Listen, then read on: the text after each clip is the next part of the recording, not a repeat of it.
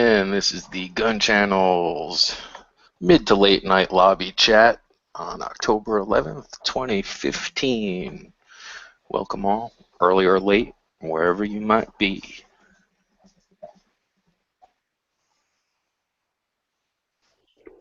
Anytime's a good time for gun channels.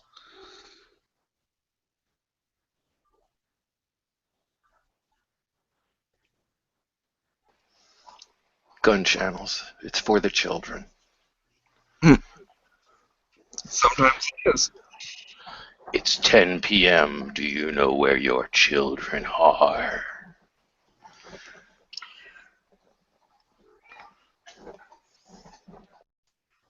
No, I don't know.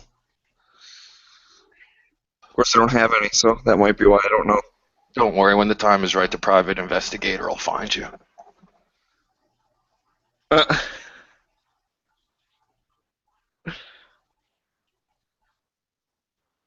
Yeah, I don't have to worry about that.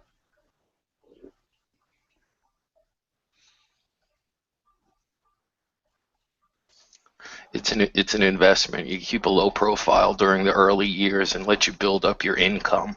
Then when you're cushy, sitting back, enjoying life, reasonably successful, pow!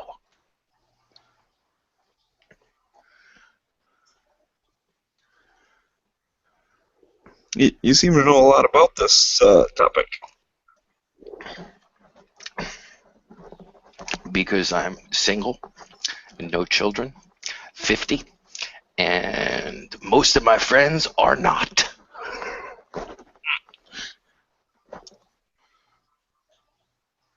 Really? You're 50? Mm-hmm. I didn't know that. Yep. I'm friends with an old guy. Most people use gun channels if they can figure out how to get to the internet. Yeah. Who said we were friends? Oh, that hurts. You got the old part right, and that disqualified you from the friend part. Oh, that hurts. I'm gonna cry myself to sleep tonight. Yeah, and like G said, if you can find the interwebs, you're young enough for gun channels. He's only a couple of states away. Me and G talk by smoke signals.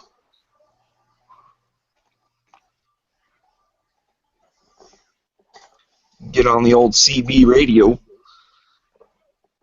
Morse code with gunshots. Gun for dot and the shotgun for dash. I like that. And we can use the mini cannons for fine print. For punctuation and things.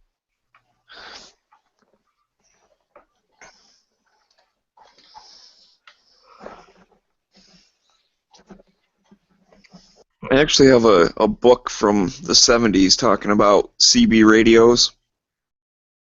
And what's funny is there's a little section that talks about, like, the future.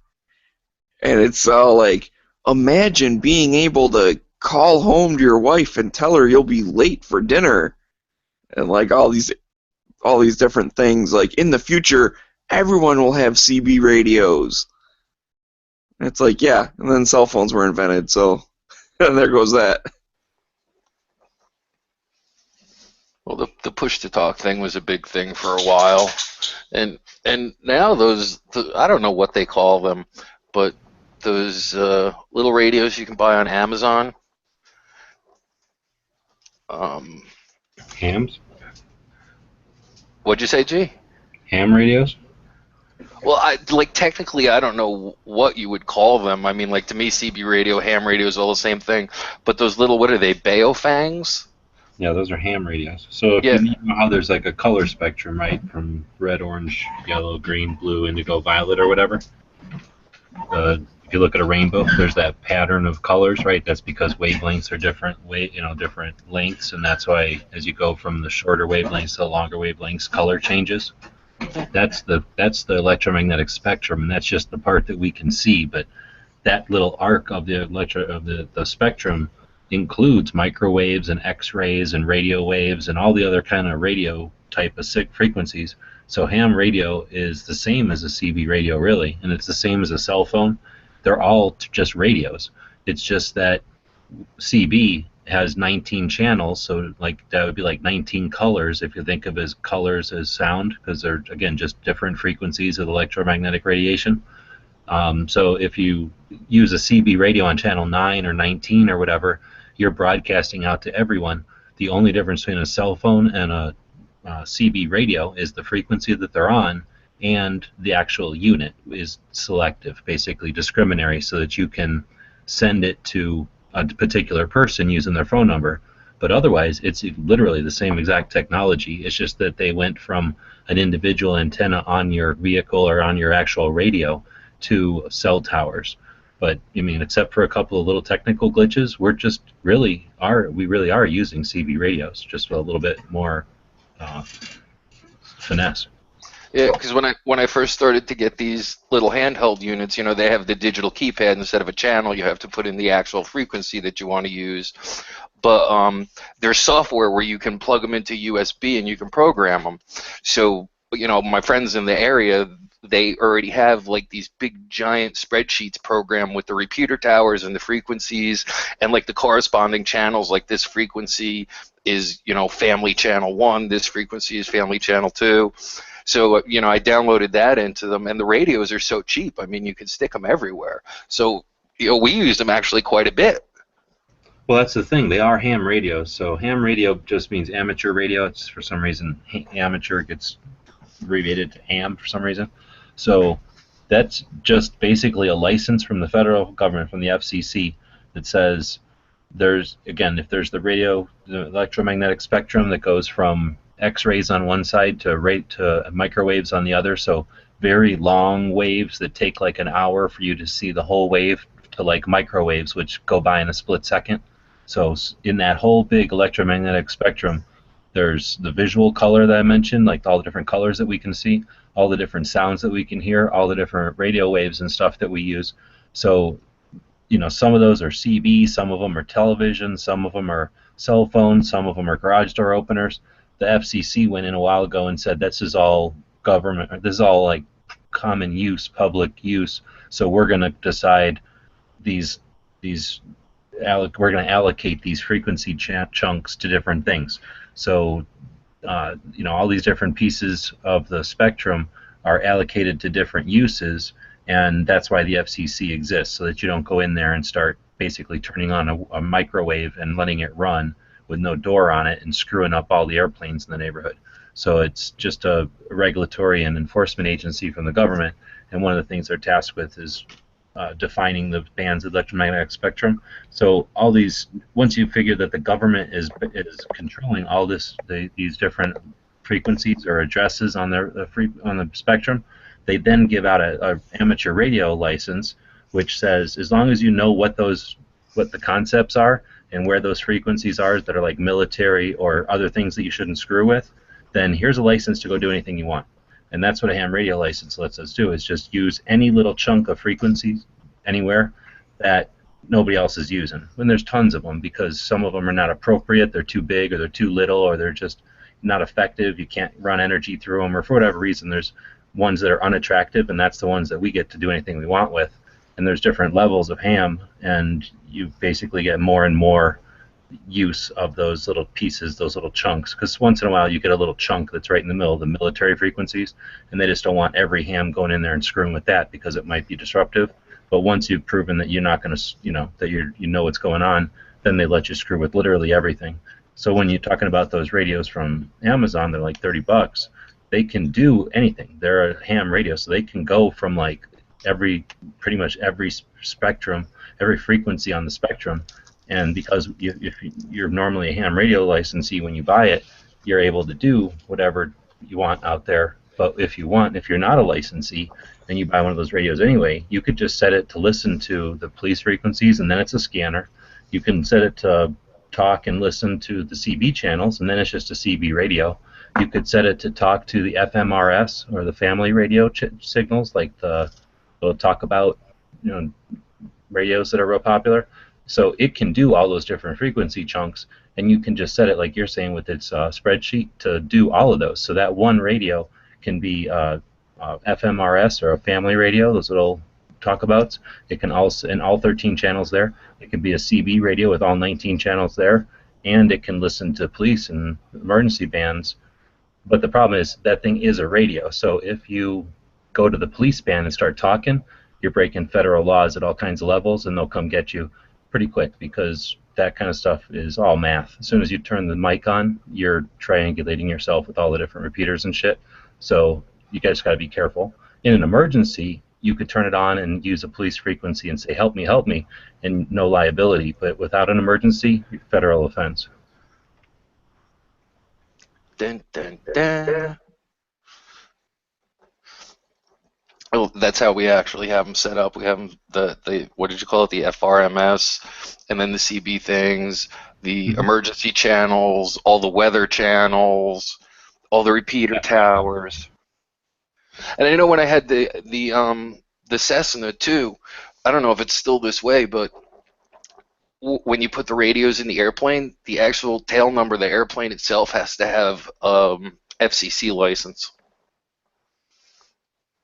Oh, I don't remember that part. So I never got. I learned how to fly and everything when I was a kid, but I never like tried to attain my license, so I didn't get into that. But that makes sense. So when you get a pilot's license from the FAA, you're also getting a radio license from the FCC, so that you can talk on the radio on the airplane frequencies. No, actually, that's the point. The license, it's a fixed base license in the airplane, so that anybody, like if you're flying my airplane, that you're licensed. I got you. So in other words, it's like I don't know, maybe like a taxi or something, where if I'm flying it, then I'm licensed. If you're flying it, then you're licensed. Exactly. Okay.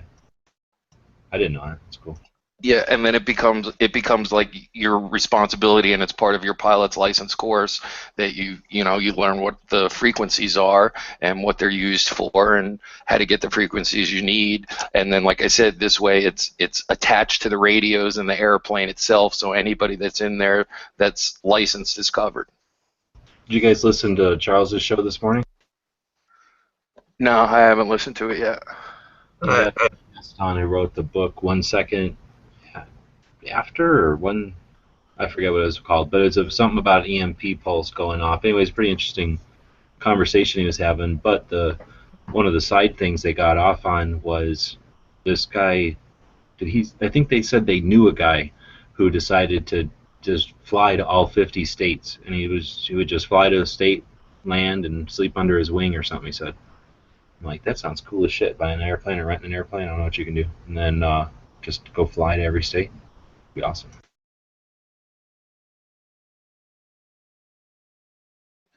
The guy that actually taught me how to fly was one of our corporate pilots back years ago, and he was old at the time. He was 82. I was like around, it's about 29 or 30 when I started. And this guy had like literally flown everywhere in the Army. He was an aerial photographer, for maps, did the mapping thing, with these giant cameras mounted in the bellies of the plane.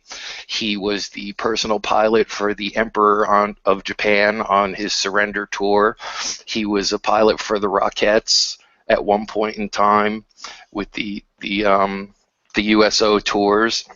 He had just like literally flown everywhere on the planet.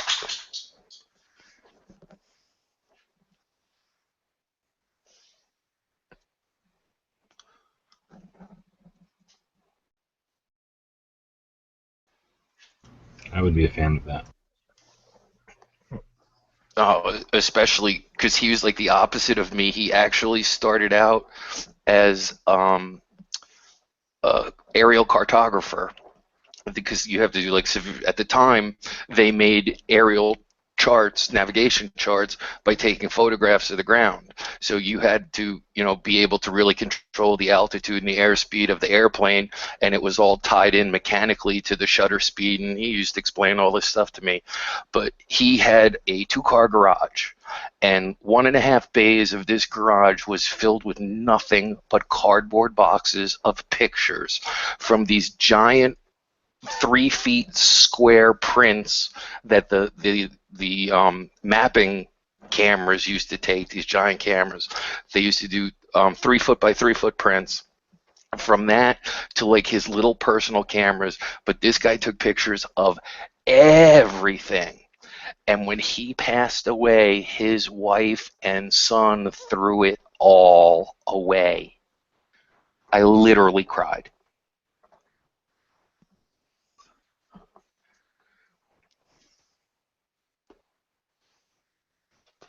A moment of silence for my grief is appreciated.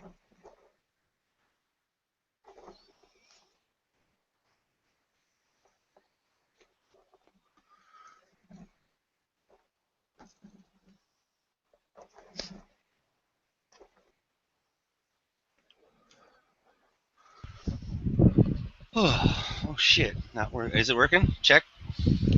It's working. I thought you just came in to give us the silent treatment. Not at all. Not at all.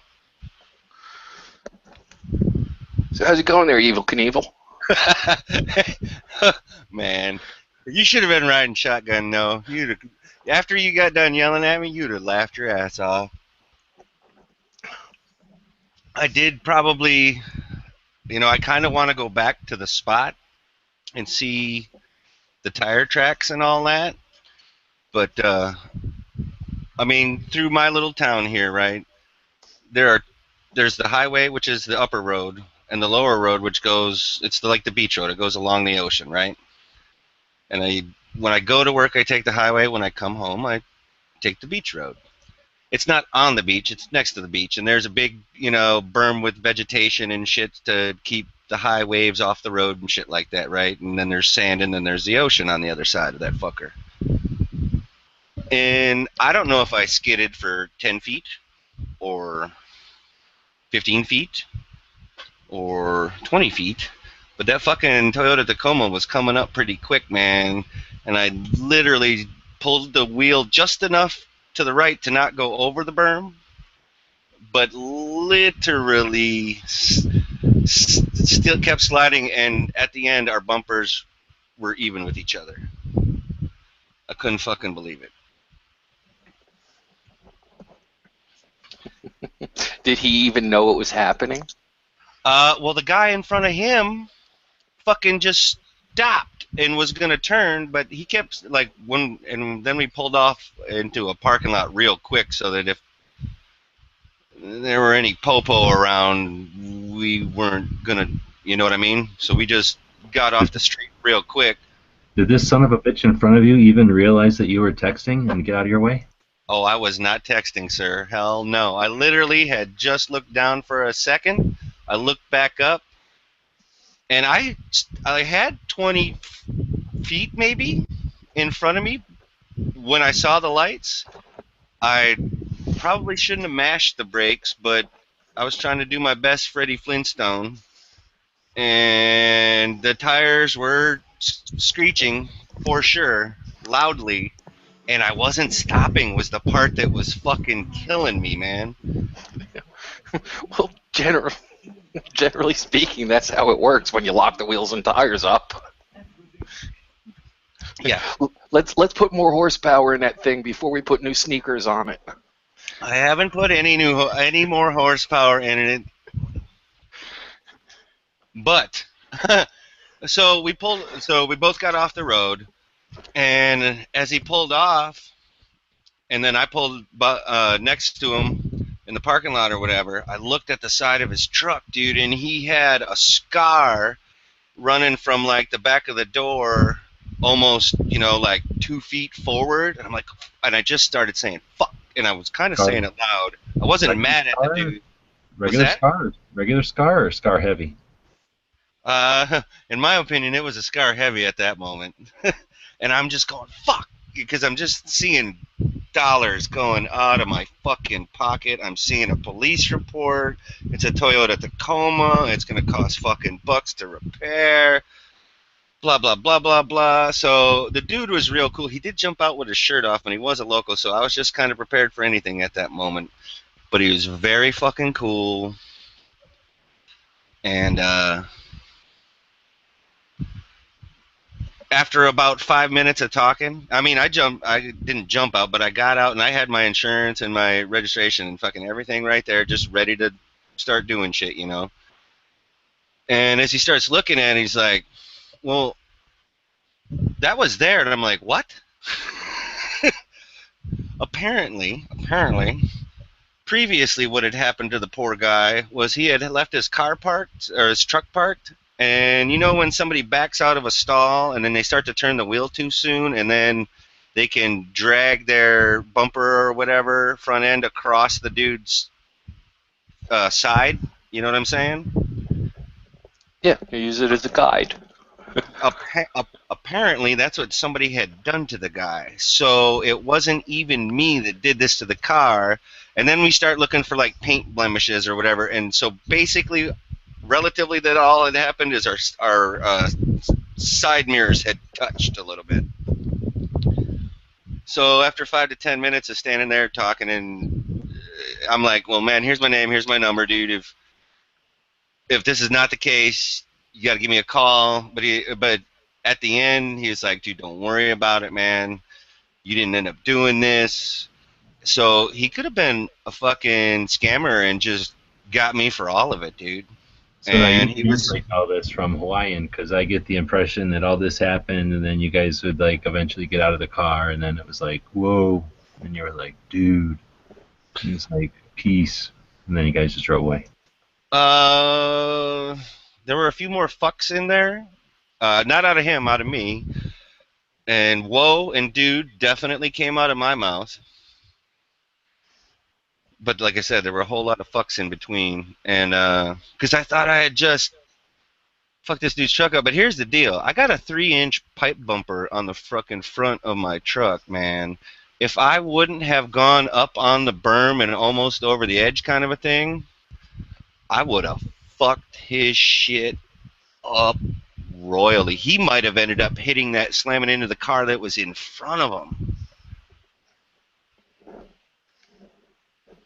So that was my way home from work today. Seems like a bumper that belongs on a battlefield then. Oh, well, that's kind of why I got it on there. Is it one of those fishing pole bumpers? No, but I thought about putting rocket launcher holders on the front. But I don't want to do that because, as you all, well, some of you guys know that Jeep Cherokees can have a tendency to overheat if you block that vent too much, the grill. So that's why I haven't put anything on other than that bumper. Did Actually, you I think didn't even put that on. That was already on when I bought the truck. did you think about shooting forward, because the recoil would be pushing back against the car and it might have stopped sooner? What? Just like the G.I. Joe tank situation. Oh, if I would have shot the cannon or I gotcha. It would have pushed me back. Yes. Yeah, like the A10 effect. Okay. No.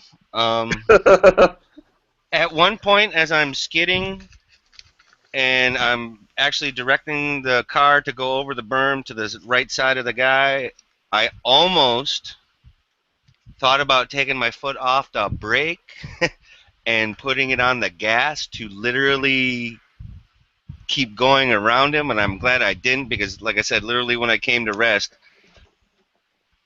our bumpers were even, and my dumbass, I was moving slow enough at the end that my dumbass actually put my arm out of the window and pushed against this truck like an idiot.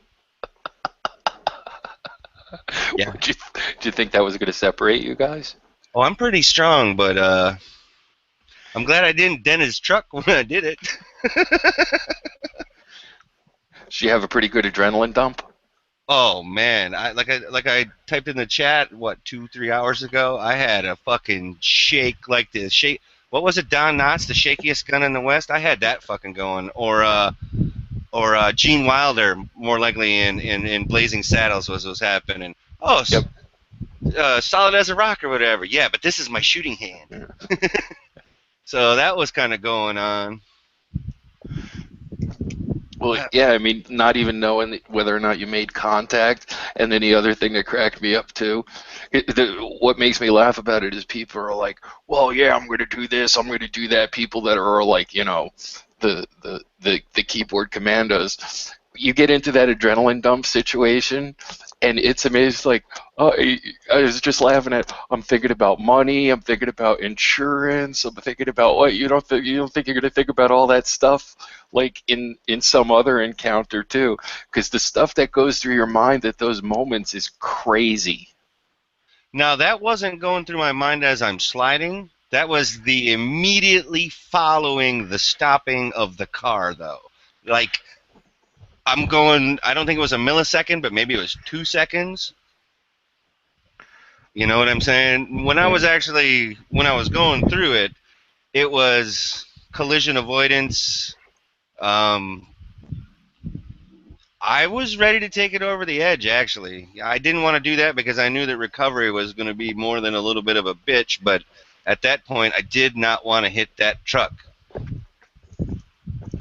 which could have been to my own detriment, apparently. But that's just me. At least it wouldn't have hurt. So I got lucky in my driving skills. I got lucky in that the berm was wide enough. Like if it's a 4-foot berm, you got to think that the grade is only so wide from the street level to the top of the berm, right? And my truck is what, 5 feet, 6 feet wide, 4 feet wide. No, it's like probably what, 5 feet wide. A Jeep Cherokee or whatever. Yeah, you're Like, more than that. You're looking at like 6 and change, 6.5 feet at least.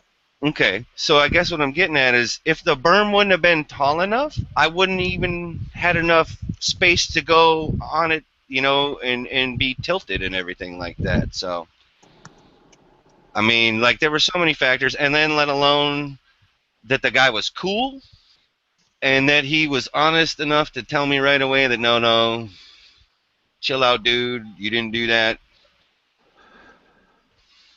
And it ended up coming because he was pissed at the guy that was in front of him because he said that guy didn't have any brake lights, didn't really put on his turn signal, and was just there as he came up on him. And he said the guy in the truck said, oh, he heard it. He heard the tires fucking screaming. But he couldn't see me because by the time that he had looked back from the tires screaming, I had already made the move to go on the right side of him. And then and with tinted windows, I couldn't tell if he could. I couldn't tell what his face was doing when I pulled even with him. But yeah, just luck or skill or I don't know. But here's the end result. What I was going to do for my birthday was send that tanker off. The tanker is going to have to wait at least another month. I'm okay with that because I'm getting new shoes put on her basically directly after payday. It's happening. It's on. Because then we looked at the tires and I'm like, they weren't that bad, but they were they were a lot smoother. And they were, upon further review, there was a lot less tread on there than previously I had thought. And this is the second tire incident you've had in what, 2 weeks?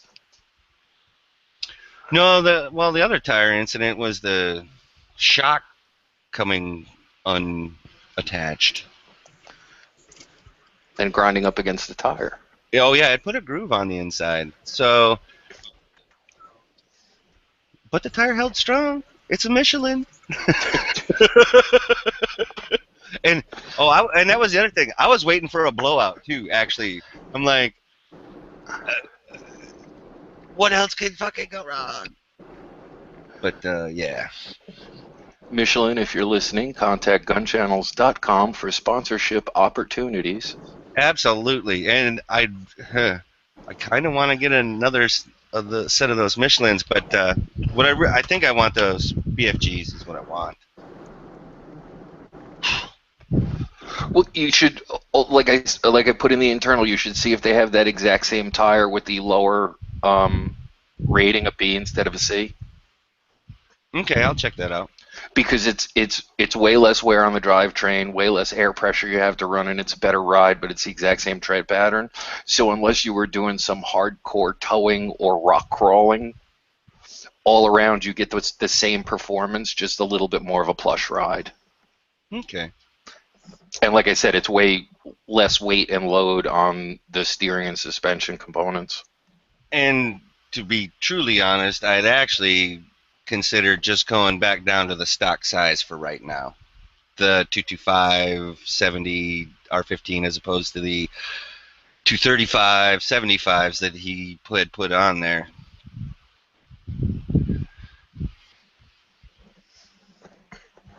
Just to go back to stock size. Yeah, To you take can it have easy on the same things that you had just mentioned. But as we had also talked in the chat earlier, it's not that it's that much of a difference, right? No, not at all. This the load rating difference would actually be noticeable to you side by side. The size difference would not. Okay. But yes, you could have the nicest tanker that there is if you're hoofing it to the range. What's Fuck all that. That's on the other side of the island, man.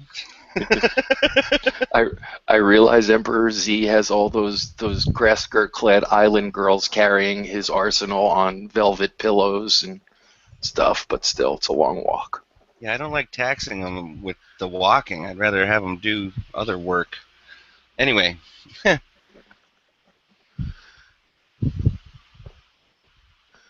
But I might have a range day on the third Thursday of this month. I might actually try and take the time off to go. Cool. Yeah. I want another round with that tanker. And I love shooting everything out, so. And it's not like I got a bazillion firearms either to go through. It's like I got 4 or 5, you know? I went into the yard Friday, did my, was planning on doing my usual, just kind of cycling the mags type of thing. I try to do like at least 3 mags a few times a week. And it was just one of those days. It was gorgeous out. The dogs were just all like doing their things and everything. So now I'm sitting here with a pile of parts in a bin with what do you call that stuff? Poppies? Simple green. Oh, okay. So I'm sitting, and I hate doing this. So just like field stripped everything into a Rubbermaid bin and put water and simple green in it. Nice. You're just letting them soak? Yeah, because I hate cleaning them. So then, it's like every time I walk by, it's like I'll put one back together. Nice. They're on just soak? Yeah, whatever. I'm like, I hate this. How many different firearms did you go through? Basically, how many sets of parts do you got, I guess? 13. Shut up. Are you kidding me? No, pistols, 2 ARs. Wow.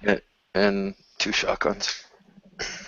Wow, so that would be a lot of. I can understand where you're coming from then, because yes, that would be a lot of fun to shoot, but man, that's a lot of cleaning. Well, that's why usually I don't go over the deep end. But like I said, it was just one of those things where it was one of those days. Oh yeah, it's like, oh, it's gorgeous. It's not too hot. Fuck it, honey, bring out the arsenal. Well, exactly. You know what it's like the time of the year here. Yeah, it's finally not soggy bottom time. Finally, it should. It's still though. In the 70s and 80s though, right? Oh, during the day, throw the dice. It'll be anywhere from high 70s to low 90s. Yeah. and at night it drops down now into like the high 60s to low 70s. Yeah, that's totally doable. Totally. And it only gets nicer as it gets closer to November. And then mysteriously, at some point in November or December, it starts to get like coldish more during the day. Well, Chilly. Let's go with chilly. Let's not call it cold. Let's call it chilly. yes, we have our dreaded period is the end of January, the beginning of February. That's where you can see numbers stupid like the 20s. I was like, it's not supposed to get this way here. Right? It's like the first couple of years I was here, there was maybe like 4 of those days a year. And then I don't know if it had anything to do with the drought or whatever, but the last couple of years, we've actually been getting these lengthened cold spells. And it was like last year, or the year, what was it? Last year or the year before? Whatever, one of the winters. It was just like ridiculous here. You couldn't find a piece of PVC pipe or pipe insulation or water pumps or anything like that within like 50 miles of where I lived. It was just all gone. No shit. Oh, I went through 2 cast iron booster pumps. Finally, what I ended up doing, because I had to put a new well in, was I made everybody pretend we were in New York and actually bury all this stuff reasonably deep. Right, because then guess what? It's done. It's, I mean, other than for maintenance purposes, you gotta dig that fucking hole again or whatever. But, well, maybe not even that. But yeah, you gotta go down. And one of my friends he's actually a commercial plumber. He's like one of these heavy duty plumbers that does like um, these plants where they have real toxic volatile chemicals or even gas pipelines and stuff like that where the wells have to be perfect and you can only weld with certain alloys because of the contents of the pipes and things like that. I mean, so he's like serious hardcore plumber dude. Okay, and he's just like looking at me like he's like, you don't have to do that here. I'm like, do you want to come back like next winter and do this again? I'm like, you're supposed to know better than me.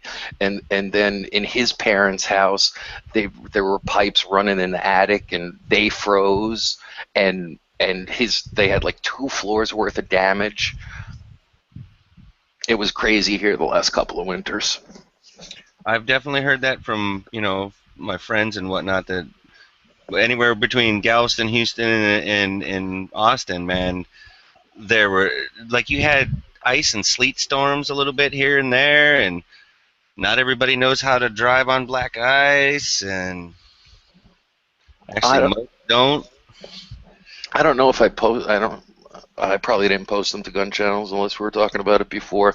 But yeah, I actually have pictures of the cars and the pool and the yard and everything covered with snow, and it was like the first snow that we had when we were here.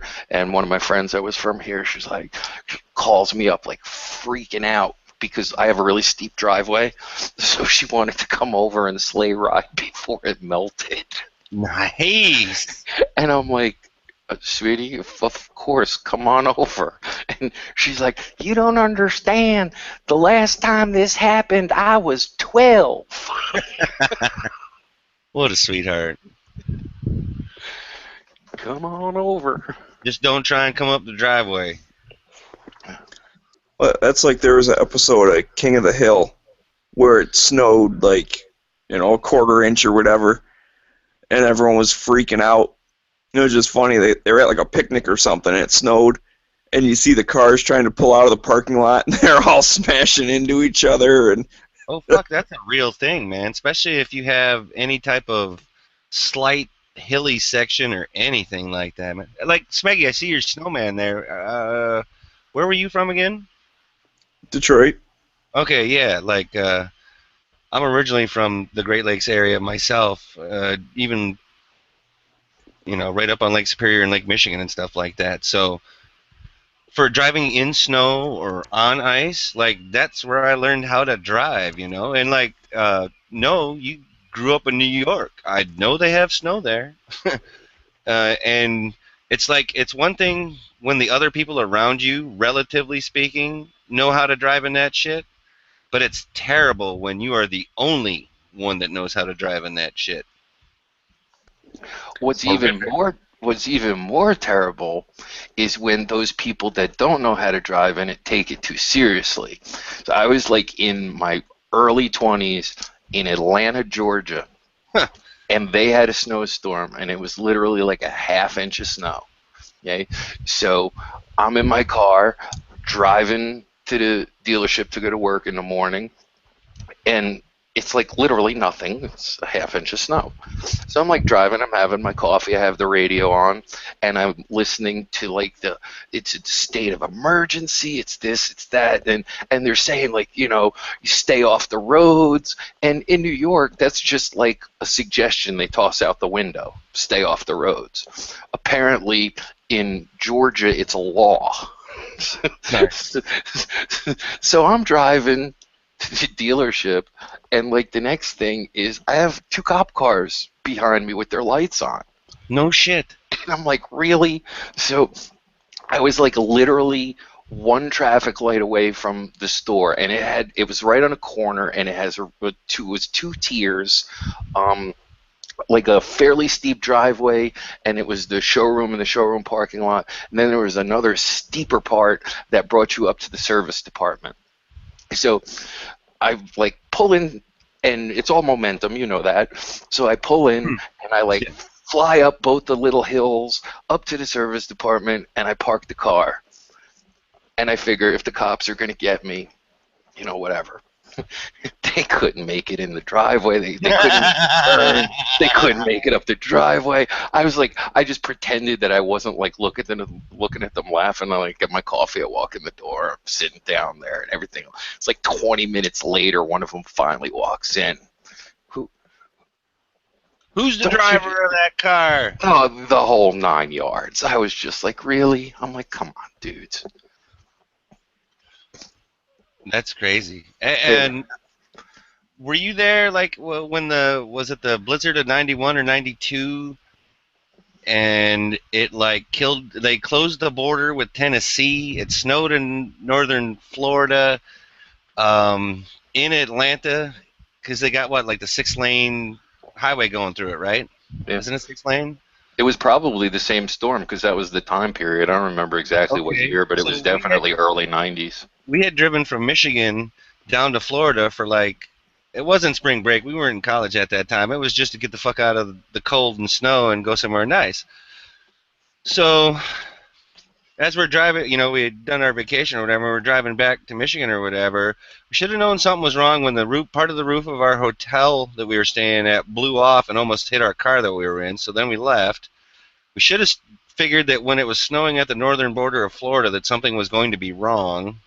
But of course, being from the north and knowing how to drive in snow, didn't give it much credence. You know, like, well, shit, fuck. So as we get to Atlanta, this is after the shit had kind of totally gone crazy. There's like 2 or 3 inches of ice on that freeway, and you know how hilly that motherfucker is. You know what I mean? Like it kind of undulates in a few places, and we start coming over the rise and going down, and there's a semi jackknifed off to the side in the ditch.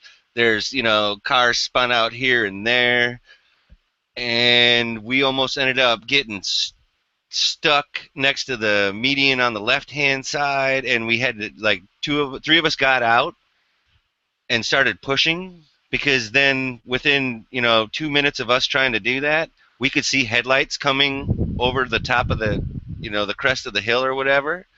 So we're like, we're gonna fucking die, we're gonna fucking die, we're gonna fucking die, we're gonna fucking die. But we got the car unstuck.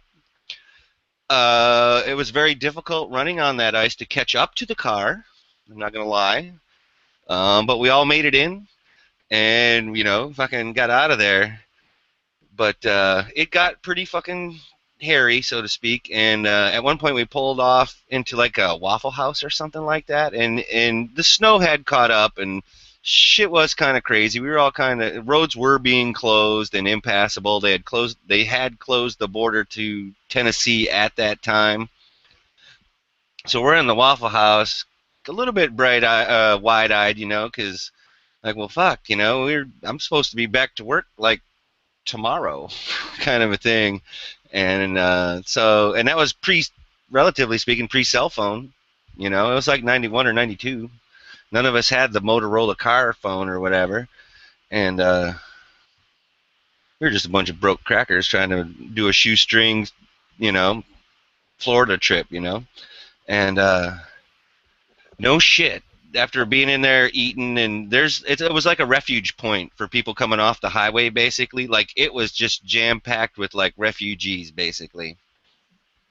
And the craziest look in the eye motherfuckers I have ever seen came in, and we were talking up the chicks that were next to us in the booth next to us. I mean, that's just the way we were or whatever. Came in and gave the most cliche line, "Come with us if you want to live." And to me, all that started going through my head was better down, down, down, down, down, down, down. And I'm like, I looked at my buddies and I'm like, and I did the thumb thing where you don't say nothing, but you like point your thumb at somebody in, nonchalantly or whatever, so you're not making a big deal. And then like two of them, like immediately with the smallest of head shake, no, just kind of did that without saying anything, and I just like did the "I'm Pat" at the blackjack table. So like nonverbal communication was pretty good, and the chicks didn't end up going with them.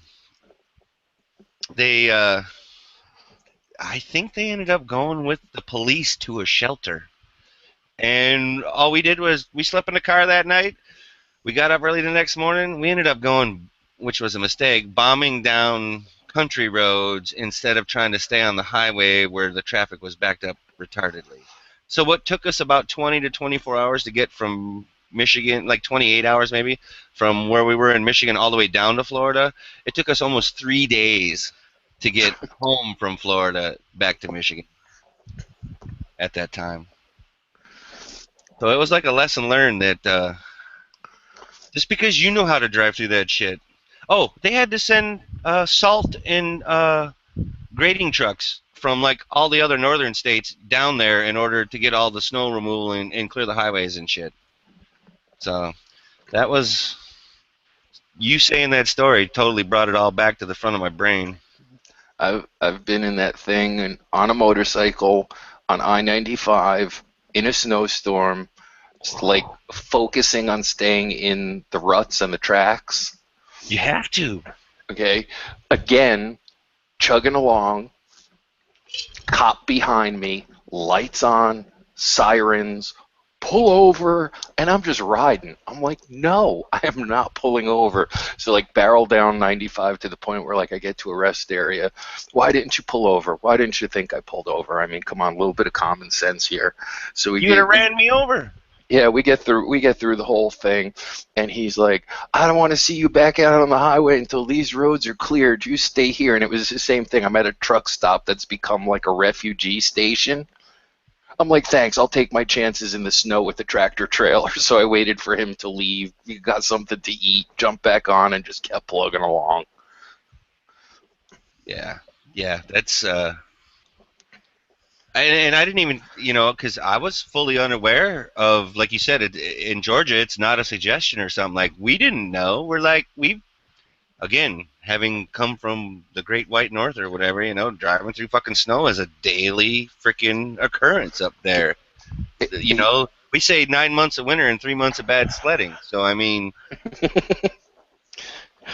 It was the early 2000s, maybe 2002, I don't remember. I'm in the Jacob Javits Center with Ducati for the New York City motorcycle and ATV show. Blizzard, total blizzard. I mean like 3 feet of snow plus. We're in Manhattan, of course.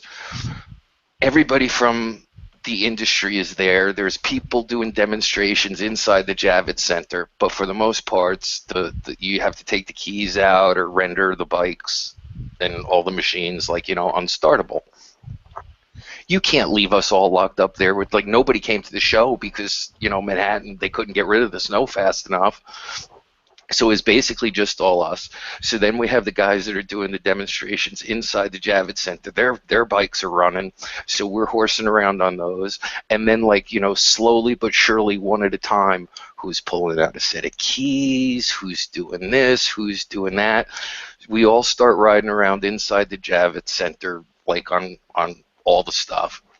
Of course, that doesn't last too long before it spills over in the street. Okay, so now we're riding in the snow on ATVs and dirt bikes and stuff. They tried to like chase us and break it up. Like, Oh, Good luck, dude. I'm like, are you kidding me? Okay, you're in like at the time the NYPD cars were like Chevy Malibus.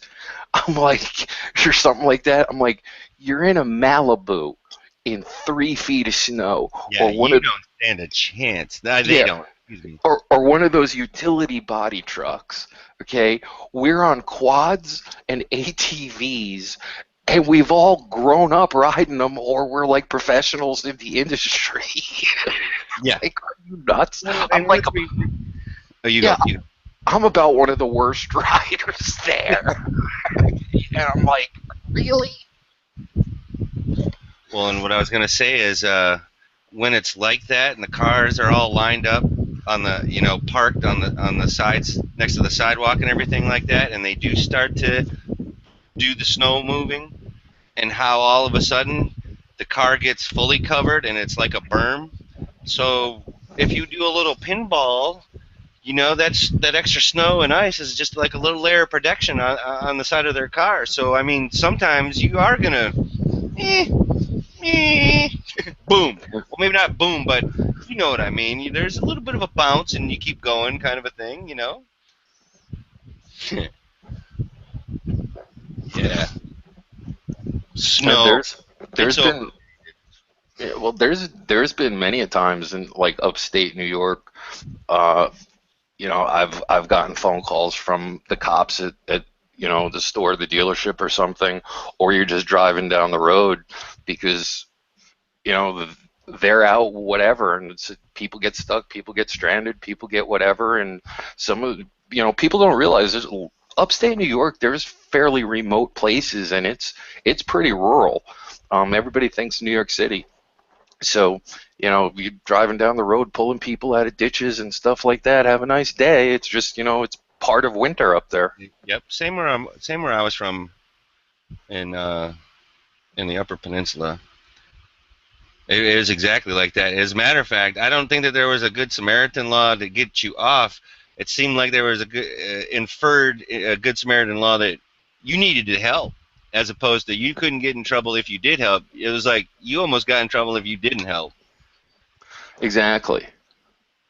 And, nowadays, like, everybody's a vulture. You get stuck on the side of the road, or especially like in places where there's big hills and there's multi-car pileups and stuff like that.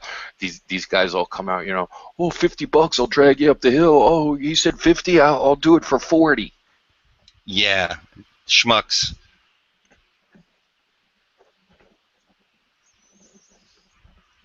Yeah. I mean, I love the Four Seasons and all that, and I'll be honest with you, I do miss like cross country skiing, snowmobiling, ice fishing, all that kind of cool winter shit for about 2 weeks, maybe a year. And like I think about it maybe for 2 weeks. But other than that, I don't miss it. Like I could take a vacation to it, but I don't want to stay in that anymore. Well, I can honestly say being here up to 110 degrees inhibits my functioning none. If it's 110 degrees outside, I'm fine.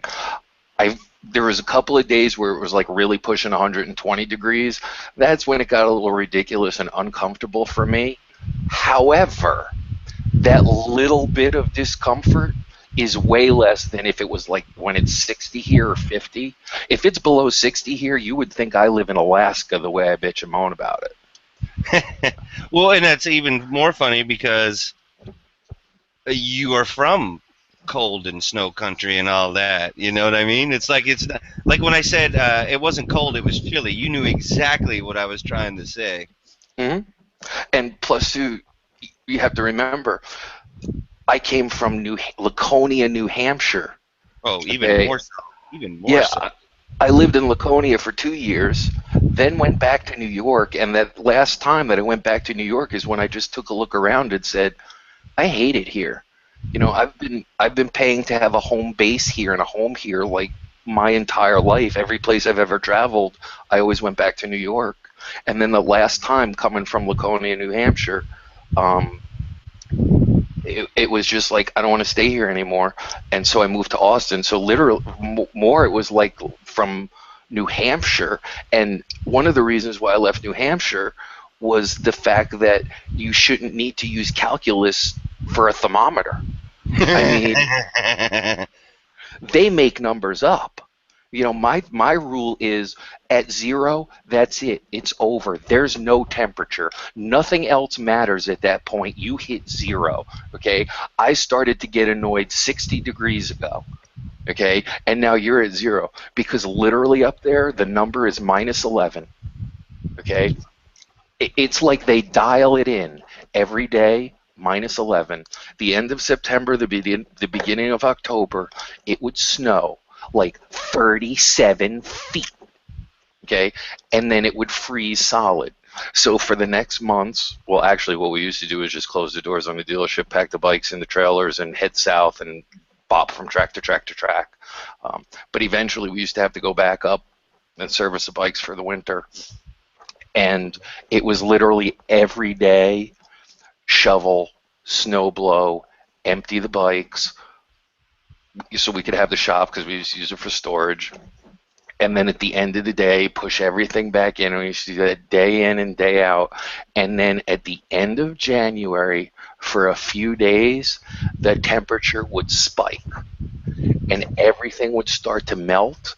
And then when it froze again that second time, that was it. You were just done. If you didn't have your stuff clear when that snow refroze solid, it was twice as bad as prior to that.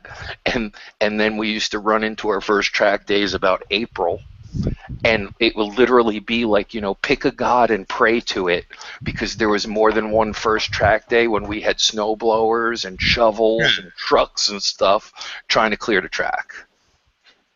Well, So I went from that to 119 degrees, I think was the hottest day since I've been down here. well, I ain't gonna say that ain't hot. That's for sure. But for example, wasn't it this year that you know how Boston had such a problem over the winter this year, and like they at some point they just tried to make big piles of it in certain areas.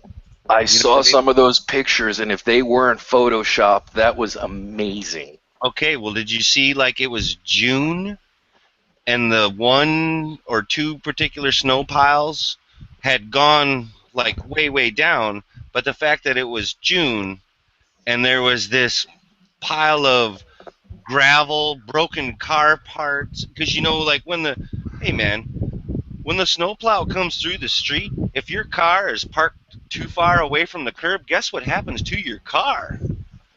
It gets caught up in the snowplow. You know what I mean? So like there was bumpers and car doors and shit like that. And it's June and there is still like this iced gravel pile kind of mocking them. I was just like I didn't believe that would happen to them. For us, I wouldn't have been surprised, but for like the Boston area, I was just like, holy shit. And then it reconfirmed my uh, idea of not going back to snow. And But you we had took it. ice on Lake Superior up until May or June last year. The fucking ice on the lake I was still believe there it. like in May or June or whatever. I'm like, that's just fuck that.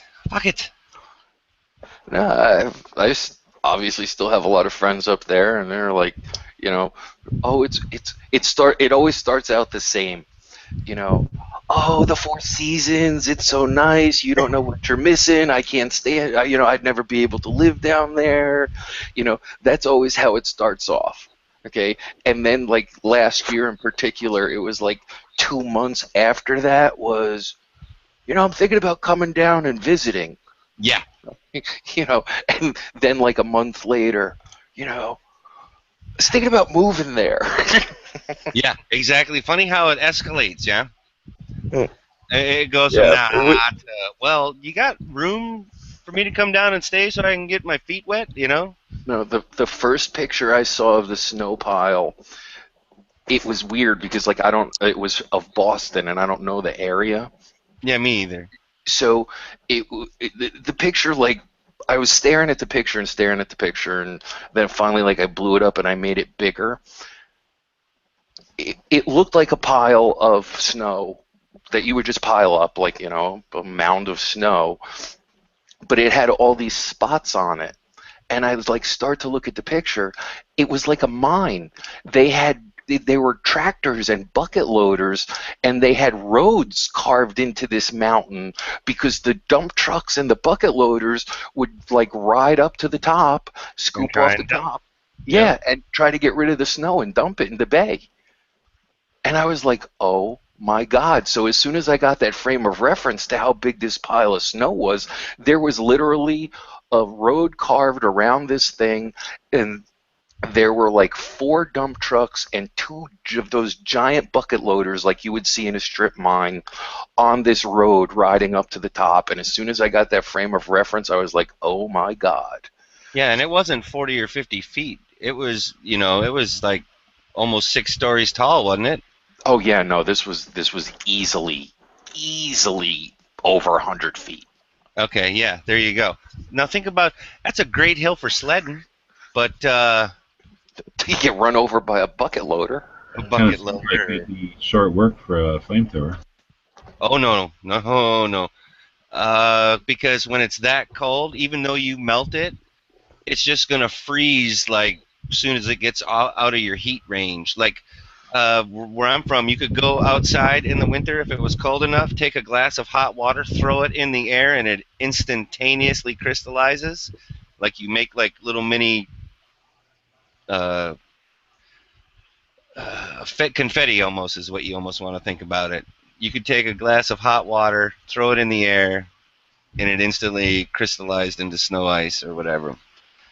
And once I learned that technique, I was like, oh, yeah, once it stops being warm or in its heated area, it immediately freaking freezes. But I mean, I've been in 20 below, 30 below, 40 below, 50 below, 60 below, 70 below. 70 below was the coldest with wind chill that I'd ever been anywhere at any time.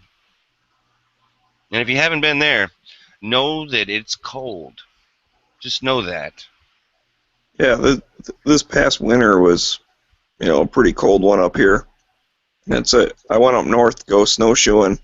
Me and my dad go every year, and we were walking around through the woods and stuff, and then we ended up like walking along the side of the road back to the cabin, and we had like 7 people stop asking if we were okay. Did our car break down, all that kind Right. of stuff, and Like we're Good like, Samaritan style, yeah?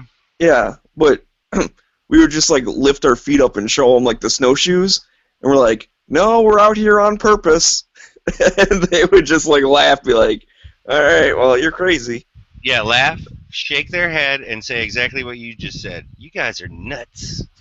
Well, it was 11 below. I don't know what the wind chill was. That was like just the regular temperature was 11 below. We picked the absolute coldest weekend to go. Well, here's the other thing. If it was like sunny or something like that, as long as you stayed in the sun and out of the shade, it probably wasn't that bad. But Oh, anytime well, if it got like super cloudy or semi dark, that's when it just plummeted immediately. well, even just the workout of actual snowshoeing. So I mean, it's Hmm. pretty tough to snowshoe. Yes, It's sir. not just like walking around, having a grand old time.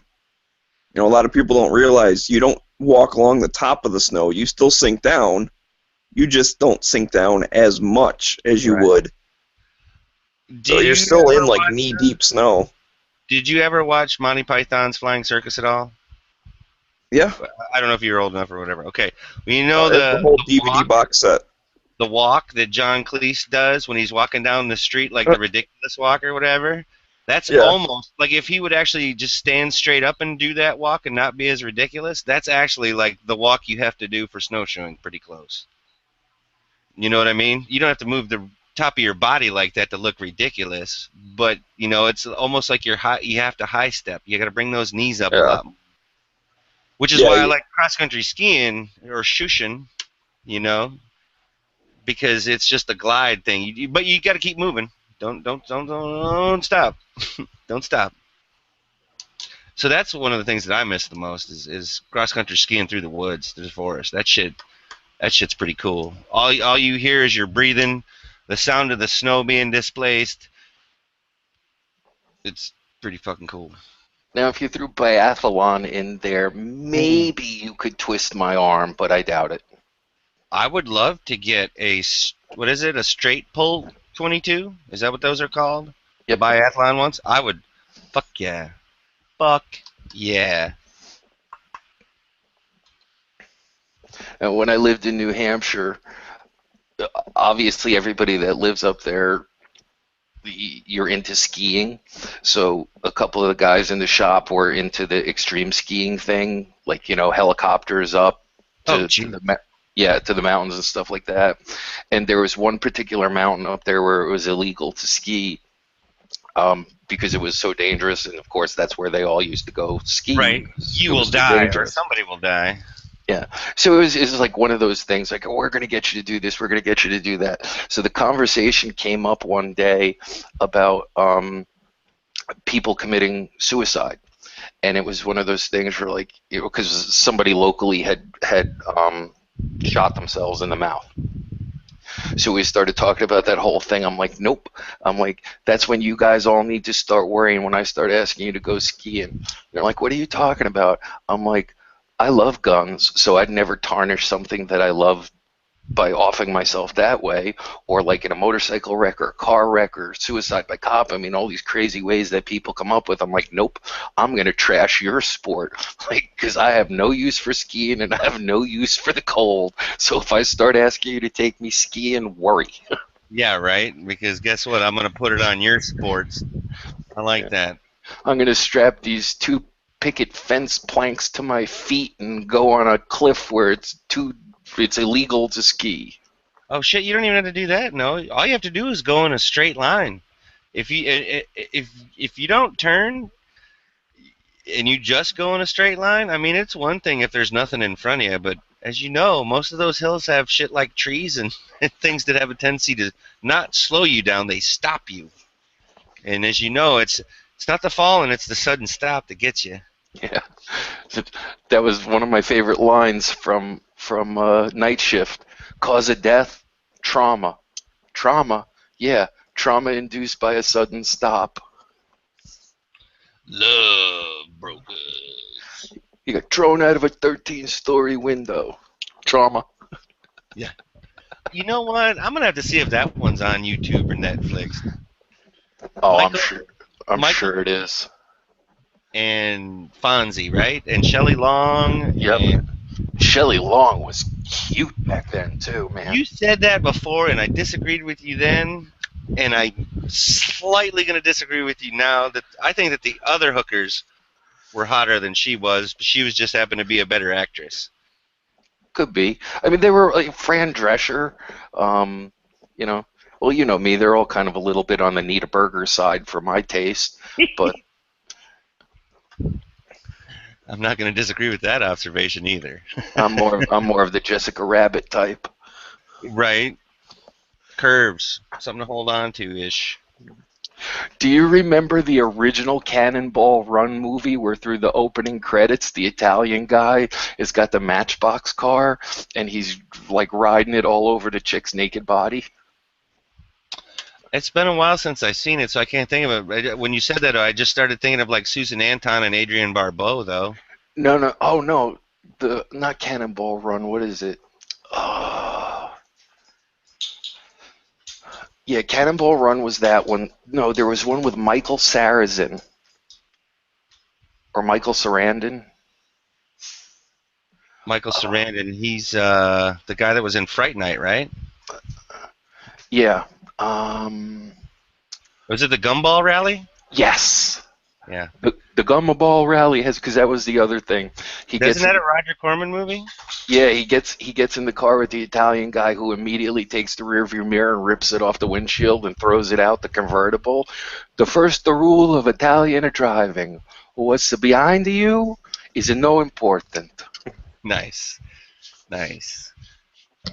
See, and he's Roger Corman to me is he's in like in my directors that I really like. Like, that's him, that's John Carpenter, John Milius. I mean, I still like Coppola and Stone and stuff like that, but those other guys, it was more like guerrilla filmmaking, especially Roger Corman. Like, he has been a part of, a couple hundred movies. And I think the latest ones are like Sharktopus and stuff like that. So he's still producing freaking movies. And another one in there in that period who probably isn't the same as far as eccentric genius goes, but Hal Needham. He I'd have did to look all that up. Hal Needham did all the what we'll call the crazy stunt movies, especially with Burt Reynolds. Hooper, Cannonball Run, Loved Hooper. yeah, Oh my God. any of those crazy car chase movies. They were all Hal Needham films because he came from the stuntman part of the business. Right on. Yeah, Hooper. That was like my first experience with non-Smokey and the Bandit Burt Reynolds, right? Like I think he had already done like Gator, and maybe he had done The Longest Yard, maybe. Which Longest Yard, the original, fantastic fucking movie, fantastic. But when Hooper came out, it was like, this is what I wanted to know about stunt work, like my whole life as a kid. Already you're like jumping out of what was it? He jumped out. Was it? He jumped out of the helicopter instead of off of the building, and it was like the competition between him and Jan Michael Vincent. And this is pre-Airwolf and Yeah, post whatever he did for Disney or whatever. well, let's not forget Baby Blue Marine. Now what is that? Baby Blue Marine, wasn't that Jan Michael Vincent where he gets washed out of the Marine Corps? Oh, that's the focus, your center or whatever it was with the buckets, right? Yep. Oh, that's Tribes or something like that. It's the one I think I'm thinking of with Jan Michael Vincent was Tribes. It's like he's this, like you said, hippie type dude that gets drafted, and during the part where they're trying to bend and break him and stuff like that, with the buckets either filled with sand or water, like everybody's lowering their arms, and he like goes into this Zen place, and they just can't, because he's in this state of peace or whatever, they just can't quite break him. So he ends up helping his fellow recruits understand his meditation technique or whatever. And then at some point it really like pisses off the drill instructors and stuff like that. But I guess my favorite Jan Michael Vincent movie has to be Big Wednesday, followed closely by The Mechanic. Big Wednesday, I've never seen. Really? Never even Oh heard of man. it. Gary Busey, Jan The Me- Michael Vincent, fucking William Catt, the greatest American hero. It's and it takes place during Vietnam. I would say more like Red Dawn and what was it? What was Clint Eastwood? Um, Heartbreak Ridge, no, the real Clint Eastwood with the 44 Magnum. Dirty Harry? Dirty Harry. Dirty Harry and Red Dawn. That guy, his first movie was Big Wednesday, and it's John Milius.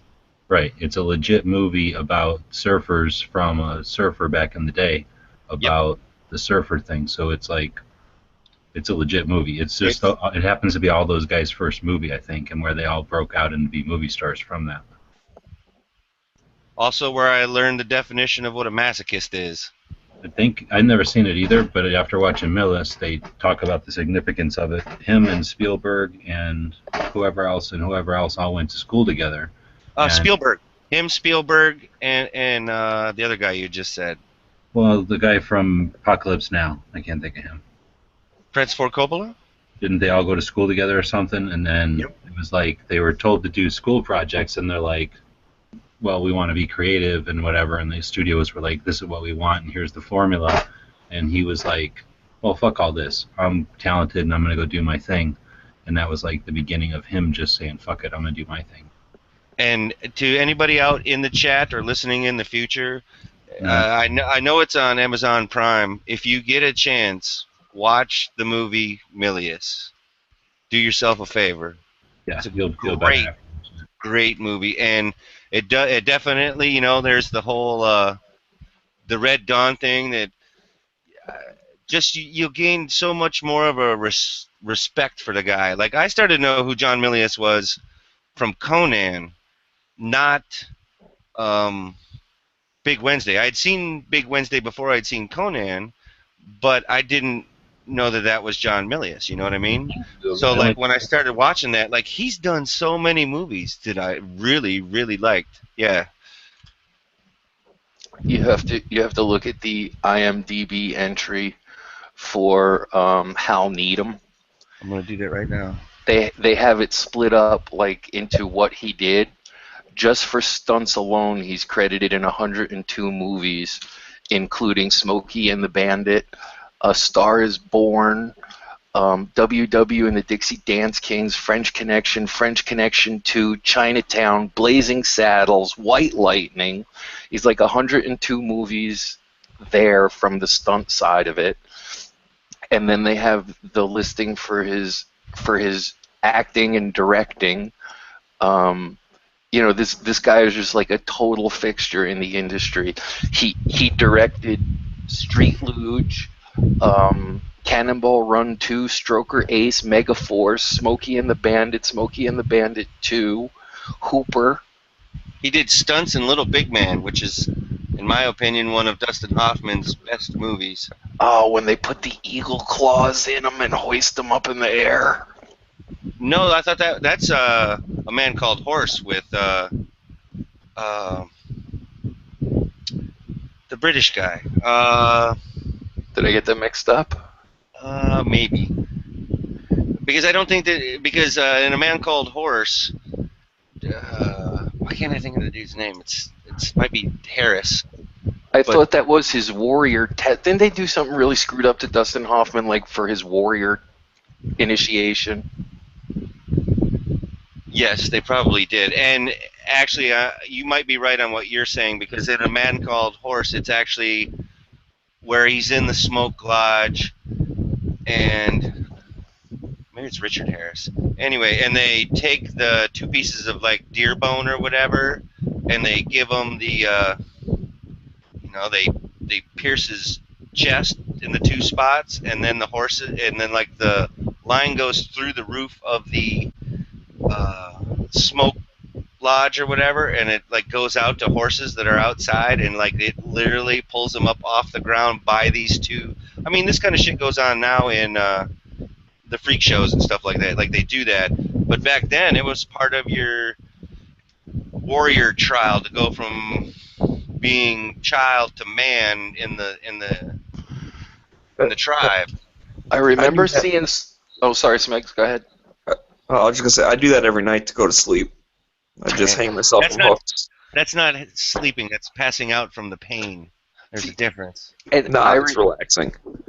I remember a real similar scene to what you just described, except for some reason they had like severed eagle talons with the leather ropes laced into them, and they actually like pressed them into his chest and hoisted him up. They might have done that.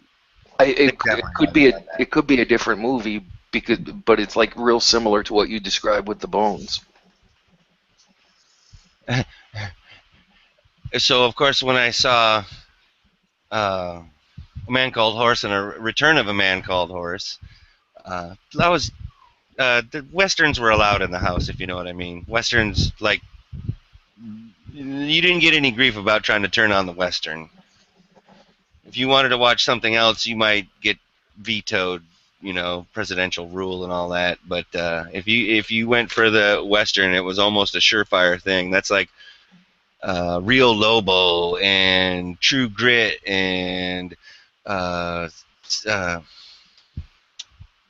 the Magnificent Seven and the Wild Bunch. Like all of those, not a problem. It didn't matter if it was 2 in the afternoon or 8 in the evening. If that's what you tried to watch or whatever, it was usually allowed. So it just seemed like it always went that way, especially on Saturdays. Saturdays always seem to be the westerns on TV. Um, Saturdays in New York on Channel 9 was usually in the afternoon after cartoon hours were over, was the cheesy 70s kung fu subtitle movies. Ooh, I like that too. Yeah, I like that too. And then on Sunday, do you remember it? For us, it was Channel 9, but that was like a tri-state area channel. But there was this series called World at War, Oh yeah. and you could actually subscribe to it, and every week you would get a magazine, and the magazine was what was going to be on the next episode, so you could like pre-prepare for your episodes. Oh no shit. Yeah, we didn't. I wasn't exposed to that. But World at War, that was the black and white real footage and shit, right? Yep. But Yeah, I definitely but remember that.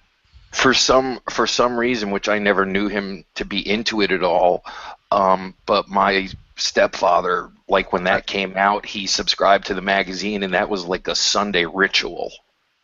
You just broke up, or I just my computer's fucking up. Just so you know. Oh, Can you hear me clearly? yeah, I can hear you fine. Okay, then you just roboted like beady beady beady beady buck. Sorry. Ah, no worries. I think I got what you're saying. Because wasn't Channel 9, isn't that WWOR TV? Isn't Yeah. that? Yeah. We ended up, when one of the places that we actually lived that had cable, because I lived in the woods a lot, so like we lived in places that there was like cable. What's that? Well, now But I guess it's UPN 9 and it's national, but when I was a kid, it was just like a local broadcast thing. Like Channel 47, Canal 47 was the Spanish channel, and that's where Lucha Libre. Do you know what Lucha Libre is? I It's know what Spanish. Lucha Libre is, and you're still breaking up really bad. Oh, sorry. Or at least to me. No, that's all right. I mean, I pretty much got what you're saying. But yeah, my first introductions to professional wrestling was from Channel 47 in Newark, New Jersey, and it was the Spanish channel, and they used to have professional wrestling, Lucha Libre. Right, and those guys, that was always high flying, and the masks were always cool. Hmm. I think it's gonna sound funny, and maybe you know what? I'm not even gonna say that. I'm gonna type it in the side. So it's like you're slowing down a little bit now. Got to hear Ben Carson speak today, so that was kind of cool.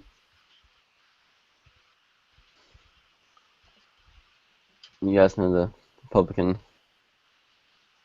candidate running for nomination.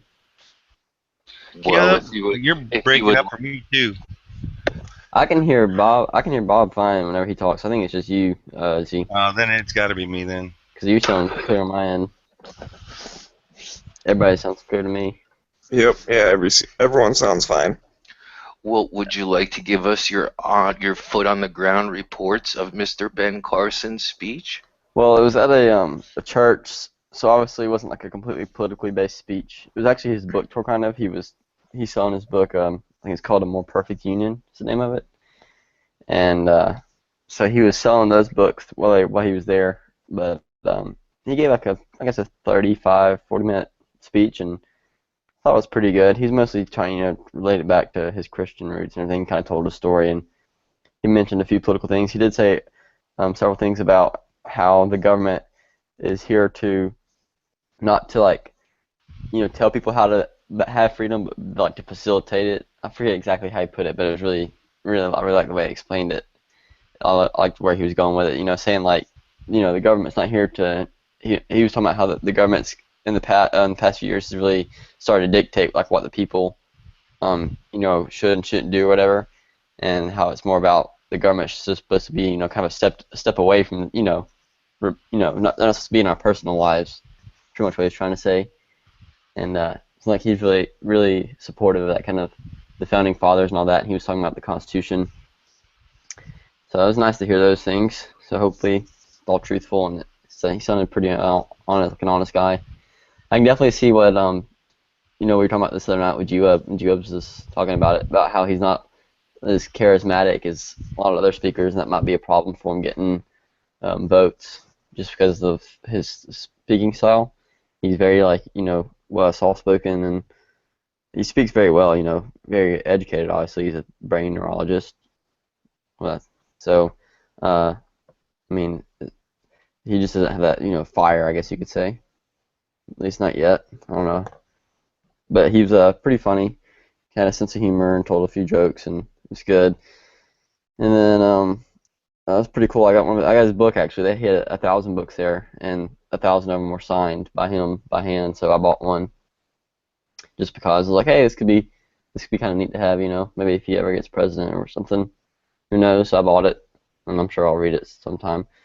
And anyways, I got to also interview Channel 2. Action News was there, which is like a news channel out of Atlanta here, a local news radio station, and I got to they interviewed me as I was leaving about the speech, what I thought about it. So that was kind of neat. Got to be in front of a big fancy camera. So Caleb, just as you were correct, like the next 3 girlfriends of yours are going to tell you it's not you, it was me. What? You've never had a chick tell you that yet? It's not you, it's me. You could have stopped at never had a chick. Well, I don't believe that. I think Caleb's probably pretty smooth with the ladies when he tries, but he's swimming with the ladies. That's the problem. I don't try. So. Yeah. Well, then that is a problem because, man, no. I really don't focus on that a whole lot. No just means you redirect to the next chick, dude. You know what I'm saying? Oh yeah, no, that's not what I mean. That has nothing to do with being with rejection or anything. I'm not scared of talking to people. I just would rather do other things.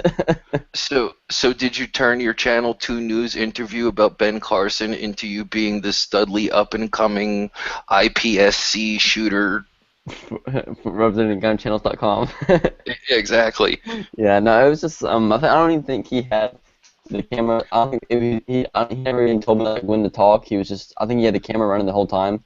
So it's probably one of those things where they interviewed he interviewed someone right before me too. So they're probably gonna go through all the interview clips and just pull tidbits from it. So maybe something from mine will get in there. I didn't really go too long. I didn't want it to be like what I said. I didn't want it to be like taking up a lot of time. I just kind of was very short and to the point and try to speak as eloquently as possible. I mean, I probably spoke for about 30 or 45 seconds. Oh, sure, mumble on for hours in the chat rooms here, but suddenly you want to be concise and eloquent when you're on national television? Screw you. Yeah, just a little bit. So hopefully, I don't know if they even put it on their news channel or not. It'd be cool if they do, though. Dude, you had video of your last match on your phone, and you just spent the whole time going, look at this, check out this run. What's that? I should pull my phone out. Yeah. Like, I want to show you guys something. This is what I think Ben Carson needs to do when he becomes president. Is he needs to make this a national sport. See now watch how I did the reload here. Do you see how that was a second faster than the other guy? You see that? Did you see that? Oh. Listening to Ben Carson talk about freedom reminds me of the freedom of shooting a stage. Exactly. That feeling you get when you have a Glock 40 in your hands, nothing can replace that. The more that I've heard him talk, like about his gun stance and like just self-protection kind of stuff, he seems to make pretty good sense. Yeah, he did. I mean, what he said I liked pretty much. Like I said, he wasn't didn't touch on political issues like really deeply, more like a motivational type speech, motivational slash promotional. But I'll have to go back. I probably can get actually at church there they record all the sermons usually, so I'm sure they recorded that one and they'll sell it on DVD in the bookstore because it's a pretty large church. So they record every Sunday and they sell a CD, so I'm sure it'll be available next Sunday and I'll probably pick it up. And it actually was streaming live this morning. I actually shared the link to the page you could stream live at um, this morning at 9 o'clock and then 11 o'clock for both services.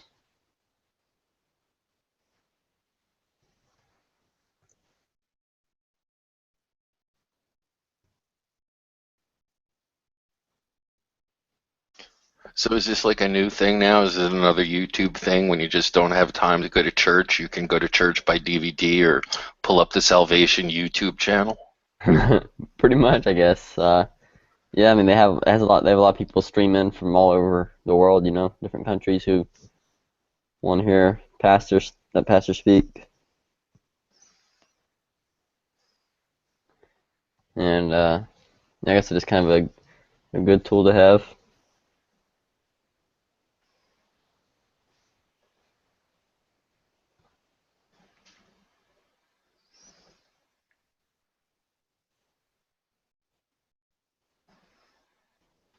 But yeah, I mean, I think I could vote for him. We'll see. But that's even if he gets the nomination.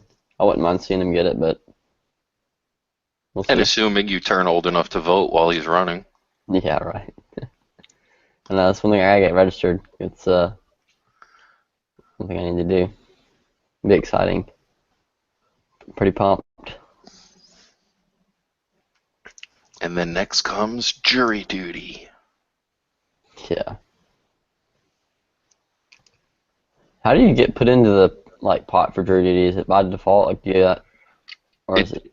it depends on the state, but I know in New York it was voter records. Yeah. A lot of states now use driver's licenses. I don't know if that's the case anymore, but that's why I said it, because once you register to vote, the next thing you get is, well, I shouldn't say now, but back in my day, the next thing you got was your jury duty notice. Yeah, and especially if I go into the law enforcement field, I'll probably selected more often than not.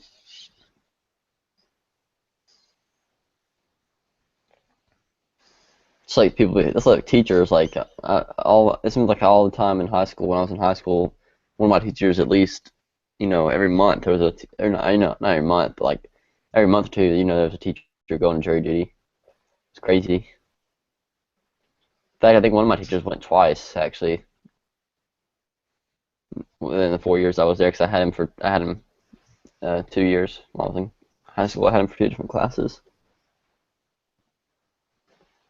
So, I've just got one question for you. No. Uh, After seeing your Facebook post earlier, when are you gonna when are you gonna pick up the squatty potty? No. I was like, I get some bizarre stuff, man, but that was pretty funny. Yeah, I thought it was good. It's hilarious. It's true though. But what are they saying? I just don't know if it's true enough to make me want to go buy a little plastic stool called a squatty potty. Yeah. I, because it's one of those things. I mean, like you think it's a joke. It starts out as a joke or whatever, and then it's just like, hey, wait a minute. It's a product. It's a product promotional. Another thing like Yeah. that, it's that poopery stuff that you spray in the toilet or whatever. You heard of that? No. Yeah. My sister actually got some for Christmas or something. She gave it to somebody. Her and my brother-in-law use it. They said it actually works. It's like a perfume type thing that you spray in the toilet before you use the bathroom, and it's meant to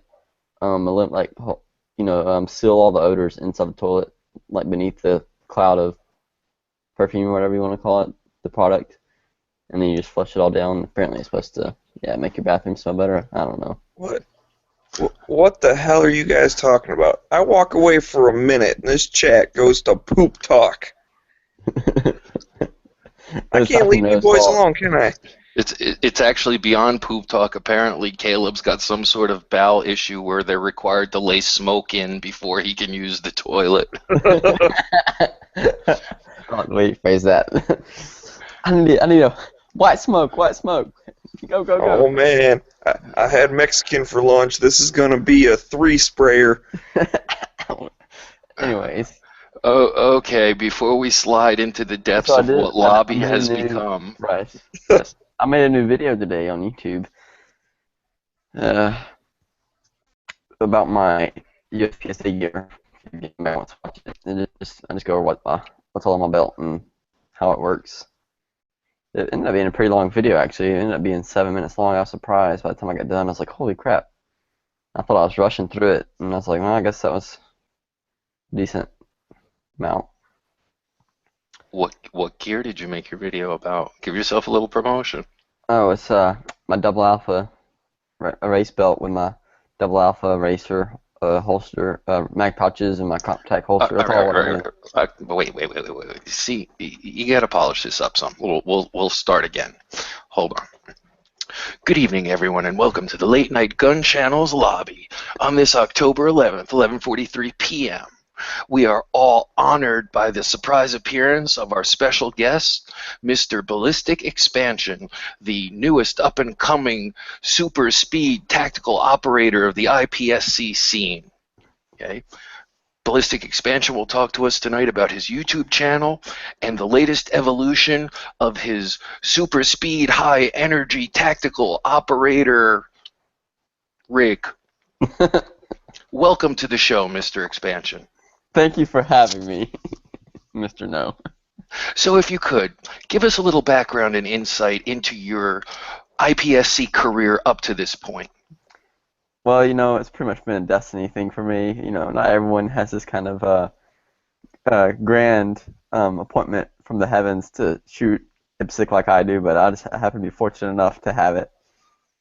And been using this rig for a while. It's been great.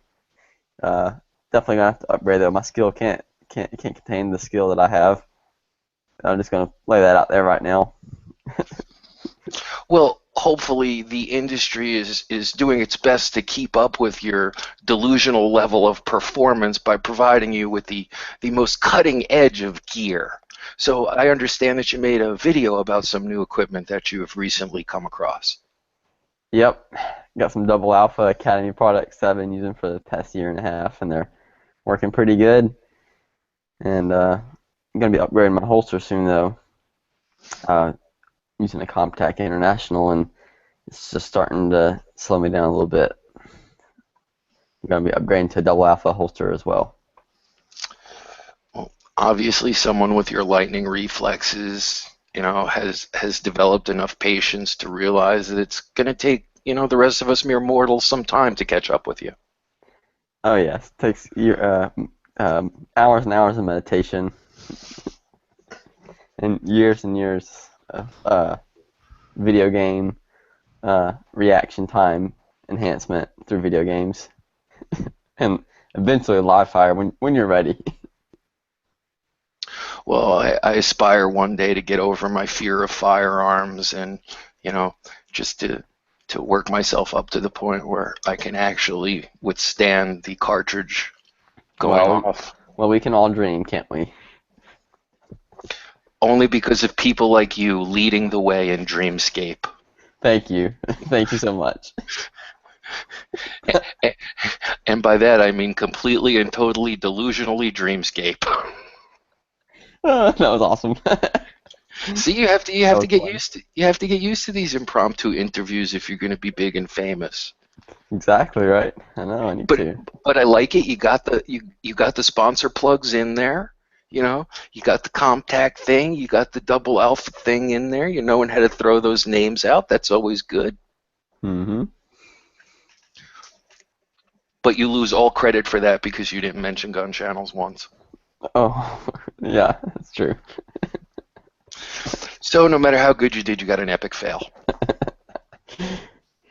Well, we are on Gun Channel, so I mean, you would technically be the host, so it'd be your responsibility. Well, not really. I mean, also, I guess just to say, like, oh, thank you for having me tonight on Gun Channels. Well, you ready to wrap up the interview? And that concludes this interview with Ballistic Expansion. Come see us on gunchannels.com. Too late. You already got your demerits. Damn it. Close enough. This isn't a video game. There's no reset button. Restart. Did you see my Instagram picture I was talking about the other day in the chat? I don't know if you were in here when I was talking about it. It was when I was trying to decide between my two revolver pictures. No, I ended up uploading it. Why can't I make it bigger? Dang it. That's what she said. There it is. It looks crappy on here because the quality's not going to be as well because it's streamed through. But it was pretty nice, I thought. It looks better on the my actual page, but yeah, I'm really enjoying taking pictures with a real camera now. I'm using a Canon Rebel. It's just a standard DSLR camera. And this seems to be doing pretty good. I've taken a few pictures with it. Took this one. Actually, no, I took that one with my phone, I think. That one I took with the Canon.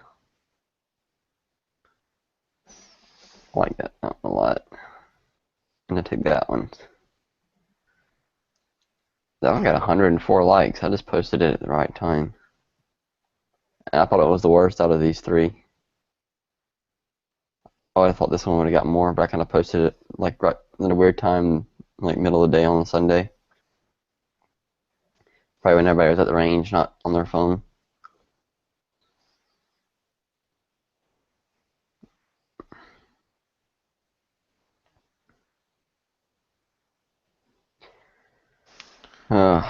Okay, so like on Instagram, if I wanted to like pull up your pictures, what's the easiest way to do it?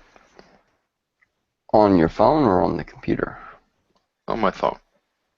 I just type in my name on the search bar. Ballistic Expansion.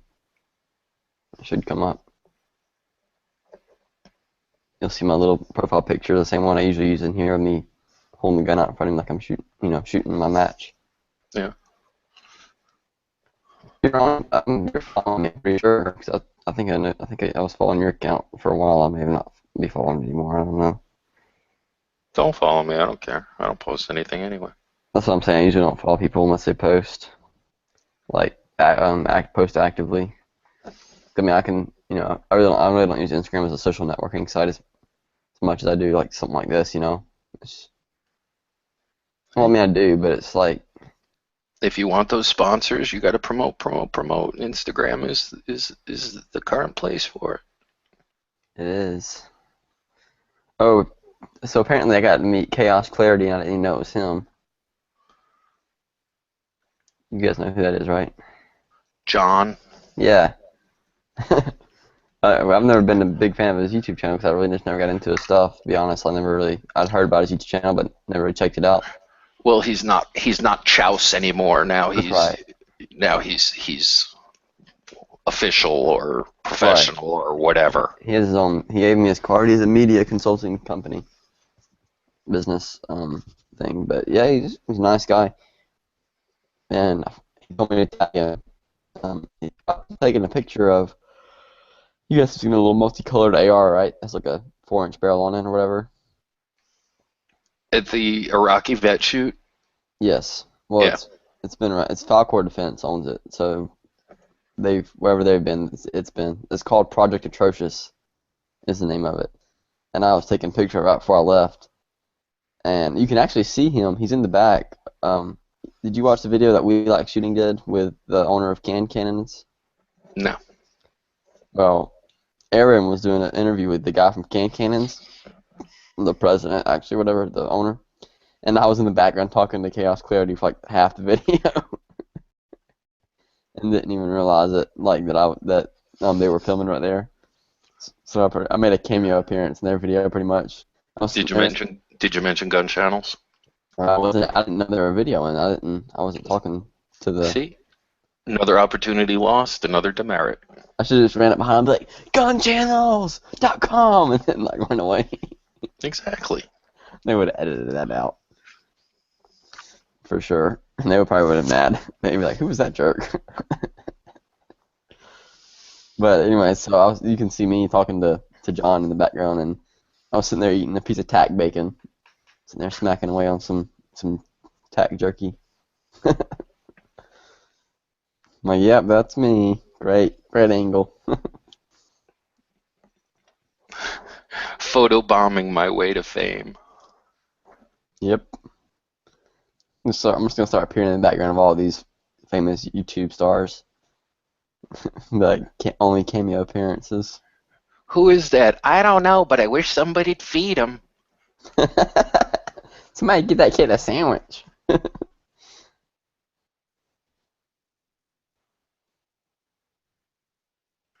you kidding? If you ever walked into my grandmother's house when she was alive, she'd toss you like onto a chair and grab her rosary beads and like start praying as she was stuffing food in your mouth.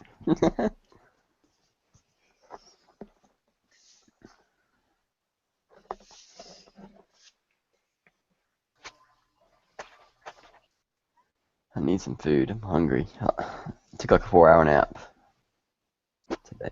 Oh no, Yeah, you guys are making me hungry now. Like 2-hour nap, 3-hour nap. I was baked. Not baked. I was toasted. You're not making it better, buddy. I was practicing today, so I had a pretty intense practice session. Really pushing myself. Smeg, don't you usually keep like Egg McMuffins hidden under your pillow or something? No, I just go to McDonald's. That's around the corner from my house. I've got Gatorade and ravioli right here in my room. Why do I need to go anywhere? Are they Gatorade? What, Cheetos flavor ravioli? Exactly. No, I've got I've got Gatorade, little small bags of Cheez-Its, 1 pack of Lance crackers. I almost ate all those, so they're almost gone, and then some cans of soup and a can or 2 of ravioli. And not the cheap stuff. It's Campbell's too. Oh, yeah, because when I think of authentic Italian food, I think of Campbell's. Exactly. The good stuff, man. You gotta pay $1 for that can. Eat the can. It's more nutritious than the contents. Yeah. Actually, the Campbell soup isn't that bad. I got like the premium, like the chunk. They call it chunky something supreme. I forget what they call it. But it's like the more. There's like actually meat and potatoes in there. It's actually not too bad. This is another commercial here. Hi, I'm Ballistic Expansion. Do you want to know the secret to the lightning speed on the firing line that I demonstrate? Campbell's chunky soup. Campbell's. Campbell's.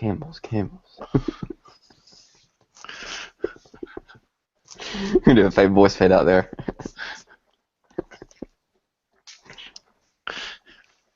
When you're feeling dehydrated and low on fuel, just down a can of this cold right out of the box.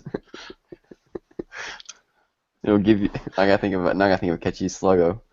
Crap. I was gonna say it'll give you wings. So that's Red Bull. Well, there you go. Cooking for the A ring, or cooking for the X ring, or the A zone, whatever. For the A zone. Yeah. Yes. There you go. Now that's a good one. Take 1 can of concentrated Campbell's soup of your choice. I prefer the Cheetos flavor ravioli. Chicken corn chowder actually is the best. Then, well, isn't Campbell's? Aren't you supposed to put like water in it? Like No, you're supposed not these. Yeah, this isn't like. That's what I'm saying. This isn't like the water soup. It's like the actual like vegetables already in it and everything. Oh, because you can, instead of water, you could put like a Monster Energy drink in there or something like that. Oh, even better. Did you just say this isn't water soup? It's not like the soup that's like it's not like soupy like that. It's not watery. It's like thick. Hey, Caleb Thick. grew up in the poor section of Georgia where they were thankful they had water soup. They couldn't put any of that their fancy food stuff in their water. Yeah, I mean it's like tomato soup, and that's it. It's just red water Well, soup. shit. Tomato soup is just a ketchup packet you stole from McDonald's. Exactly.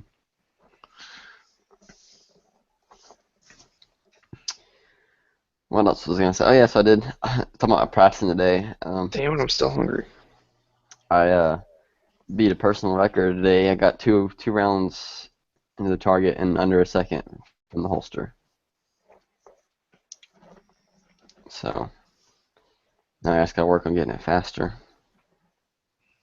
I mean, it's not like really big. It's not a deal breaker in competition or anything. You know, you only draw one time, but still kind of neat to push yourself and see how fast you can get. Because some does matter, especially like if you have a stage where you stand still. Yeah. You take every little bit where you can get it. Yep. It definitely makes a difference on the like on the classifiers and stuff, where it's just standing in one box and that's it. It makes a pretty big difference. You could place in, I mean, your draw, you know, a really nice draw versus a that's all right draw could be a difference between you getting like a grandmaster or master, you know, percentage score, or like a B or A class score. That's just like the one I shot last month. It was, I won't go. I mean, I'm not gonna get all technical with it, but anyways, pretty much it was turn and draw, shoot, paper target, two steel targets, and a paper target. And the two steel targets were stacked, right? So they were lined vertically in line, and one was a small one, so you could see both of them. So you had the small one in front and the large one behind it. So they were, it looked just like one sitting there almost. But so yeah, turn, shoot paper, shoot steel, shoot paper.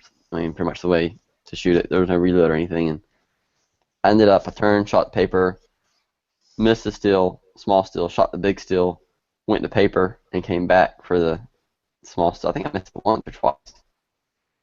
And I was like, man, that sucked. Like I could have shot it in under 4 seconds. Like I could have shot it in under 4 seconds, and I still shot it. I mean, I did decent on it. I actually came in like fourth place on that stage or something. I don't remember. I did pretty good on it out of everybody else, but I shot in like 4.77 seconds, and that's like one of the stages where like it still sounds like, oh well, that's still pretty fast. I mean, yeah, but it would have been a lot better if I wouldn't have had that extra, like, probably, I could have gotten that .77 off of there at least. So what did you shoot it in? 4.77 And what was the best score for that stage? for the day. Yeah, what was the fastest time? I don't know. I would probably guess it was low threes or high twos, because really all it is, everything was close. It was only like probably 10 yards at the most, if that. The steel wasn't. Paper was closer. Two paper targets on the outside were a little closer, and the steel was like 3 or 4 yards behind the paper. So it's probably like 7 yards for paper, 10 for steel. I don't know, something like that. But yeah, pretty much all it is. But you were facing that range too, so you could turn and draw. So that made it had a little bit more time. And I've practiced that before with my friend Charles, doing turn and draws like but over and over again, because we were practicing another classifier one time like that, and I know I can consistently. It takes me 1.3 seconds to turn and shoot a paper target, roughly, depending on where the paper target is. Like in front of me, how far I got to swing over with a gun. But if it's on the left side of the stage, it's like 1.2, 1.3 seconds. And what's your best time for a hero spin?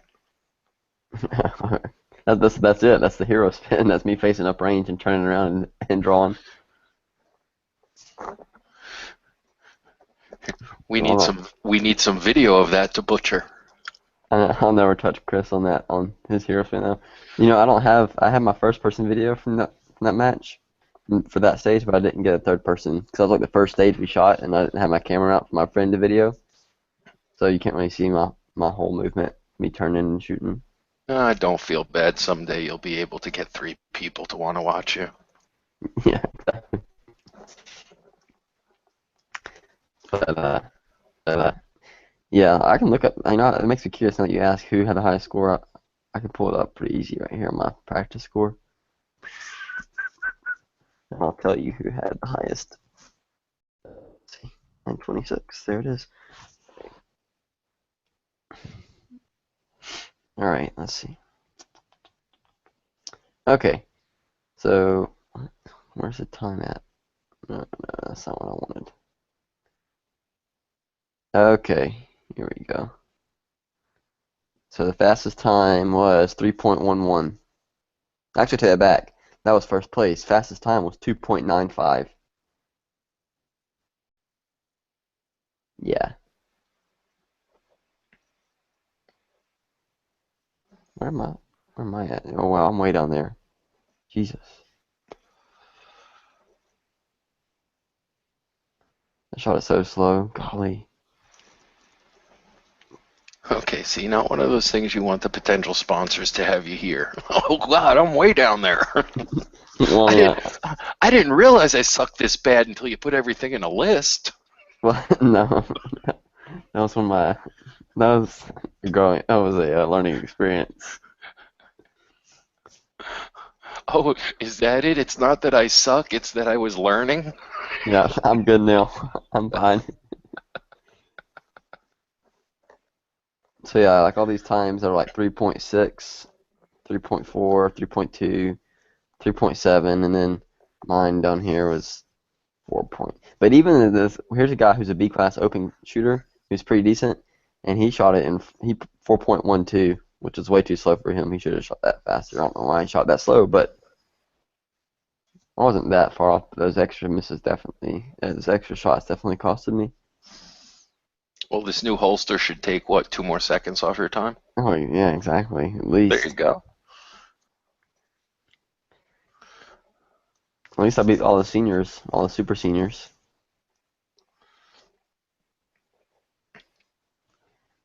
Let's see. They don't have seniors on here, do they? Well, see, everybody likes to do the whole pre-crime thing. It's like, the way the laws are set up and structured and the movies and the pre-crime. You could just bring that over into competition. Oh yeah, I already shot this and I shot it with a 209. There you go. See, we're done. You just missed it. Yep. When I shoot this, I'm going to shoot it in 1.98 seconds, so we don't have to do that anymore.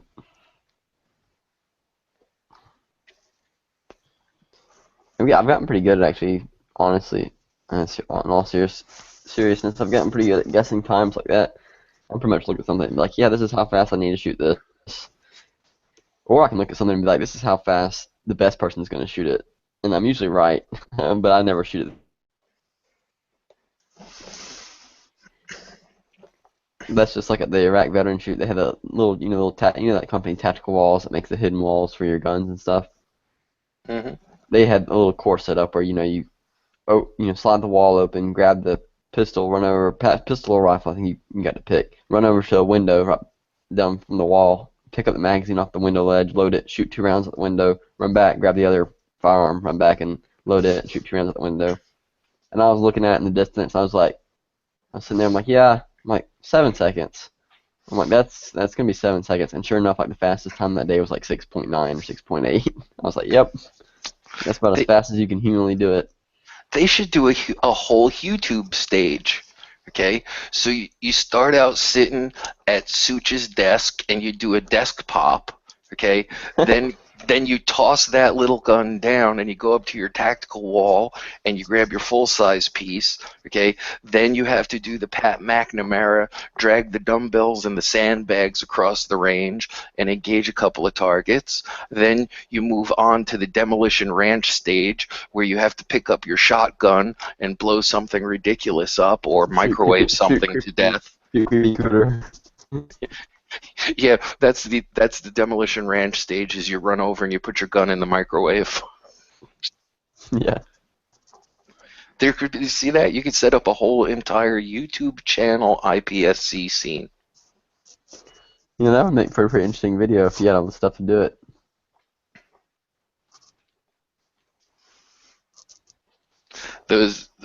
Everybody talks about the the Polinar tactical video that they made mocking all the channels.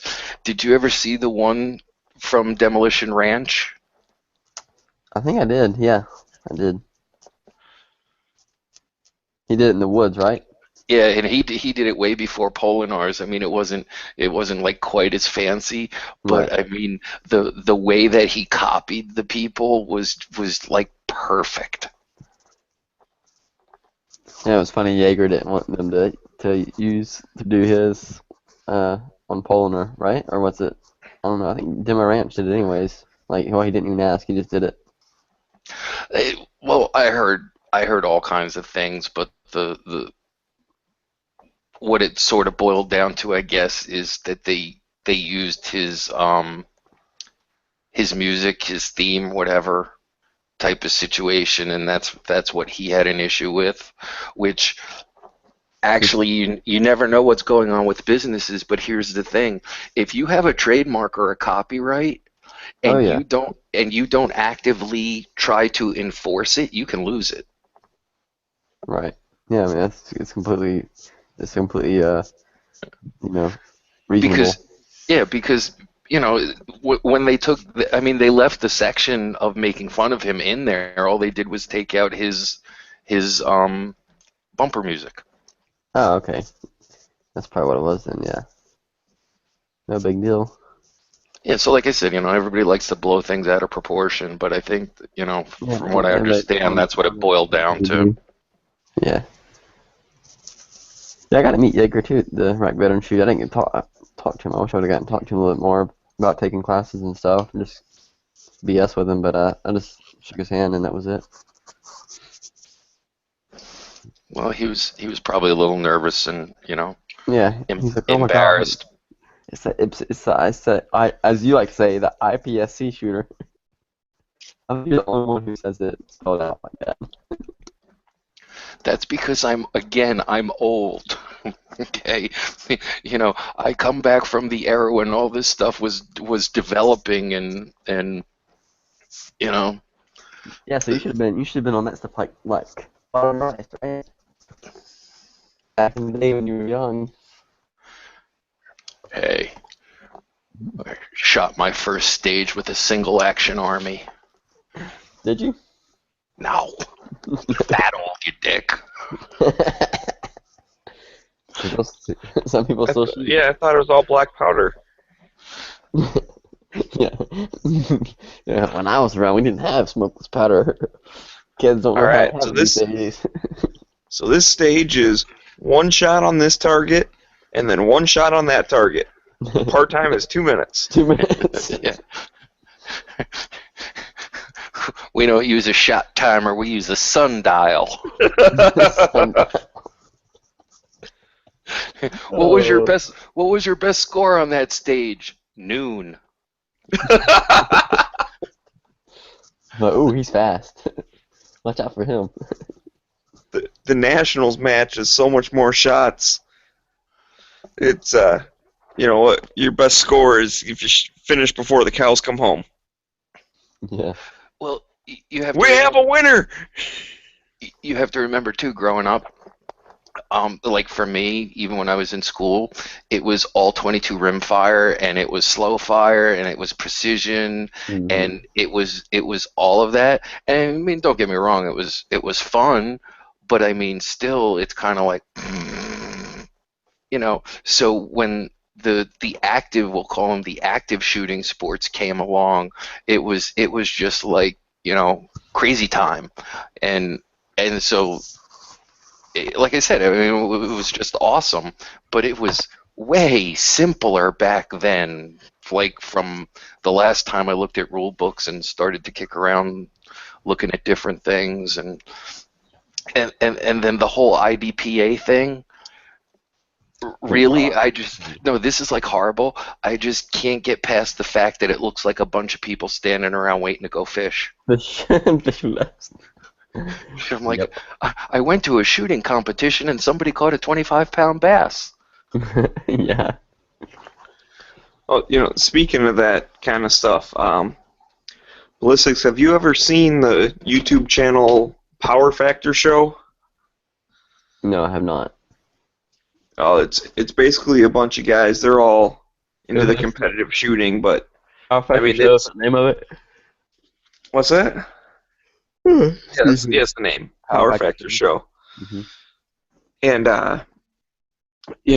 they do entire episodes just on like one rule change, and they get so like nerded out about gaming the system, and Oh, this is interesting. it, I don't know. I watched it when I was like, yeah, I kind of want to get into competitive shooting, but some of them are just so dry and just like over my head. I'm like, yeah, I don't care that much. It's live shows, right? Some of it, or is it mostly? I've never seen it live. I think they just post it like after the fact. Right, but I'm saying, oh yeah, so they do record it together like it's a podcast type situation. Yeah. Hey Yeah. Caleb, you'll know who this is. The guy's got a smoking hot wife. He's a competition shooter. Ben Stoker. Yes, I don't even competition shoot, but I listen to his podcast all the Yeah, time I listen to him all the because time too. because it is just absolutely hysterical. Yeah, it is funny. Like I don't know half the people that they're talking about or half the things that they're talking about, but I mean he gets going and the guests that he has on, and it is just like, even like I said, even if you're not competing, like I've been watching it long enough to like know who the people are and like learn the rules and the things that he's talking about and stuff. But Hmm. he has an awesome show. Yeah, I like his a lot. Actually, I watch it pretty much on the regular. Um, maybe one day I'll get. Maybe actually one day I'll go on the show. I don't know. Ben's a pretty cool guy. A lot of people think he's kind of like a jerk, but I think that's just kind of his sense of humor, personality. He's really not. But I could see how people would think that. But I don't have a problem with it. I mean, I kind of think he'd be kind of an alright guy. He seems like he wants to help people and everything. Obviously, I mean, he trains people. Pretty sure that's all he does for a living is that and sell stuff. But yeah, his show is awesome. Uh, I you know Nick on there, Nick Anatola. Not personally, but But yes, you know who I've he is. Yeah, yeah. I've shot with him before. Or I shoot with him somewhat regularly. Anytime I go to South Carolina, I usually try to shoot with him. Oh, slow down a little bit more. Let Ben catch up to you, and this way he won't be so embarrassed, and he'll invite you on his show.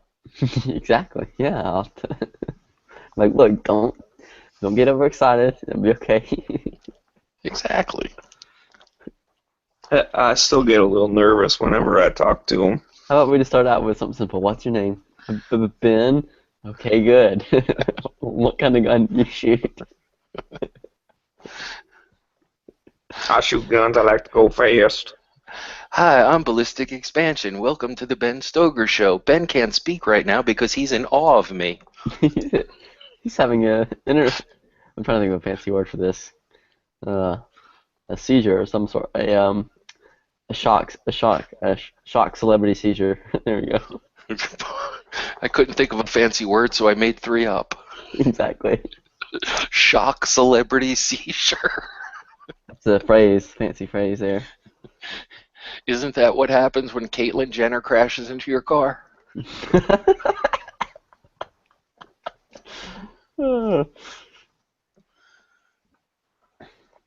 Yeah. Did you see the South Park where they were making fun of that? No, I haven't.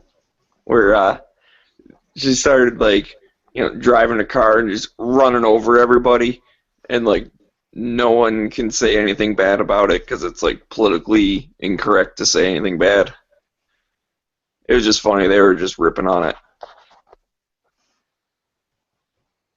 That's awesome. That's what they pretty much are famous for.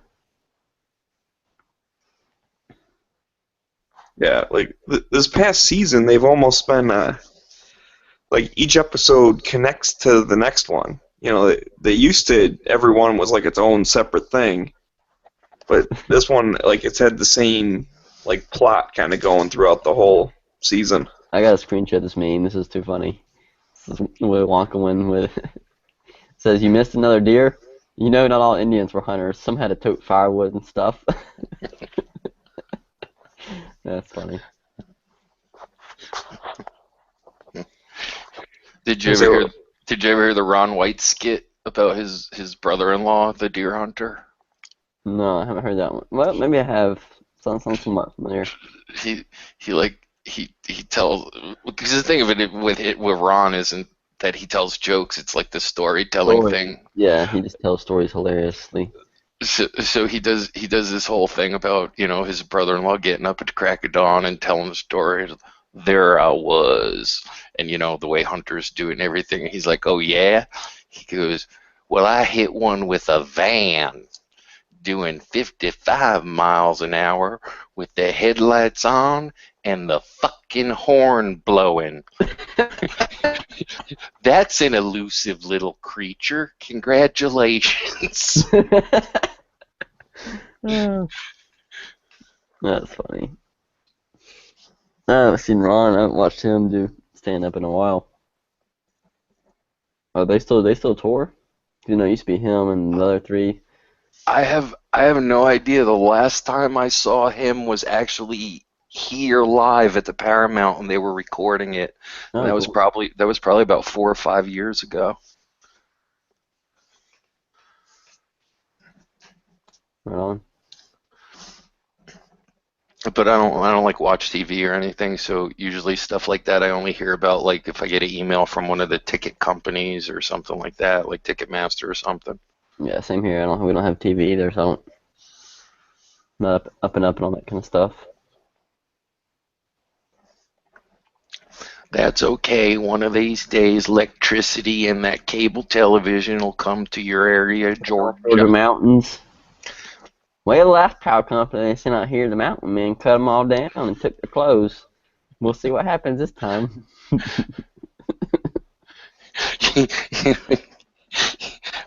One of the funniest things when I was like in my early 20s and I first started going to Georgia for business,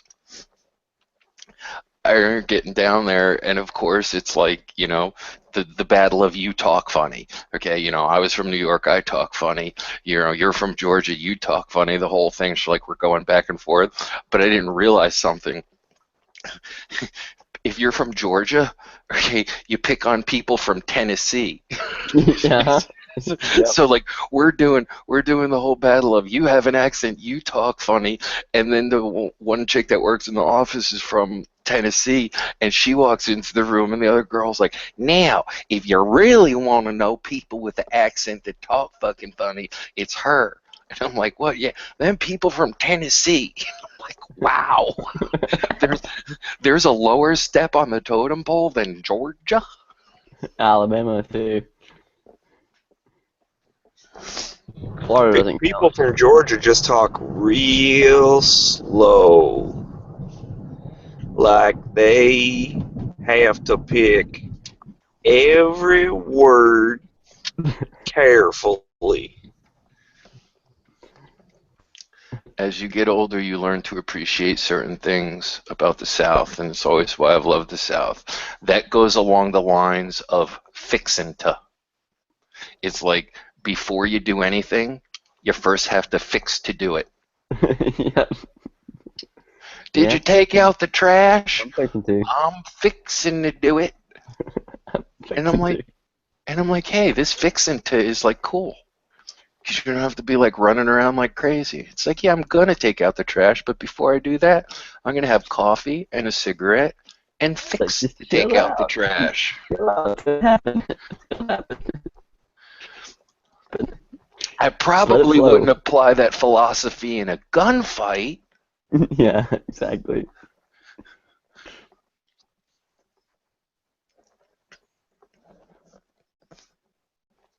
So apparently this guy caught this giant fish in this little tiny canal. While we were shooting IDPA. Yep. He's shooting like this is a weird kind of it's like a man-made canal. I don't know. Okay. Rest Draw of it. from concealment. Engage those two pepper poppers. Okay. It's a mess. Then those two paper targets. Then whip out your Propeel pocket fisherman and pull a trout out of that pond. Well, he caught like 3 or so. Wow, he didn't catch anything huge. Well, that's weird. That's not interesting. Oh wait, maybe there's one more. Damn it. I don't want to see this ad. I want to see the video. Oh, that's over.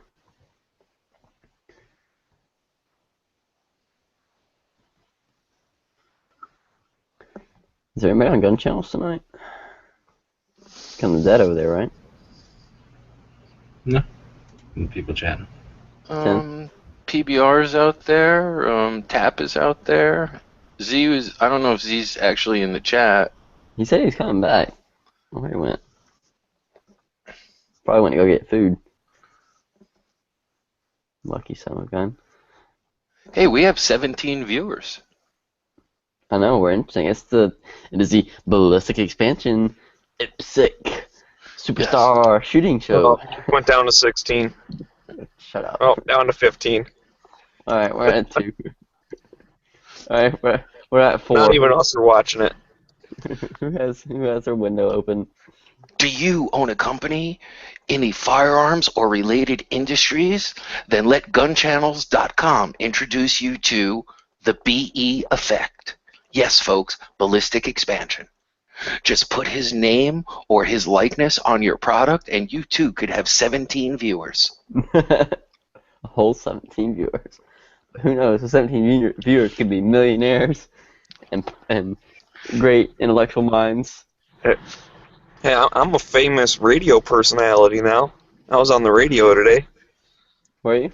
Oh yeah, you were on Liberty Watch. I saw your post about that. How did that go? I didn't listen to it, but how was it? It was fine. I just said something real short, and then they were like, "Yep, we agree." This is Smeggy from Gun Channels, and I'd just like to say ... No? No, I didn't use Smeggy, and I didn't mention Gun Channels, but I did tell Charles that I've been listening to him, live on the internet for the last couple months. Oh, nice. Hello. And you two get demerits for not mentioning Gun Channels. I didn't want to seem too much like a promotional whore.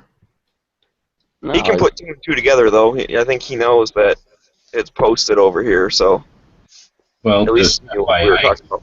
they also stream it from the station, so he might think it's that. Yeah, Smeggy. Well, next time you talk to him, tell him that I saw it on Gun Channels, because you talk to him sometime, don't you? Yeah, I hear you. Just obviously it's a little different when he hears it on the air, because I can tell him, yeah, remember everybody you talked to? I brought you all of them. I don't know. I thought about doing it. I just felt kind of weird. Yeah, do whatever feels good. There's no point in having to ever be required to do it every time you talk or anything. That's no fun. Anyway, were you nervous? I get nervous when I call in there. I haven't really experienced getting nervous in front of a camera like until today, until I was doing the news interview. I was just like, but I didn't, I handled it well. I was just like, oh, whatever. I pretty much pushed it aside and just did it, and it didn't bother me. But I think I will say I did notice my heart rate increasing a little bit right before I started talking. It helped that he didn't have to say 3, 2, 1. It was like the camera was already rolling, so I just kind of started talking whenever he kind of asked me some questions. So it was kind of neat. Interesting side effect. I had a massive erection during the whole time they had the camera on me. Whose was it? But anyways, yeah, G-Webs, I was a little nervous, but I didn't have a lot to say, so I figured I wouldn't ramble too much.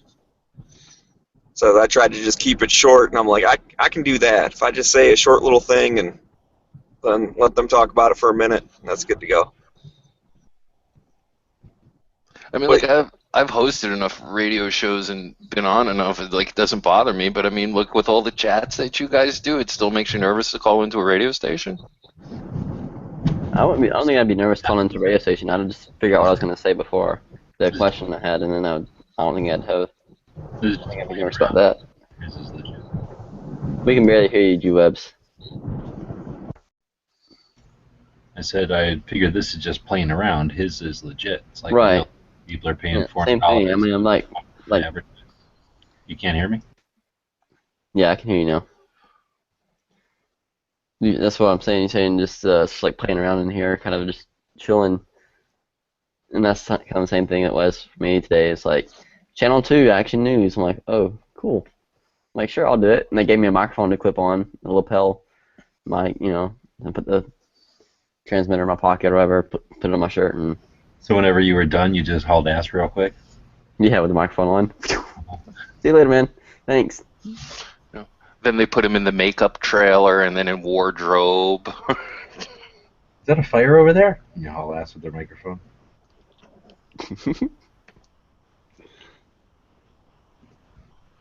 That guy looks like he's about to make some news. No, look. What? Speaking though of that, being nervous and yeah, we do these live shows and stuff. I get a little bit nervous when I go on like match chat because like that's like a real chat. These lobbies are just whatever, nobody cares. At least that's the way I look at it. So I don't know. See, I don't get nervous for anything on the internet anymore like that. Well, then you just have to look at it from the standpoint that if you're in a bigger chat, it's just more people that don't care. Yeah, I'm just like, all right, let's do it. Here we go. See what stupid crap I say tonight.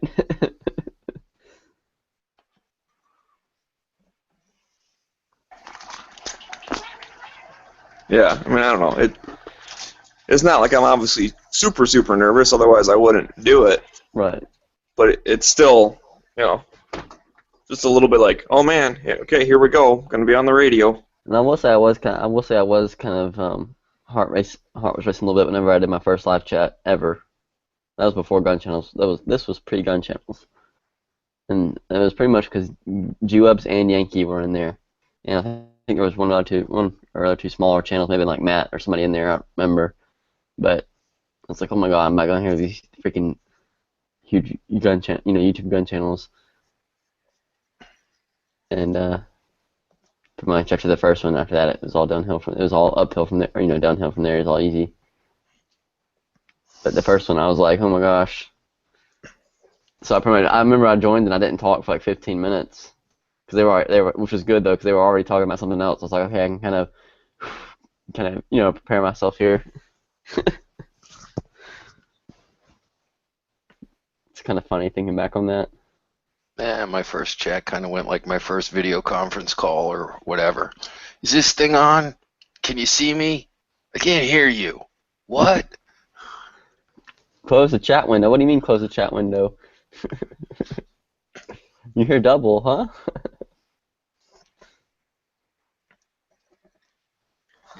Yeah, my first chat kind of went like that too, but that's just because I wasn't sure if my phone would be able to handle it.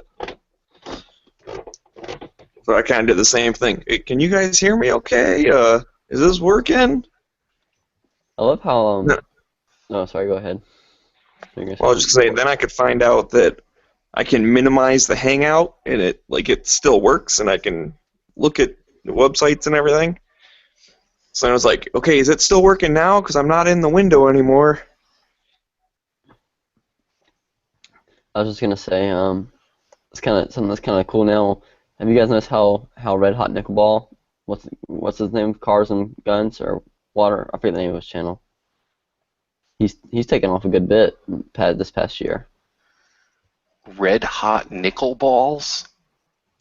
It's RHNB, yeah, Red Hot Nickel Ball. What he does, he takes a ball of solid nickel, gets it red hot, and then he uses it to melt through like all the different kinds of materials just to see how they react, and he gets some pretty interesting results. And now his videos are starting to pop up all over on the on science websites and things like that, all over the place. And he's a gun guy too, so that's kind of neat. Are you saying you like hot balls? Well, I don't know. I won't go that far, but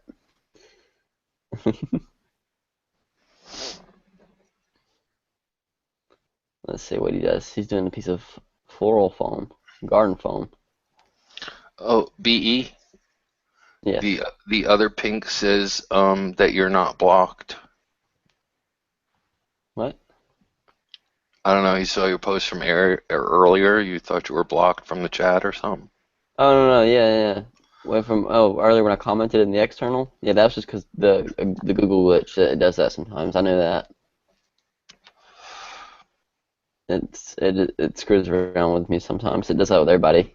It seems The like Goo- at least once. the Google Witch, you said? Google glitch, Google Oh, Hangout glitch. That's what I always call it. It's like it'll tell you you're blocked when no one in the chat has you blocked. Which usually does it mostly when there's like it's more of a chance of it happening. I've noticed when it's like a full or like an almost full chat. If there's like one or two people in here, it hardly ever does it. So I don't know what it is. I'm sure some kind of network error that causes it. But Or maybe someone has you blocked and they just don't want to tell you. no, that may be the case too. But I don't know why I have me blocked on Google Plus. I don't even use Google Plus. I mean, I have to use it for my YouTube, obviously, but I don't like go on it and actively post and comment on there. That's what Gunchannels is for. You can't block me on Gunchannels, mofo. but you're supposed to post on your Google Plus to drive other people to gun channels. Well, I post my videos, and they are driving people to go to Gunchannels. So if they watch my video, they will. See, so what you got to do is just put up like the first few seconds of your video on Google Plus, and then say, to see the dramatic climax, You join can't. gunchannels.com. Every time you upload a video, the whole video automatically goes to Google Plus. It has to. It's the way it shares. Pretty sure. I don't think there's a way to keep it from doing that. Edit it first. I was saying I can make two different videos and put one on YouTube and the other one only on Gunchannels. There you go. Yeah, but then I won't make any money. That's what some of the guys did for that full 30. Yeah, You know, because they put up like a full episode on there, and then they put a little teaser on YouTube. Yeah. Gee, should I subscribe to Full 30 so I can hear what Reed has to say about the Founding Fathers today, or can I wait 2 days? I mean, it I works. like the Forgotten Weapon guys. Yeah, some of the Forgotten Weapon stuff I've watched on there because I was like, oh, this is interesting. I want to see this, and I'll go watch it. You don't have to, I don't think you have to have an account to watch, do you? I know. It's free. It's free to sign up. Yeah, I know, but it's still. I don't think you have to go through the trouble of signing up just to watch it. I have an account on there, but I mean, like I said, I don't use it. I just made one at one point in time, and that's it. Just in case I wanted to get access, I had it. Another demerit for cheating on gun channels. Oh, whatever.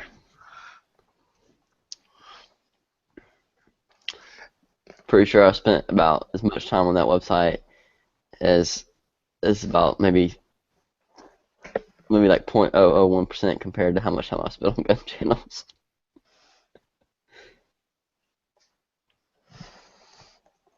I've already seen this video.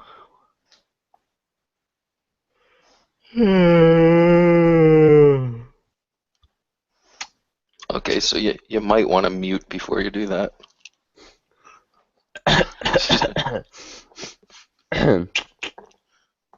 And all that stuff too. Hey, if you want to start off your product endorsement campaign and skip immediately to the sex and drug scandal, be my guest. If ratings is ratings. Mm-hmm. There ain't no such thing as bad press. Right. This is a cool rifle that Dead Horse is talking about in the external. Little paratrooper rifle. It's pretty neat. Like the stock folds up on it. Huh, that's pretty cool. Almost like a bolt action like Garand almost, or a spring bolt action like a cut down 1903 almost. But it's got a metal stock on it that folds to the side so you can paratroop with it. Huh. Very interesting. I don't know what caliber it was in. Let's see. Doesn't say in the article. At least not where I can find it yet. Huh. Oh. There you go. I muted that time. One thing I want to shoot is I was at the Iraq veteran shoot was the Uzi. I was pretty upset I didn't get to shoot that. I didn't even know it was there until after the fact. When I saw pictures, I was like, you gotta be kidding me.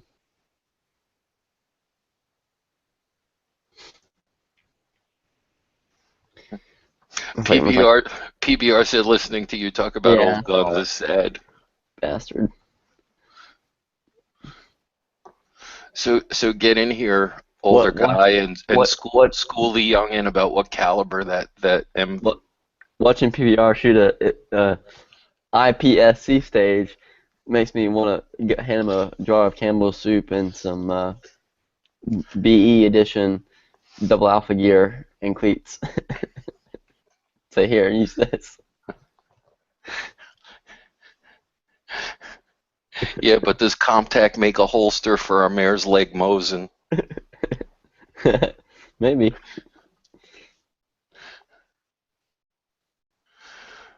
I'm shooting 3-gun with a Webley Fosberg.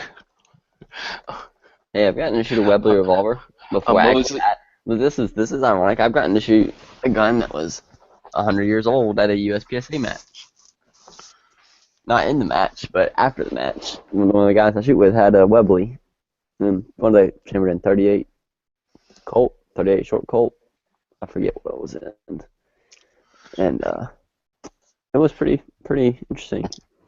It was the top break action, you know. So when you pop up and the hinges open and the shells fly out.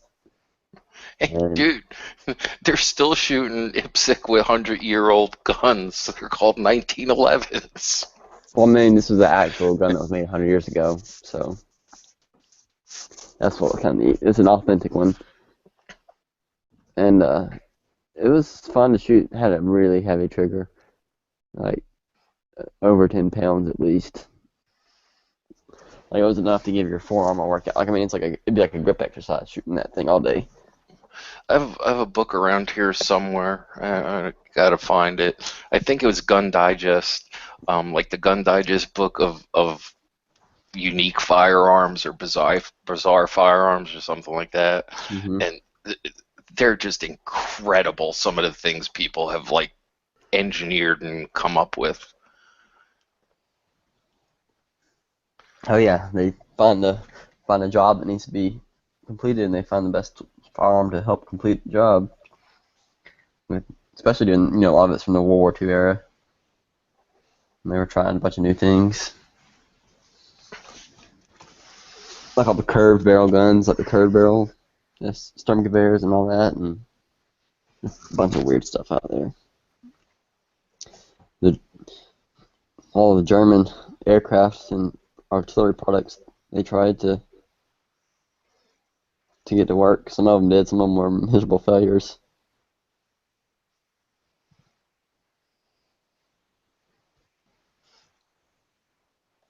What was the giant railgun that they built? I forget the name of it.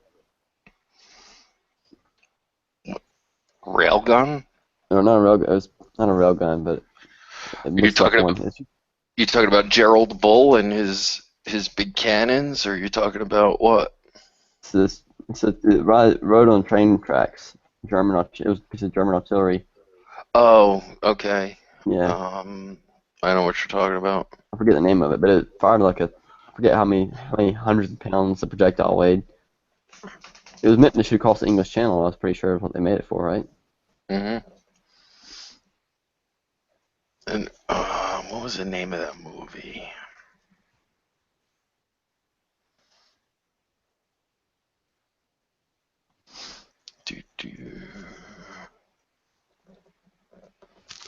Let's see. 1994 Doomsday Gun. Oh yeah. This Gustav, that's the name of it. Gustav. Yep. Here it is. There's a bunch of pictures of it actually. Wow.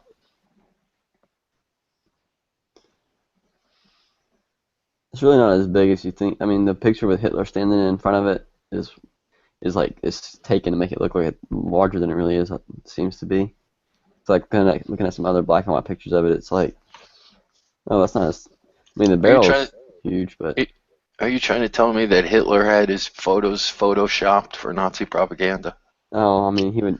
He was pretty honest. I don't think he would have done that, but there is a chance.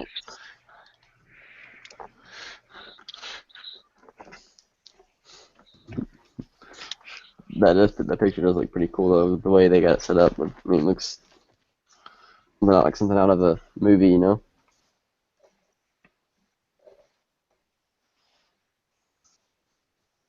Yep. So you're going on record as saying Hitler was honest and he looks pretty cool in a picture. Yeah, pretty much. You might have hung out with Stone Guy a little too much at that. What you say? Yeah. He's not just from Georgia. He's from East Georgia. Far, far east. Behind the cotton curtain. So here's the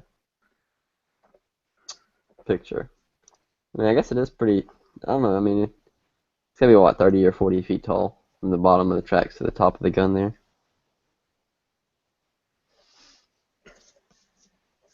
It definitely ain't no pea shooter. Well, if you don't know who Gerald Bull is, look up Gerald Bull or watch the movie Doomsday Gun, and you could see guns that make that look like a pea shooter. Gerald who? Bull? Bull, yep.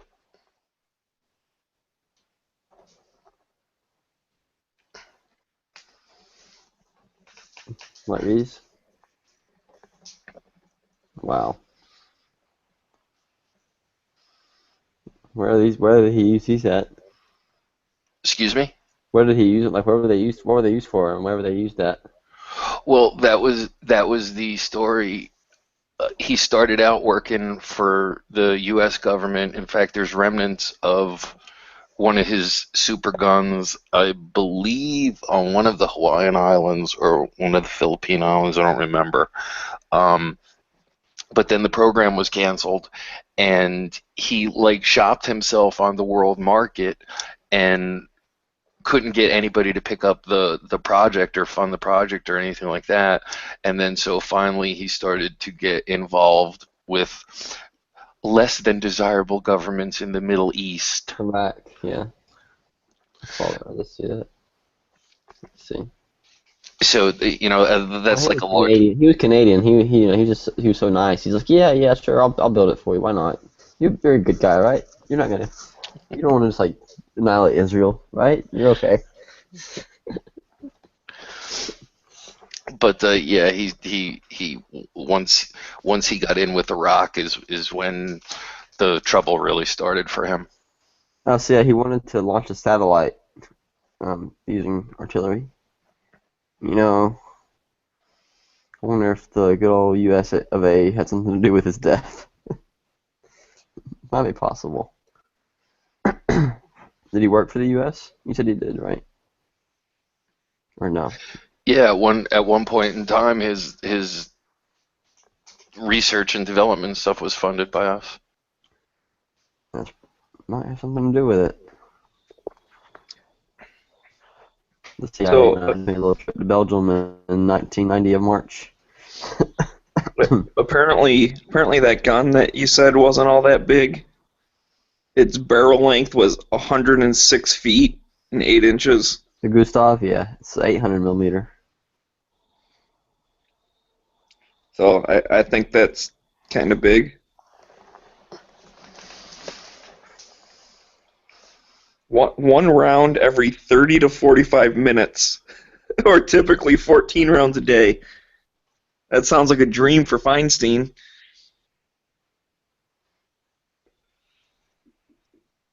What do you need to shoot more than one bullet an hour? That's ridiculous. How what's the time between shots fired? 30 to 45 minutes. Yeah, that's not. Well, yeah. That's kind of a long time. That's not. Well, I mean, I don't know. I wonder if you were to try and produce the same caliber of gun today, same energy and everything, and see if you could get it to shoot faster than that. I'm sure you could. But I don't know. A gun that big doesn't exist really anymore. That operates probably. Well, I think probably pretty much since rockets, you don't really need a gun that big. Well, God, now I sound like her. You don't need it, but you should be allowed to have it if you want it. Nice try. Demerit badge again for being anti-gun.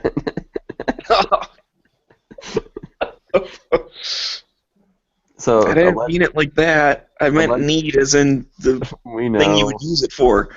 Rockets are better at doing the job of shooting long distance.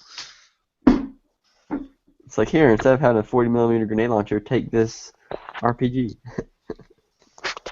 In March 1990, he was assassinated allegedly by Iranian or Israeli intelligence services. Now, I can definitely see Israel having interest in him, his project ceasing. He was working on the Scud project. I'm guessing that's like Scuds and Scud missiles. Yeah. Wow. Pretty Okay, big part of. Smeg. What's up? Smeg. How Yeah, what's big? up? How big did you say the barrel was on the Gustav? 105 feet and Okay. 8 inches. Okay. So Gerald's small gun was 151 feet, and his big gun was 512 feet.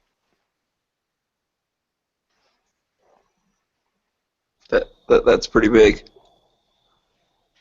Wait, how long was? What was it? Say it again. The baby Babylon was 151 feet, and the big Babylon was 512 feet barrel length.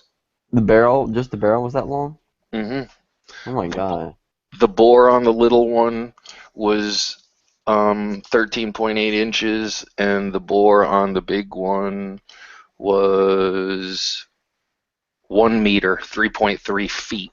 Dear God. That's insane. I believe that would qualify it as a destructive device. Just a little bit. Does that have a pistol grip on it? Yes. Oh crap! Yep, not gonna be able to get that one anymore. Yep. They said, "Hey, it's got 5,000 pistol grips on it, so exactly. everybody can grab one and lift it up. You know, at least you don't have to worry about SBR tax stamp for that." Yeah, no. Is destructive device the $5 tax stamp? Or is that the other one? That's AOW. I'm pretty sure. Uh, I think I'm not. I'm 98% yeah, sure. that sounds right. I couldn't remember between the two. Because I'd pay $5 for that. Yeah, I mean, you can pay like $5 for an AOW and put like a pistol grip on your Glock or something if you want to. You know, but then you gotta register it too. So that's why I can't. It's not worth it. I can just put a pistol grip on there anyways when I want to and shoot it and then take it off and just don't get caught. That's what most people are gonna probably be thinking. Not that I'll recommend that, but if you do, I recommend you video it and show it to everybody so we get to watch.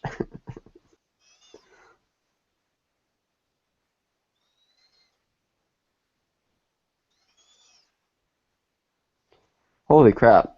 The cost of the wow. So when he was doing his satellite type project where he's trying to launch satellites in outer space, each launch cost $5,000, and they would do up to 8 launches a night. Sometimes they would do 3 nights in a row to try to get data. Wow.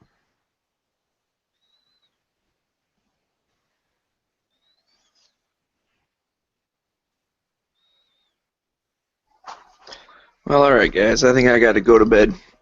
I got to get up early tomorrow and drive. Going to the range No, going to Indiana. for work. Yep. Fun. Fun Hey, you stuff. can go see Tim while you're there from Military Arms. Oh, is he down there somewhere? Yeah, Tim lives in Indiana. I have no idea what part, but yeah, he's in Indiana.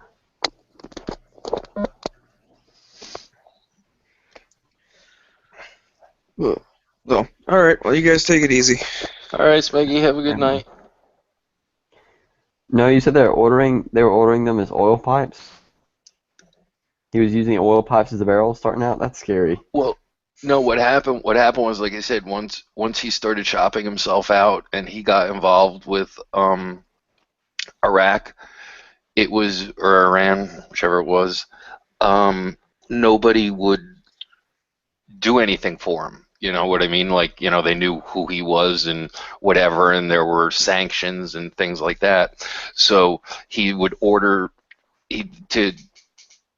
get the barrels made, he would order them from a company that made oil pipelines. And so it was part in the movie where they're like they hold them up at customs or something, and it's because they're like, what are these for? Oh, they're oil pipelines. And they're like, well, being made out of this material and such exacting tolerances and things like that, somebody could assume that they're like, gun barrels. Which is exactly what he was planning to use them for. Wow. Yeah, I guess because he requested them to be, like you said, the metallurgy of it, this thickness and this type of material treated this way. Because obviously you don't want a 150-foot gun barrel blown apart. Exactly. And plus, too, I mean, like, the movie's not just about like the gun. It's about like, the whole story of like his career and what happens to him, and it's just one of those people who's like he's an inventor and he's going to see this through no matter what type of deal. Mm-hmm. What's the name of the movie? Do you remember? Doomsday Gun.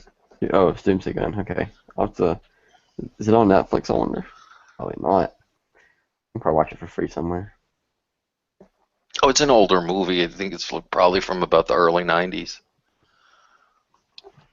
Yeah, Netflix started dropping a lot of older movies, sadly. Oh, it's not on here.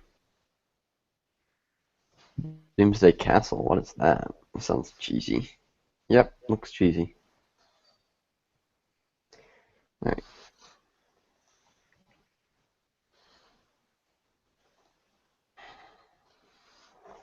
Doomsday Gun. 1994. Huh. I'm gonna have to watch it.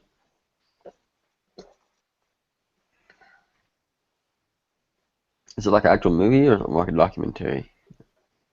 No, it's an actual movie. It's not a documentary, but it's like his biography type of thing. Pretty much that. Yeah, they pretty much played out his life and his work. Cool.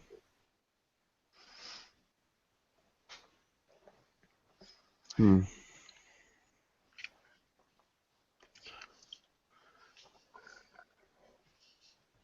wonder what power factor that would be.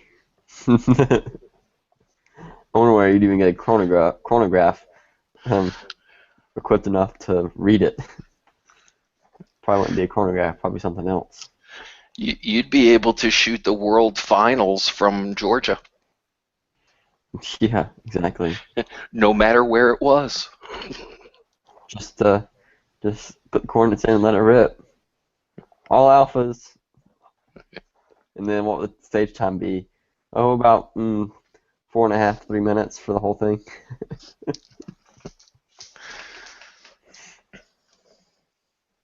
I'd probably get there fast. I don't know how long it takes something to get across. I mean, even a rocket takes, like at least 7 or 8 minutes. No, more than that, probably to go like a. Do we have continental? Not continental. Do we have international missiles like that? I guess that's kind of classified information. I guess we really don't know. International missiles? Like missiles that we can shoot like to Russia with, or not Russia, but I guess a better example would be like India or something. Yes, we can pretty much whack any place on the planet that we want. From our soil. Yes. Yeah, so I wonder what kind of rockets they use for that and how long it takes for them to get there. I mean, it's got to take at least what? Well, you have to remember, like nowadays they don't, we'll call them products. Those products are not developed anymore because now we have boomer subs. So, once the nuclear submarine became what it became, then they didn't need to dump the money and the technology into those big, huge, giant, multiple vehicle intercontinental ballistic missiles. Right. Yeah.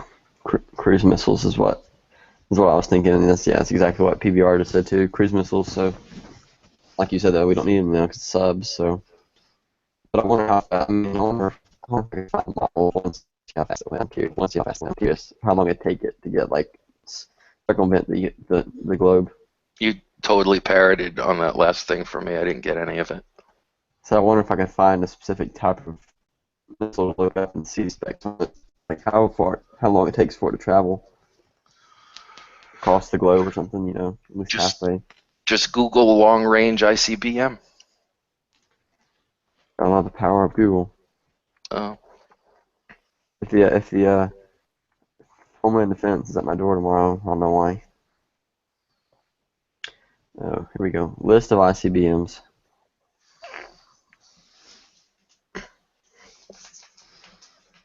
The Atlas. I've heard of that one before. Oh, these are all. This one was canceled in '92. Okay, the Peacekeeper. That's ironic. This one was canceled and was decommissioned in 2006. Probably the most recent one. Let's check it out. LMG 118A. Deployed starting in May 1986. It was a MIRV missile that could carry up to 10 re-entry vehicles, well, each yeah. armed with a 300 kiloton warhead.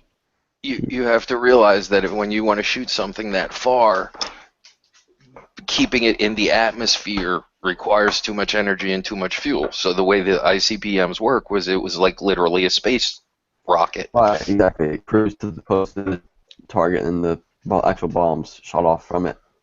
Yeah, so it would launch itself into outer space, and then up to 10 warheads could independently target their own targets when they fell back down from outer space. Yep, fancy stuff.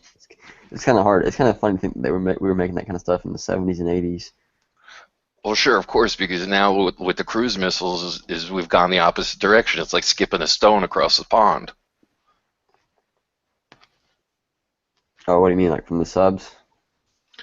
Well, from anything really, there's something called ground effect that affects airplanes. The closer that you are to the ground, the more the air pressurizes underneath your wings, and the less fuel you need to go to the same speed. So you get better fuel efficiency the closer you are to the ground. Hmm. Interesting. Of course, it also puts you in closer range for the missile to get, shot down or whatever. Exactly. Yeah. It makes navigation more difficult. It makes control more difficult. But yeah, anybody that's ever landed an airplane, there comes that point where you get to that part of the ground where, like literally, as you're descending, all of a sudden it feels like you're on a feather bed or something because the plane is actually plodding along on this cushion of air like a hovercraft. Right. Until it breaks through and the wheels touch after that. Hmm. Okay, so this missile never entered into force, obviously. Let's see. The Minuteman is the one we have now. It's the only land-based ICBM in the arsenal. Now let's see. This thing weighs 96 tons. Like we said, up to 10 warheads can be carried by it. 3-stage rocket fuel engine. Where's the range at? So let's see. Yep, here it is. Holy crap. Operational range, 8,700 miles.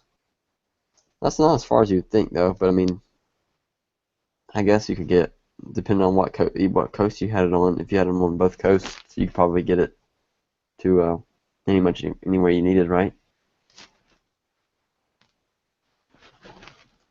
Don't you think? Yeah, and also too, you have to realize that when you're thinking about this stuff in your brain, at the globe, people normally think from left to right and right to left. It's like a They circle, don't though. think right. They don't think of going over the top of the globe. Right, it's to go So when out you and back in. right, so when you say 8,000 miles, 8,000 miles east, 8,000 miles west, 8,000 miles north, 8,000 miles south, you got the globe covered. Because you think it's shorter that way? I mean, that arc helps it, or you think it helps it rather than hurts the? Well, obviously, it's shorter to certain places. If you go direct to that place, then you know what I mean. Right. But I mean, it still has to go out away from the Earth, so that has to create some extra distance. Well, for altitude, sure. Yeah. But let's see. Let's just say that. But Let's see. when you're talking about the range of something like that, you're not talking about that component of it. You're talking about what's from the point of launch, what's the furthest physical distance it can strike. So let's see. Let's do New York. New York. Let's say New York City because it's like the farthest out on the East Coast, pretty much. So well, Connecticut really, but New York's a good reference point. So from New York to, let's just say, what's the farthest away on Europe here? Let's say Ireland, since it's actually the first thing that pops up, sort of. Let's see, the Ireland. It is. Why isn't it giving me directions? I want to walk by foot, please. No, it doesn't do directions like that. Oh, by plane. There we go. That's what I'm looking for. Oh, come on. It won't give me the distance. It won't give me the Google Maps. It wants to create a route, you know. That's lame. Hmm.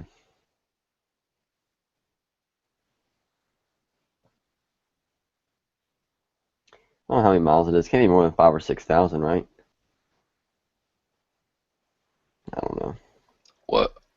From like here to the UK or so, or Ireland. Don't know. I think the Atlantic's only like 4,000 something miles across from like Africa to the US. I think something like that. I don't remember. Maybe more like 6. I'm not sure. Here.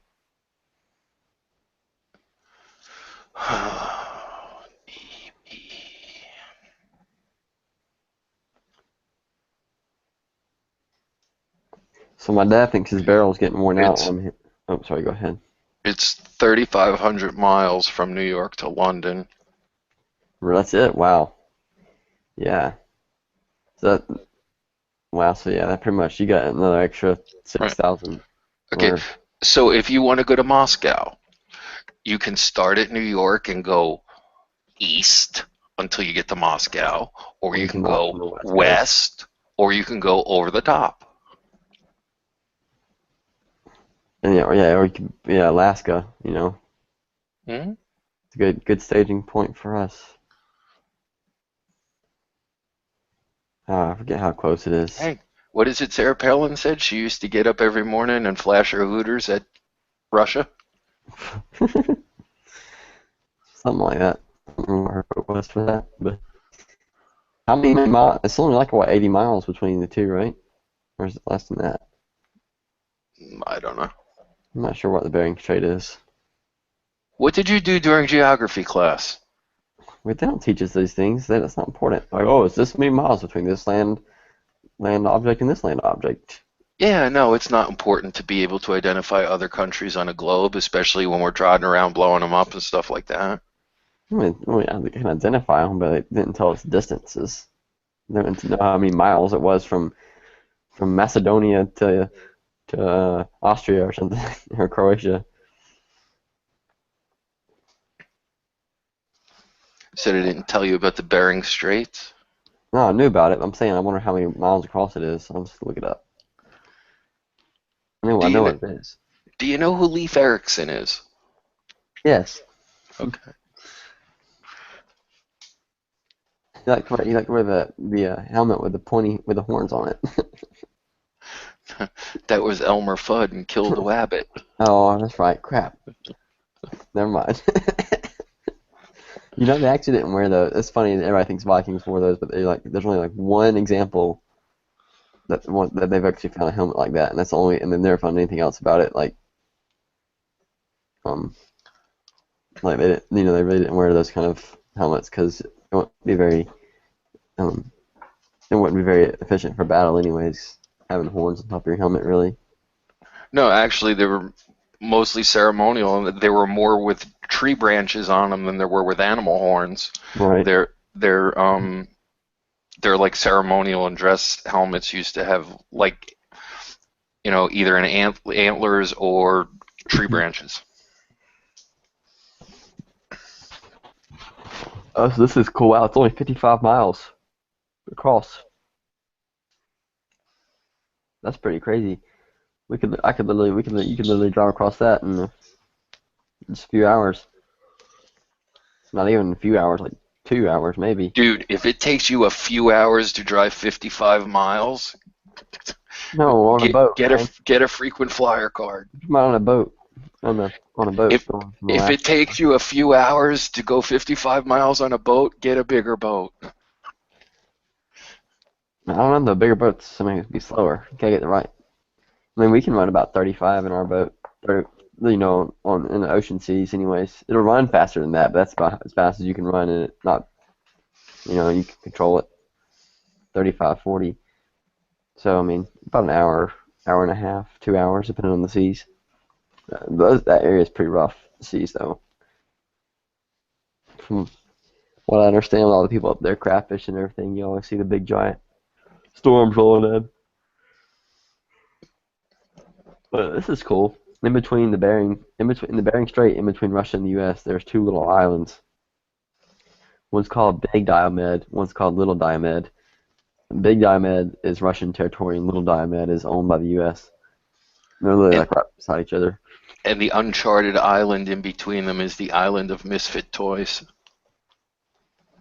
What? Misfit toys.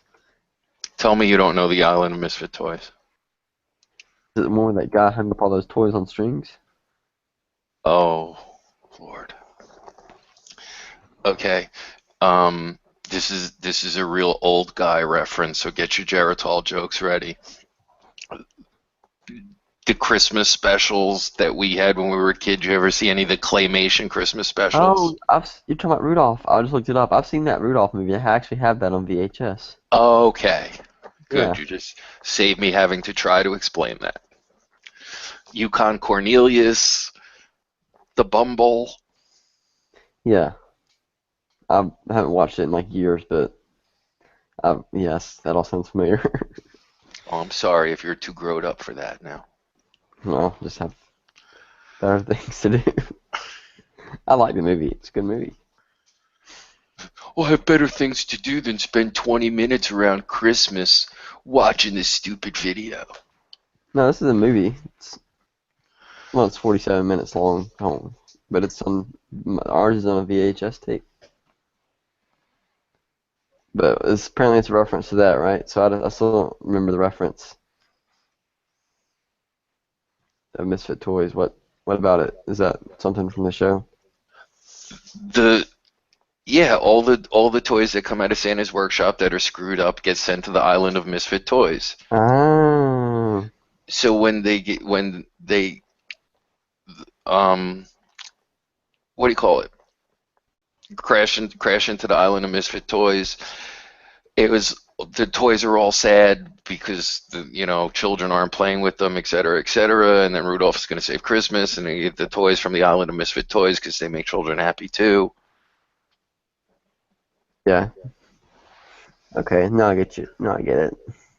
Okay, so think about it as Guantanamo Bay for stuff that the elves screwed up. How about that? I got it. Yeah. I got it the first time you said it. Not exactly as the name says, Island for Misfit Toys. Yes, but we have to modernize it for today's climate, so it's Guantanamo Bay for misfit toys. Oh, I was about to say something that could have been considered cool. And they weren't misfit toys, they were zombie toys. Were they all named Jose and had gold teeth? What? Oh, never mind. I shouldn't have said that. Alright, moving on. I'm watching a clip from this movie now. I was going to say, are you trying to get me to say, and on that note? I'm watching this clip from Rudolph. I forgot about the guy with the red beard, the hiker dude. What was his name? Yukon Cornelius. That's Yukon, okay.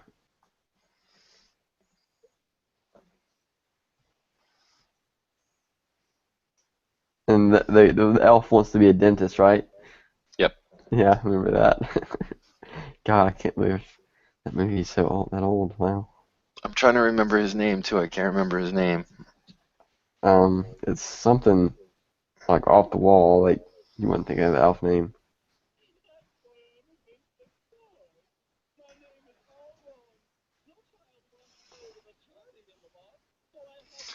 And then there was the Christmas that almost wasn't, and that was with the Snow Miser and the Heat Miser and Mother Nature. The Snow Miser, the Heat Miser, and the what? Mother Nature.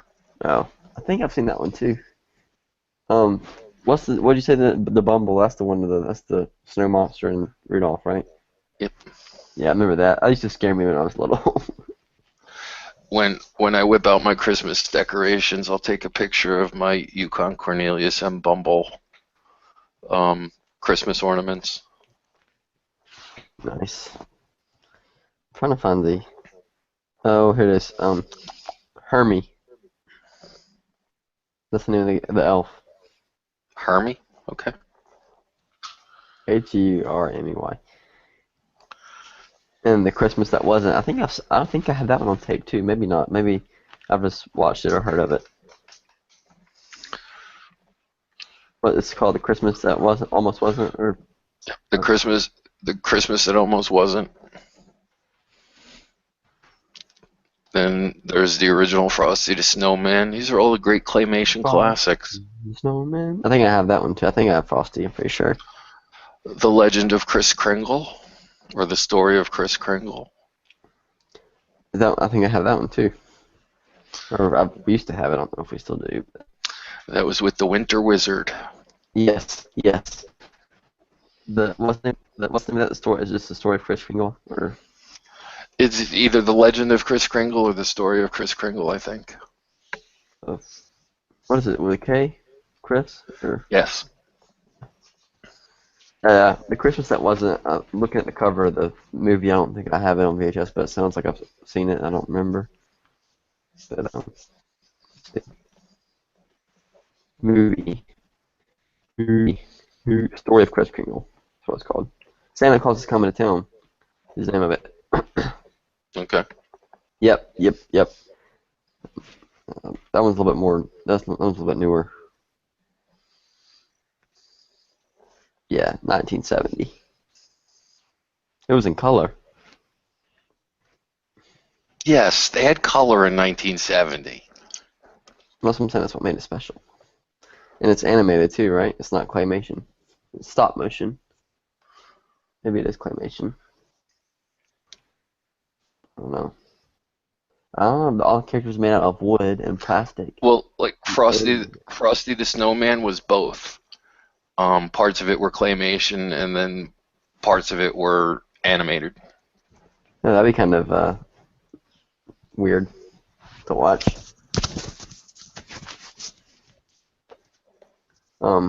This is the Santa Claus is Coming to Town. The Kris Kringle story is they were all the characters made out of wood and plastic, and they used stop motion. The Kris Kringle with plastic, and they used stop motion photography to do it. That's crazy. No wonder movies were no longer than an hour. Well, stop action photography is the technique. Like when I say claymation, it's just that you use clay, the clay figures when you do the stop action. Right. Like the original South Park was stop action photography, except they used construction paper cutouts. Wow. That's crazy. I don't know, it's been around that long. You know how South Park got started, right? Well, it's the two guys, right? They're pretty much making fun of everything like that was happening. They were hired by a I think it was a record company producer or studio producer or something, but they were hired to do his video Christmas card. Like his Christmas card that year was going to be a video, and he hired them to do a video Christmas card. And they used, like I said, the original South Parks were stop action photography when the characters were cut out of construction paper, and that was where they took off from. Oh, that's crazy. It's pretty awesome. Gotta start somewhere. I'm interested in this little island here in the Bering Strait. Let's see. I want to see. It has a population of 110. Oh, its peak was in 1990. It had 178 people living on it. God, that'd be like, wow. Oh, it's a native island though. What do you call it? Like a native Eskimo island. Inupiat is the name of the village. People who live on it. So they're Inuit pretty much, but it's a sub subcategory of that, I guess. Interesting. It'd be a fun place to visit, maybe. Probably not. Summer temperatures average 40 to 50 degrees. Winter temperatures average from 10 to 6 degrees.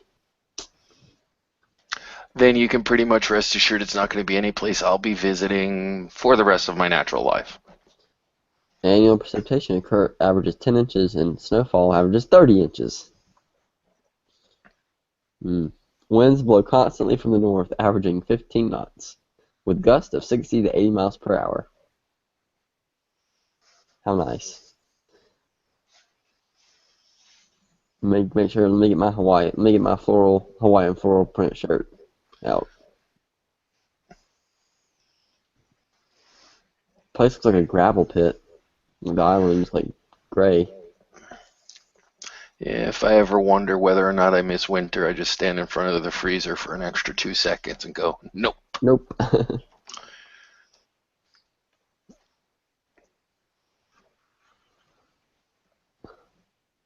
It's a weird looking island. Huh. Just imagine what it'd be like living somewhere like that. Gosh. And what do you do? Just survive, I guess. Probably. I don't know. You said like -8 degrees. I tell you what I'd do, cry. Yeah. I guess you'd be a lot more thankful for human interaction in places like that. That's pretty much all you got. Well, it depends on how big the island is. If it ain't that big, then you could be looking for the opposite of human interaction. That's true. No, it's pretty.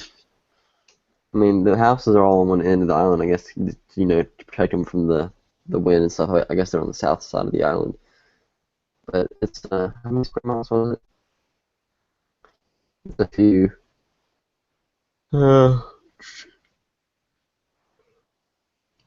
2.8 square miles. That's not very big.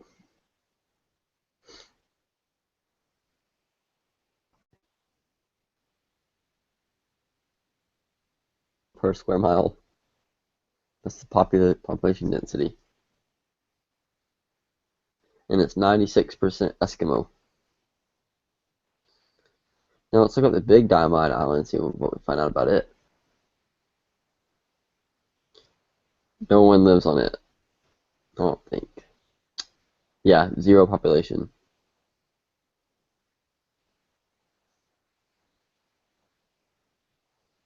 Huh.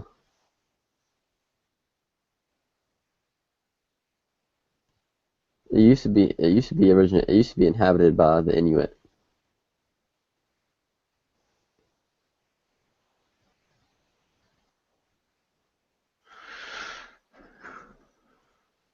They're literally right beside each other. You could, I mean, if the water wasn't so cold, you could swim to the other one.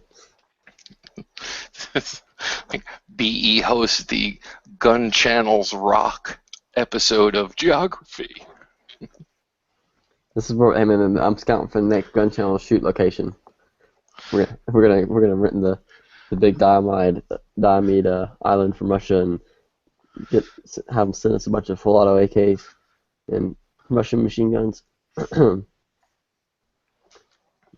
just shoot on the island, right?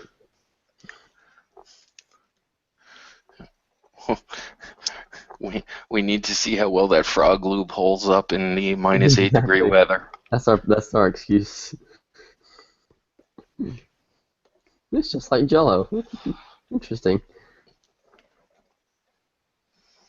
God, I can't feel it's also there's a guy here selling more on one of these game websites. On one of these game websites on a Facebook gun trader. $1,400. Jeez. What was 14? You roboted again on me. It's a Tavor Oh. here in Georgia. It's on the gun trader page. He's looking for a high-end 1911 or Desert Eagle, 44 mag or 50. You think I should offer him my Taurus? Sure, go ahead. Do whatever you want. I'll give you this Taurus 1911 And he'll just and go, okay. $1,300 of cash. Yeah.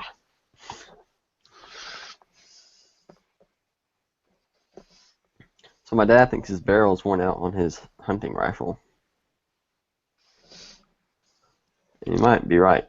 He's had it since like the early 90s, and he said he thinks he's probably shot at least well over 1,000 rounds through it.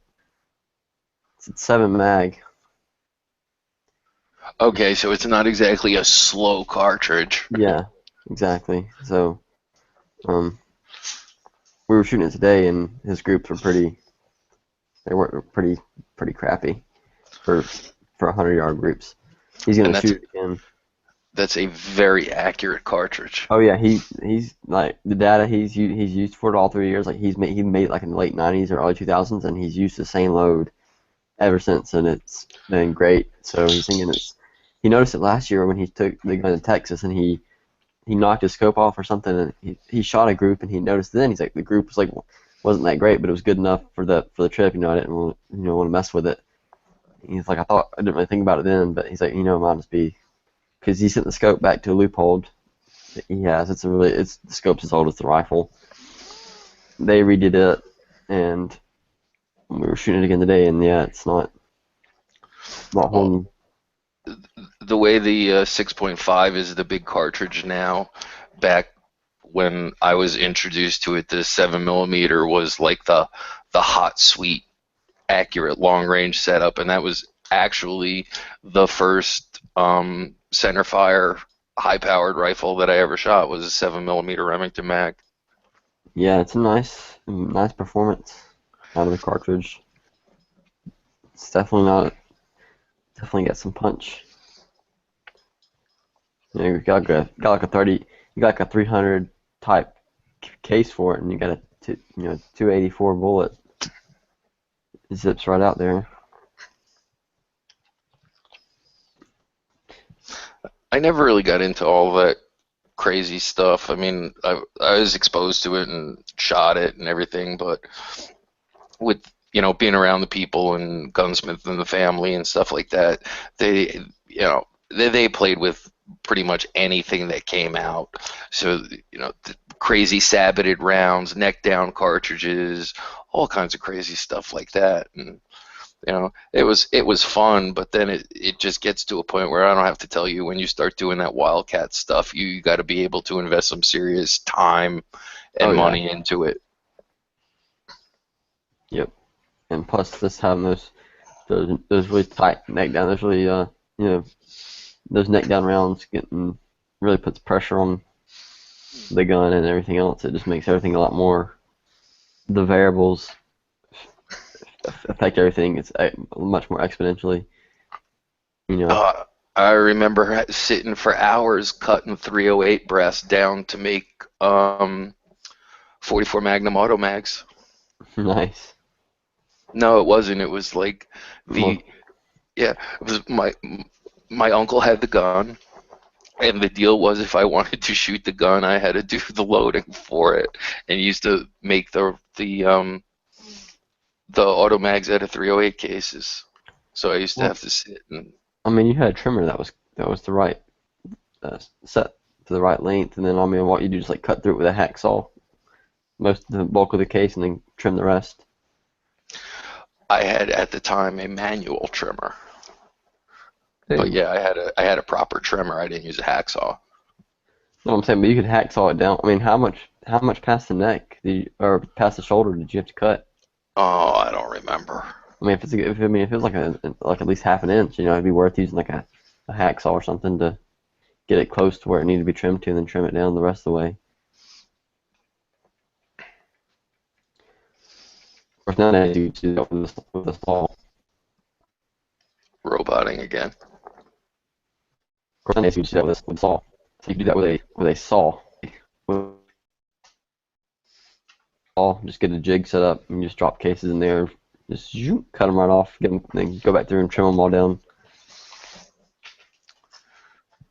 You youngsters nowadays, you're so spoiled. I had to gnaw them down to the length with my teeth. Is that why you had? Is that why you can't? Is that why you have to eat only mashed potatoes now, Grandpa? Yeah. No, I had just like a modern case trimmer, except it was a crank thing. It's like a copper pipe cutter type of setup. Oh, okay, gotcha. You just swing it around and around and around. Yeah, it had a mandrel on the back that you used to drop the case in, and then turn the crank, and it would cut through. That's pretty cool. And then you get to go back and deburr it. Mhm. Well, that's not bad. That's actually pretty efficient. See, the trimmer we have an actual case trimmer where it trims it from the mouth. You know the case. So the RCBS one, you know that you. Oh yeah, when you're just trimming an already shaped case, those are fine. But yeah, you can't cut a case with those. Right. Yeah. Well, I mean, you could, but it'd take forever, and you'd have a pile of brass shavings. Yeah.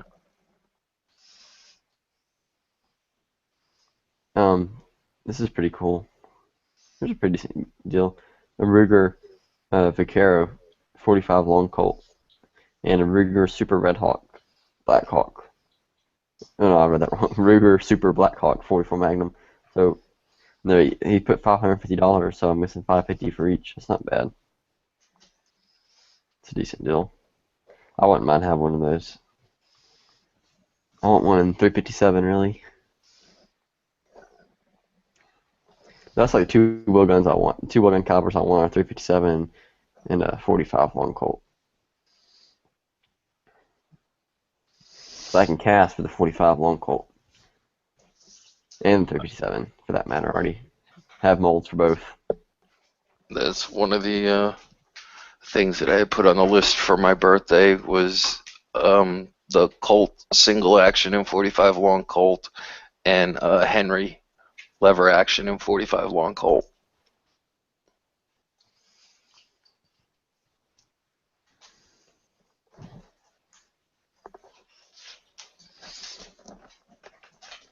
People are offering him Glocks. You can't replace the value of a metal revolver with a plastic gun. Oh my god, what is this atrocity? Okay, you guys gotta see this. This is kind of interesting. Different taste. I can dig it, I guess. What is it? So on this revolver picture, this guy was offering this 300 blackout AR. Oh, hold on, I gotta turn my bandwidth up. Now check out the foregrip on that pistol grip. Nice. Instead of a bayonet, you got 4 mini ones right there in your knuckles. What kind of scope is that? It's a weird looking scope. That is some bright green, dear God. It doesn't match the pistol grip either. God, Lee, that's a assortment of colors. I feel like I'm looking at a rainbow of green. Part of that's probably just from the flash too. I don't know. That color is a lot different from that color. Well, yeah, obviously, but I think it's being exaggerated is my point. This one's definitely not, though. You can tell it's way off. It's like a darker camo type color. Let's see what else is on here. Anyway, here's the Rugers. What we really want to look at. Nice reflection there. That's the 45. The Vaqueros are single action, right? Or yeah. Mm-hmm. Gotta love the unfluted cylinder. That's a weird. What is that, compensated?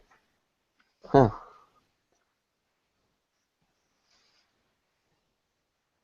I like the Vaquero better. I love Rugers. I haven't shot. I need to shoot more revolvers. I haven't shot. I've never shot a Colt. I've shot Smith and Wesson revolvers. I think. Pretty sure I have. I've never shot a Colt revolver. Well, it's probably just out of respect for Jerry Michalik. You don't want to make him feel as bad as you've made Ben Stager feel. Oh yeah, you know.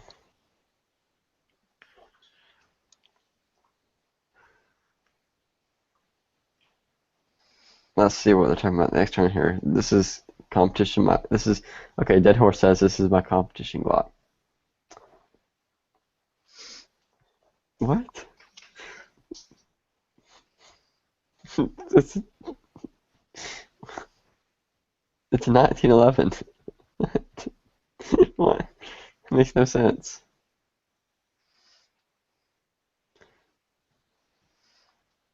Why would somebody? Yeah, look at the listing. The title of the listing is Glock 35, Glock 36, 45 ACP. 45 gen. They're just getting people to click on it. The heck? It's weird. Yeah, It's a so SIG. the listing title is for G35 and a G36, but the gun in the picture is a SIG 1911. Yeah, exactly. That's what I'm saying. Like, what? He's trying to tell me something here. Trying to tell me about 1911. Oh, he's saying it's a scam. Well, yeah. I don't know why they put that on there. Like, what's the point?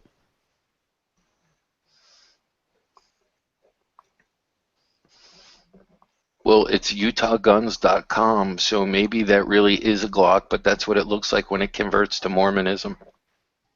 Ooh, nice.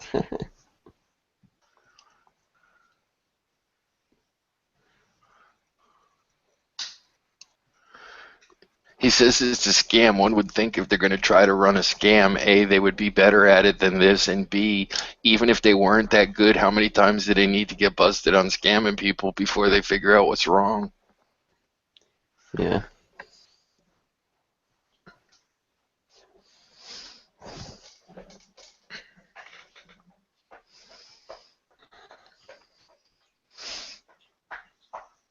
Looks like Matt's been getting on a bunch of rants lately.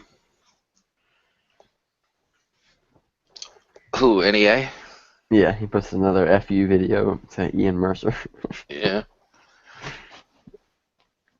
I haven't been around that much. I'm like way behind on videos and articles and whatever. hmm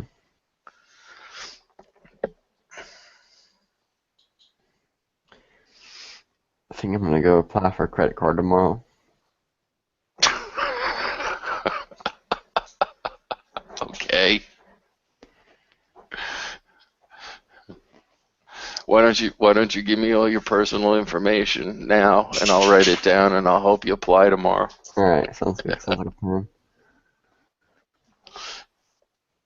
So I may or may not be ordering. I'm probably gonna wait till after my Kentucky match before I order anything. 'Cause that way, I want to have sufficient funds for my travel in case something could always go wrong while I'm out of town. But after I get back from Kentucky, I'll probably go ahead and buy my AR lower. And I'm planning to put half of it on the credit card and pay the other half up front. Hmm. That way I won't have. And in 2 months, your credit card will be maxed out, and you'll be on here going, "Oh man, how much is my next paycheck gonna be? I need to make my credit card payment." I gotta get the interest paid off. No, I'm not gonna have that problem. Sure. Yes. No, I won't. I've never had problems with finances like that. Have you ever had a credit card? Touche. But I rest my case. I've You don't know until you get there. got. I mean, I've handled. I've got money now to buy what I want. That doesn't mean I spend it on it. You know.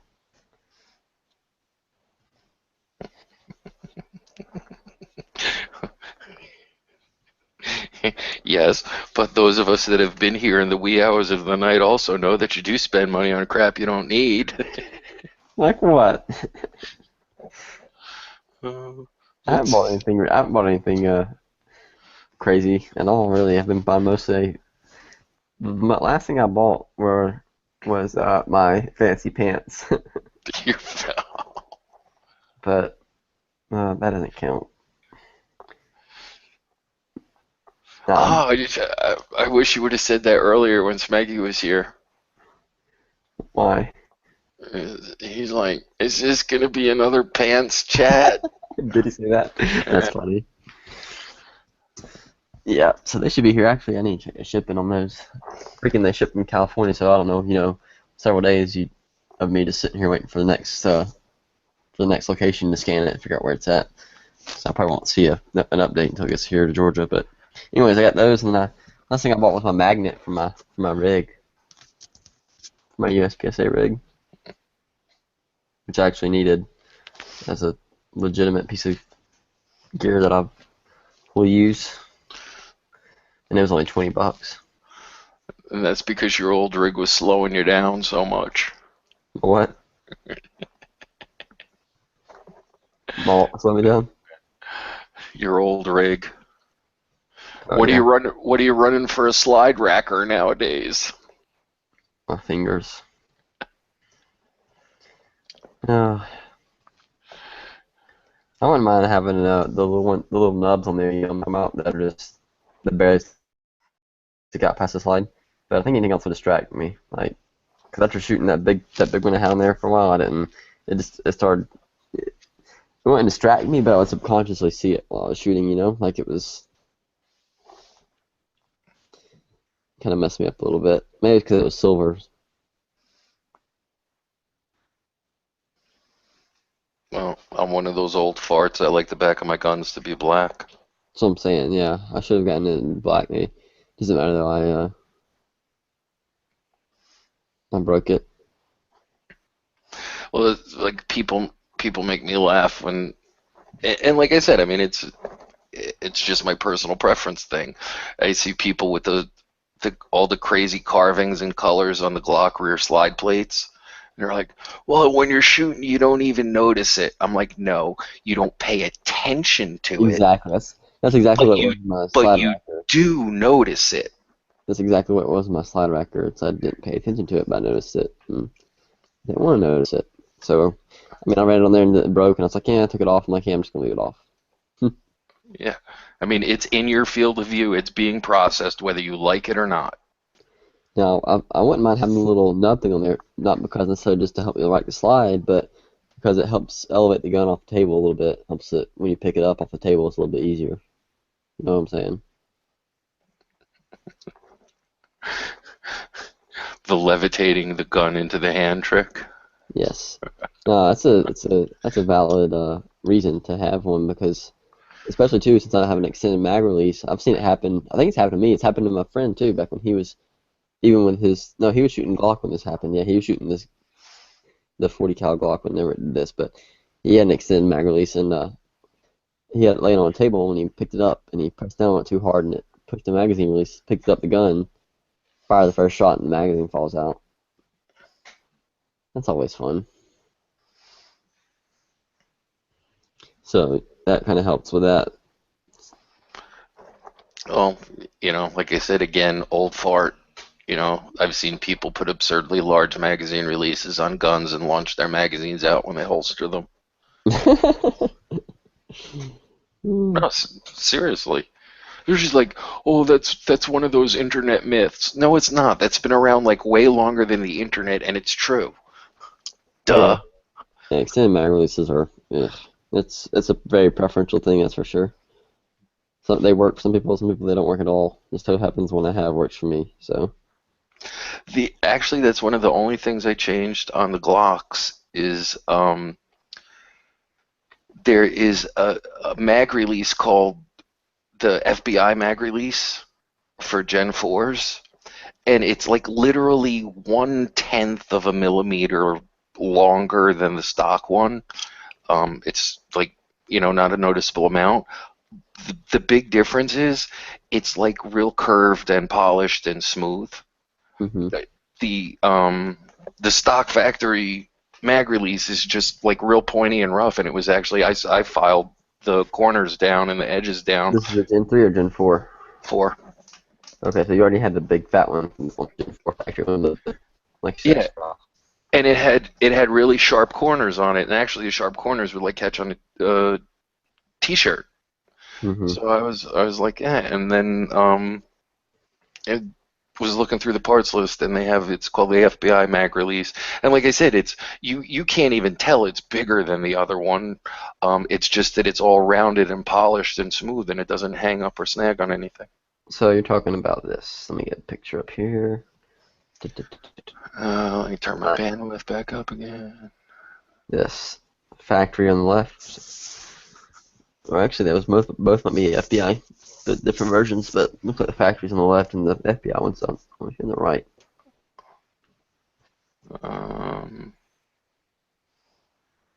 You see it? No, I'm not seeing anything. Oh wait, there it is. Yeah. So that's the FBI one, right? Right where your mouse is, that curve and the edge, you can actually see how it's contoured, whereas the stock one is like perfectly cut, angled, straight, and sharp. Then you can see the height difference, like you said. It's really just like 1,000 or so, because you got like. No, it's got nothing to do with the height difference that makes it. That was the reason why I changed it. It's just the fact that the shape of the FBI one and the way it's finished, the fit and finish on it is much better. There's white followers for Glock. What? That's not a Glock pistol. Something else. What is that? I was gonna say, firstly, if it's the one you have on your screen, that's not a Glock. Yeah, I don't know what it is. Oh, that's definitely not a Glock there.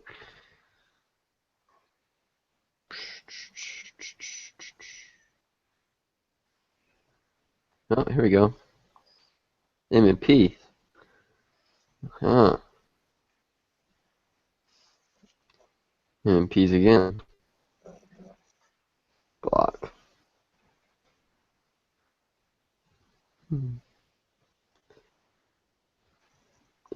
Where's the part that they got sued for? Pretty much all of it. The trigger. Trigger bar's like exactly the same in the MP as it is in the Glock.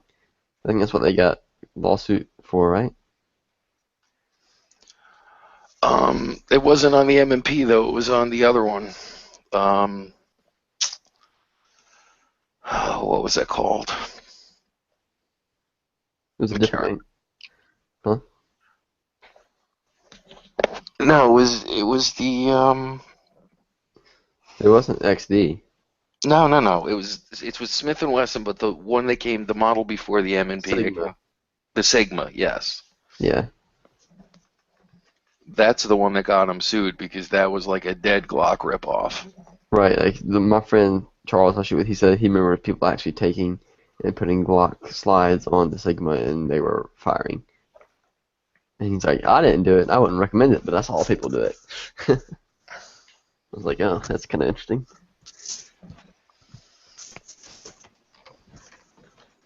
Uh-oh. Got Gurk. What up?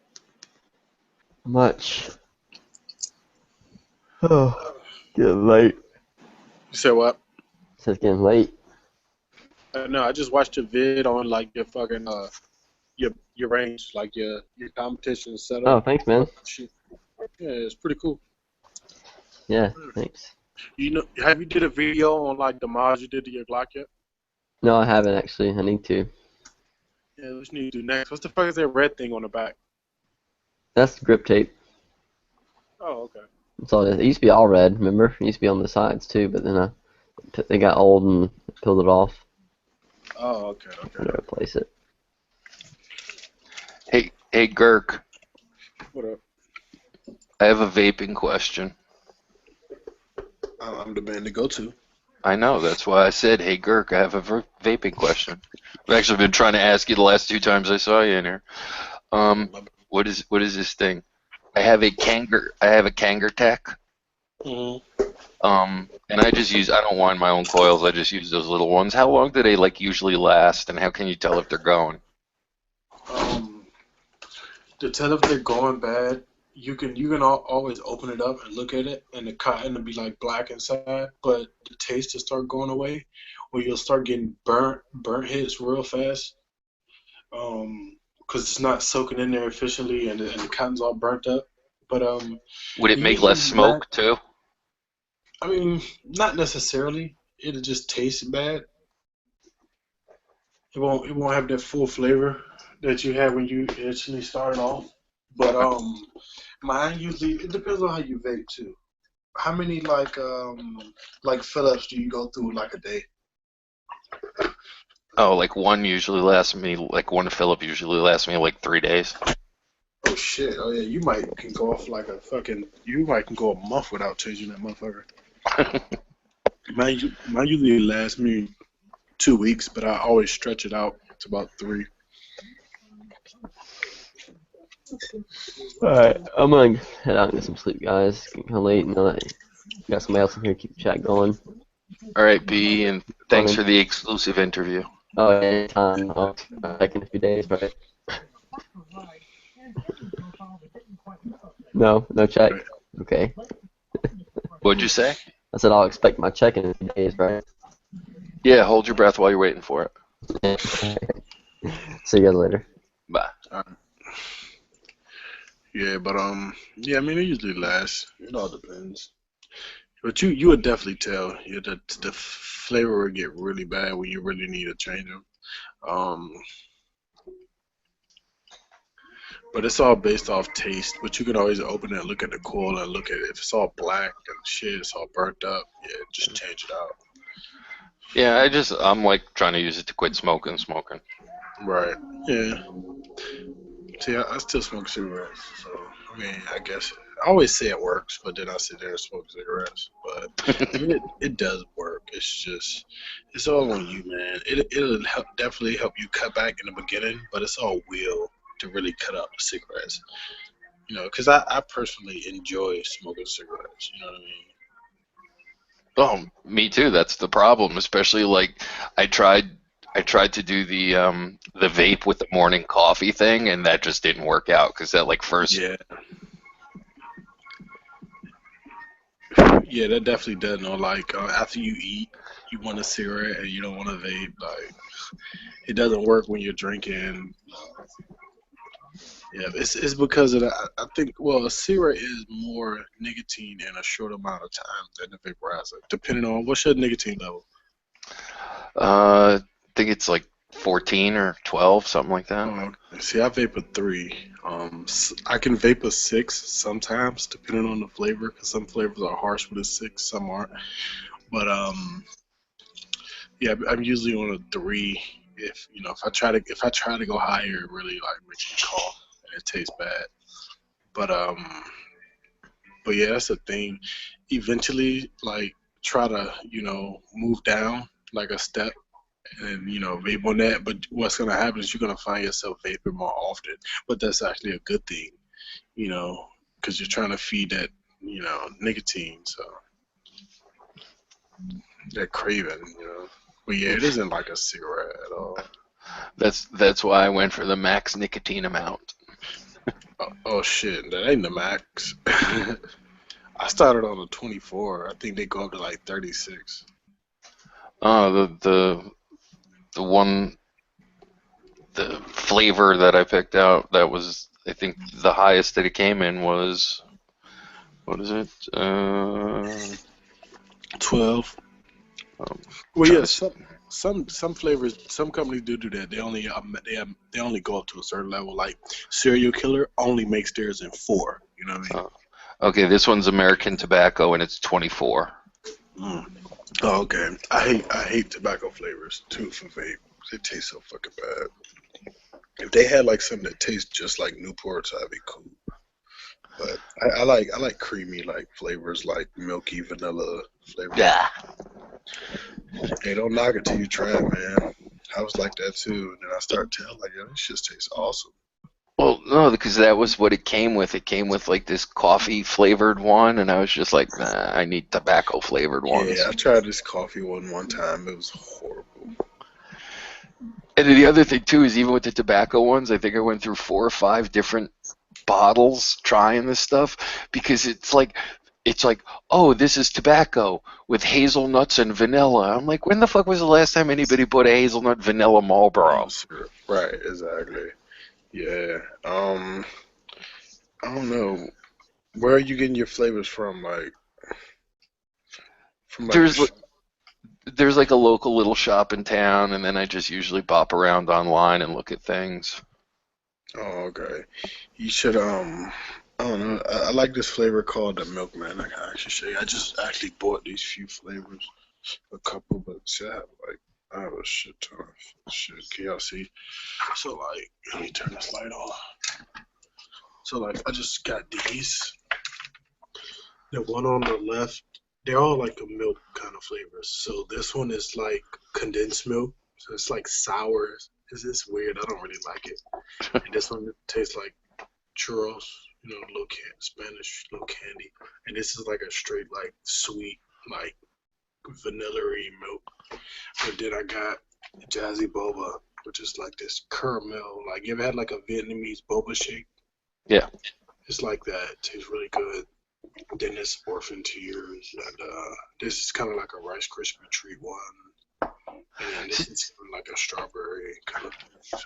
So That's the other thing that's annoying too, is like you have to actually, because they give them such stupid names. Yeah, so you gotta fucking taste them. Yeah. Yeah, you know, it's like, oh, it's blah blah blah, and then I'm like, okay, so what does that mean to me? Does it taste like coffee? Does it taste like a cigarette? It's like, you know. Yeah, I know they give these weird ass names. Yeah.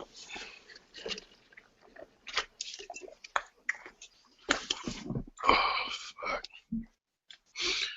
I'm here looking at fucking car videos. I want a fucking Lexus ISF so bad. I really like the new front ends they put on them. They look nice. Oh yeah, the new ones, yeah.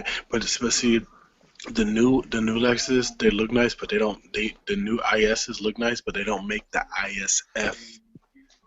They don't make the ISF anymore. They make the IS 250, 350, whatever in a F Sport. So it's just like body work. It's not like the ISF came with like a 5-liter V8 pushing like 4 and some change in horsepower. Yeah. Or it's nuts. But they're still like crazy expensive. 2008 version with like 100,000 miles is still in the mid 20 grand, like 24, 25 grand. Like that's ridiculous. How can that car hold value like that? Because it's a Lexus. No, that's fucking ridiculous, man. It should not be that much. '08 with 100,000 miles on it should not be that expensive. Oh, look at it this way. The opposite. You can buy a twin turbo Mercedes-Benz coupe for that same amount of money if you find like a 2008 somewhere around Right. there. And Yeah, you go ahead. you know, that's because the car may have been 150 grand new, okay? But the second something happens to that motor, you're done. Yeah, it is exactly.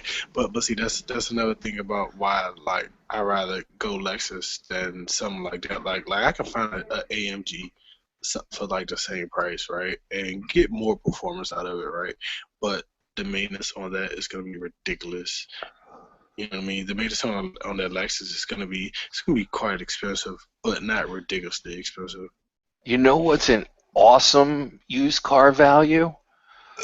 Of the normally aspirated Porsche, um, what is it? The Cayenne, the little SUV. Oh yeah, the Cayenne. Yeah, I ain't talking about. Yeah, the non-turbo ones, you can get them used for like mid-20s. Oh, that's not bad. It's not bad at all. Yeah, I've looked at some of them too, like, cause we're thinking about getting another truck, but I still the same thing. The maintenance with those are gonna be ridiculous because they're Porsches. Well, yeah, anything like that, Lexus, Porsche. Yeah. Um, But see, I know the thing about a Lexus, it's gonna be high, but it's not gonna be crazy at all. And then, a lot of the parts can swap with a regular IS. You know what I mean? Other than engine shit. You know what I mean? But I mean, it's fucking Toyota, man. That shit's rock. The cars are rock solid. Subarus are pretty awesome lately. Yeah, Mazdas. I would try to get like a Rex or STI something. Man, those cars are ridiculously expensive, man. And the value, because of the culture surrounding them, the value stays up with those cars. And also, too, because when they shrunk it down and made it into the hatchback, Right. it jacked up the value of the older WRXs. Oh yeah, and trying to find a fucking hatchback is ridiculous. You're gonna pay an arm and a leg trying to get a hatchback. It's like, cause and then the new ones they don't even make them hatchbacks anymore. I seen a badass Rex the other night. It was like lower than like stands. It was like all blue. I had a picture. I think I deleted it. It's fucking badass. Yo. Damn, that's a nice fucking car. But but nah, I just want something rel, how the fuck you say that word? Relatively sporty, you know. But I rather fast than sporty. You know what I mean? I don't know. I've been looking at like the Pontiac G8s too. I like those a lot, but and they're I can get them cheaper than ISF, but I think the GTs for the G8s are like three and some change horsepower. To get into like the 400 range, you got to get a GXP, and good luck finding one of those, especially with a decent price, and that's not like modified to hell with the engine. That's the only real thing that's bad about any of those cars is like with the IS, you have less of a chance of somebody really screwing around with it, but you Right. have too many people that do too much screwy shit to these cars on their own.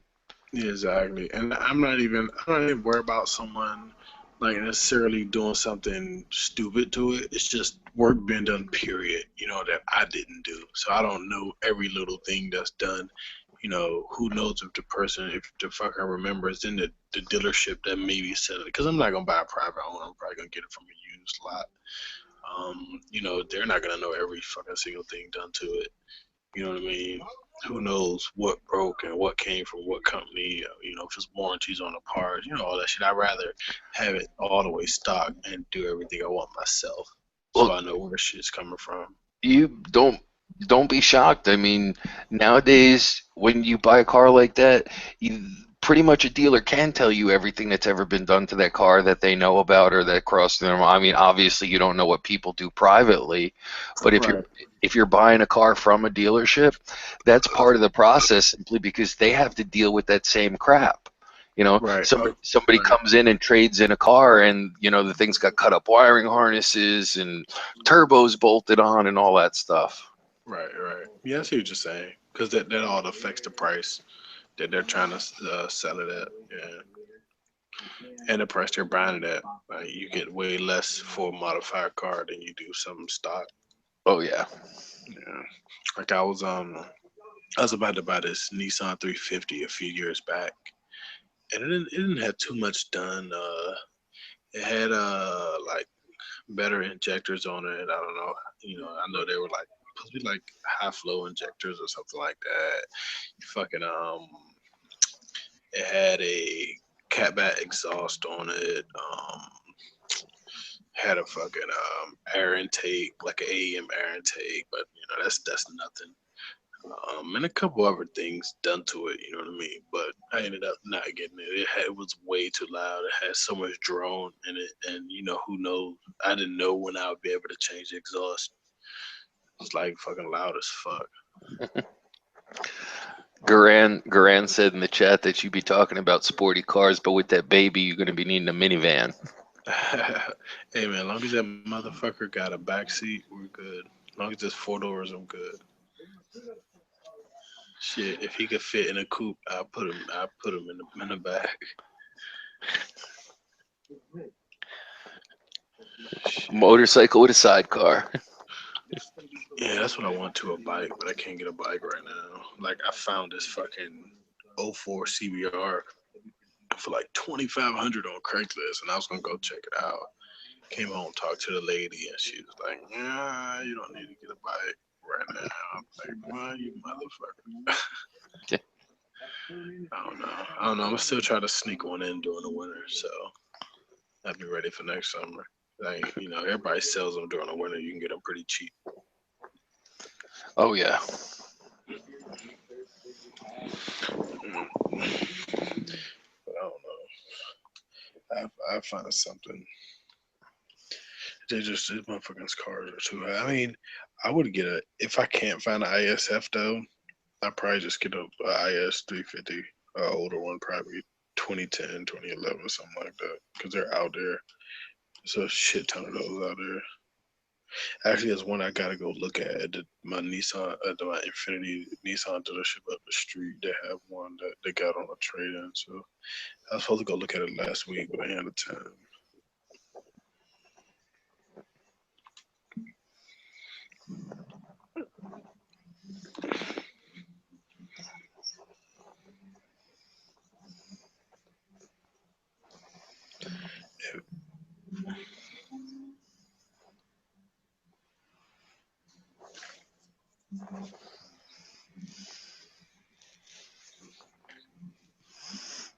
Minivans are called Mormon sports cars here. What did you say? Dead Horse, who lives in Utah, said that they call minivans Mormon sports cars. That's fucked up. You know what's badass though? That RCF, the Lexus RCF, is fucking badass. I remember back in the day when they came out with the Dodge Shelby minivan, because A it. Shelby minivan. Oh yeah, I mean, because Dodge Chrysler came out with the minivan, and they were just like total junk back then, and whatever, and so guys wouldn't buy them or drive them or anything like that. That's where all the minivan jokes came from. So they put the 2.2-liter turbo motor in it, and they put skirts and bodywork on it, just like the Shelby Daytonas. They made Shelby minivans. Oh shit! I gotta look up some pictures of that shit. Yeah, you know what I was watching yesterday? I watched a bunch of like car reviews and shit, and they were reviewing the new Chevy pickup. It's a what's their smaller size pickup that Chevy makes? Is it the Colorado or something like that? Start with a C, right? Whatever the Chevy fucking pickup is, start with a C. But Yeah, it's the um, Silverado and the Colorado. yeah, okay, it was a Colorado. The new Colorado, right? It's a diesel engine, you know what I mean? But it's like a fucking 1.6-liter diesel engine with 180 horsepower. Like, dude, it's a pickup truck. What are you pulling? Like, I think it only had like 200 something torque. I was like, you can't tow shit with that truck. Yeah. And it was like a turbo diesel, like 1.6 liters. Like that's a fucking Miata engine. Well, Ford now is pushing everything to that EcoBoost twin turbo V6. Even the new I mean, even the new GT is going to have a twin turbo V6 in it, and there's just people going like, you can't get V8s in the trucks or anything. It's like horrible. yeah, man, that shit is fucking crazy. Like you gotta be able to do better than that. Like look at this shit. Let me put this shit on. I'm looking at. Is my shit up? I don't know Oh, if you can see that. It's fucking. Come on, move you fucking Asians. I was going to say I see a guy on the screen there. Oh, car show. Yeah, it's showing this one for Vossen. Vossen and Lexus did like a little deal. I don't know if you know Vossen. They make like rims and shit, nice ass rims, like concave rims and shit. That motherfucker's bad. LFA. But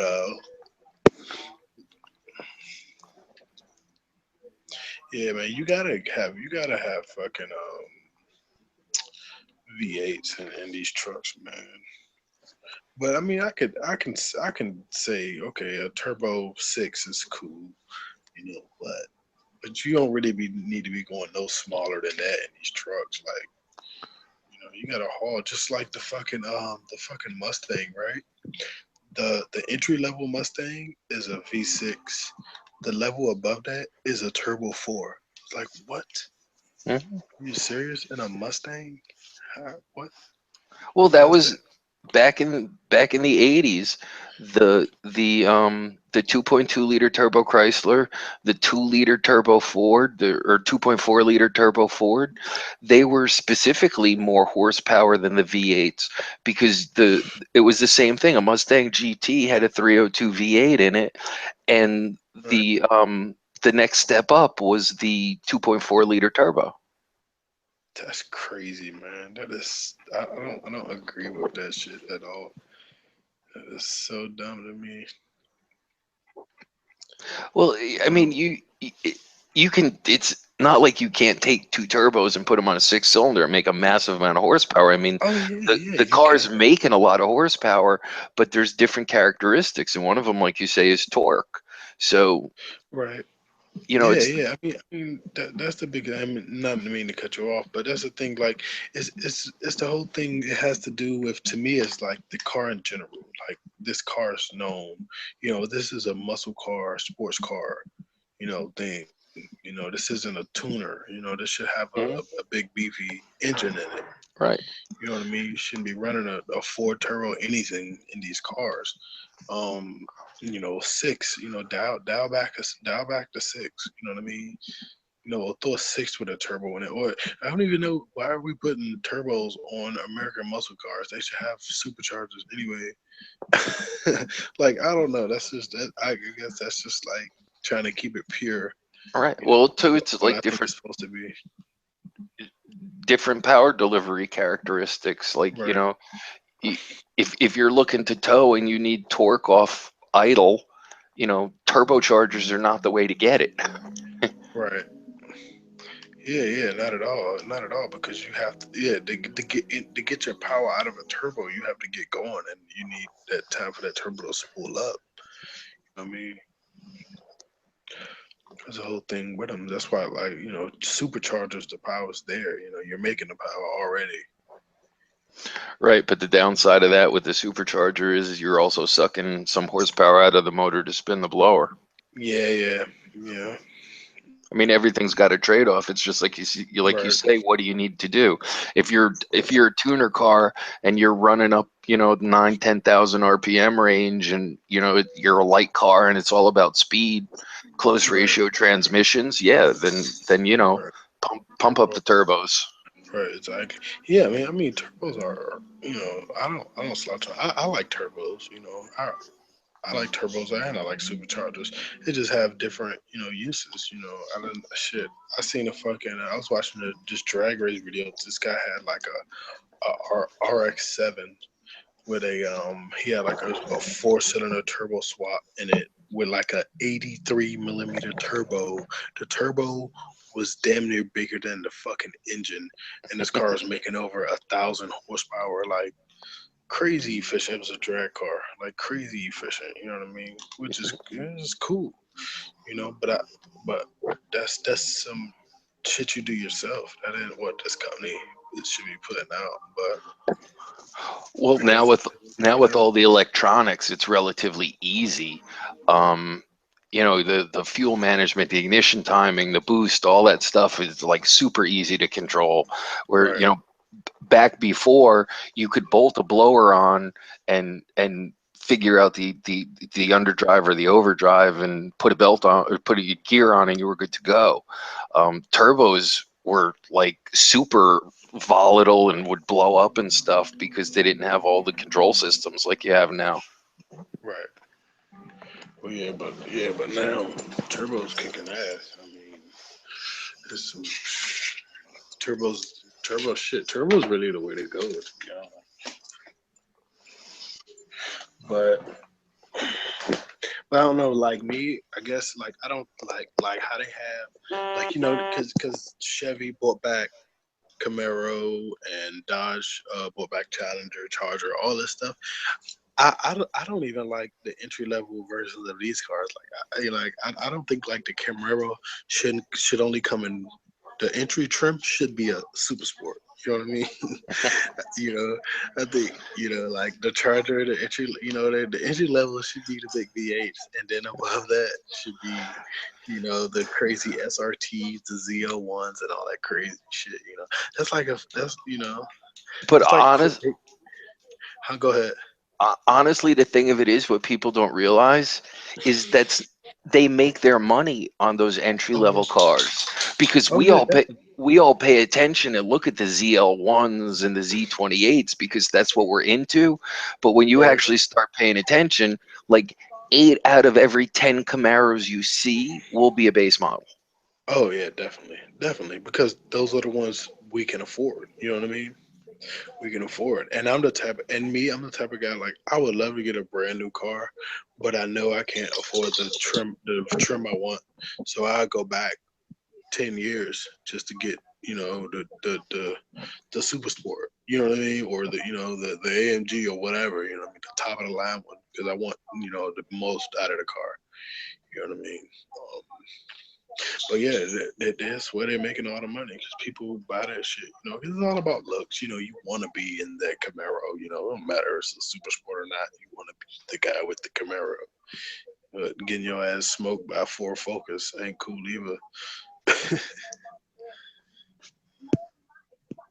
Like my boy, three of my friends all have like SS Camaros and shit, which would made me not want one anymore. Like, dude, we can't all be riding around in the same fucking car. Hey, nah, it's not gonna happen. But I was actually thinking about a charger, but after my buddy just bought a new charger, and after being in his and seeing how they updated the interior, I was like, "It's no way I can go and get an older one and be in that old ass ugly fucking interior."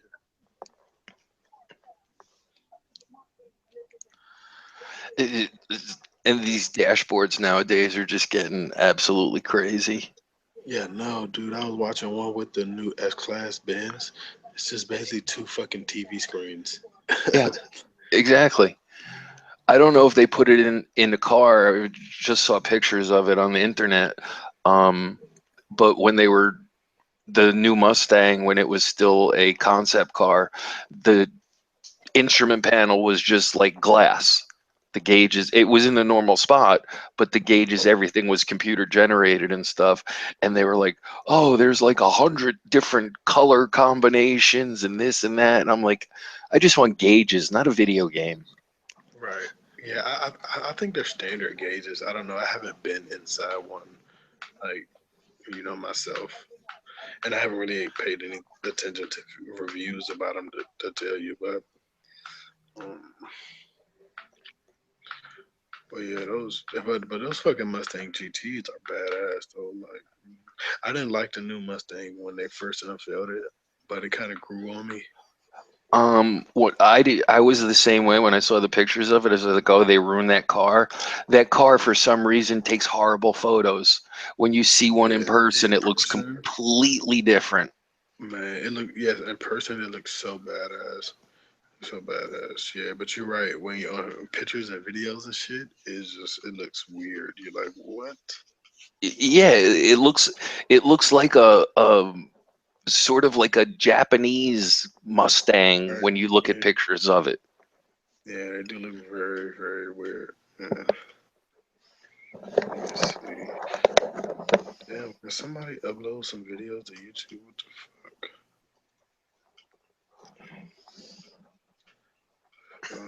But I don't know. My next thing, I'm probably get a car. I want a car and a bike. So I wish I'd have never sold my Cadillac. But that car is getting way too expensive.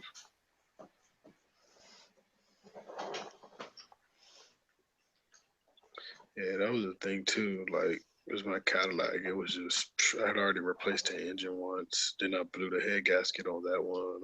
It was just too much. Like, I'm not putting no more money in this fucking car. The new CTSV is pretty nice. Yeah, dude, I was actually looking at older CTSV coupes. But I was like, yeah, okay, they're still a bit pricey. But I was like, the I was considering still getting one, but I was like, man, you know what? When something breaks on this fucking car, I'll be regretting this shit. The new 4-door. I haven't driven a new coupe, but the new 4-door is really like twice as improved as the old one. Hey, you know what's badass though? The ATS. The ATS-V, the ATS-V and the CTS-V have the same exact engine, and that car is smaller, lighter, and everything. But what they did is that they dial back the performance on the ATS so it won't outshine the CTS.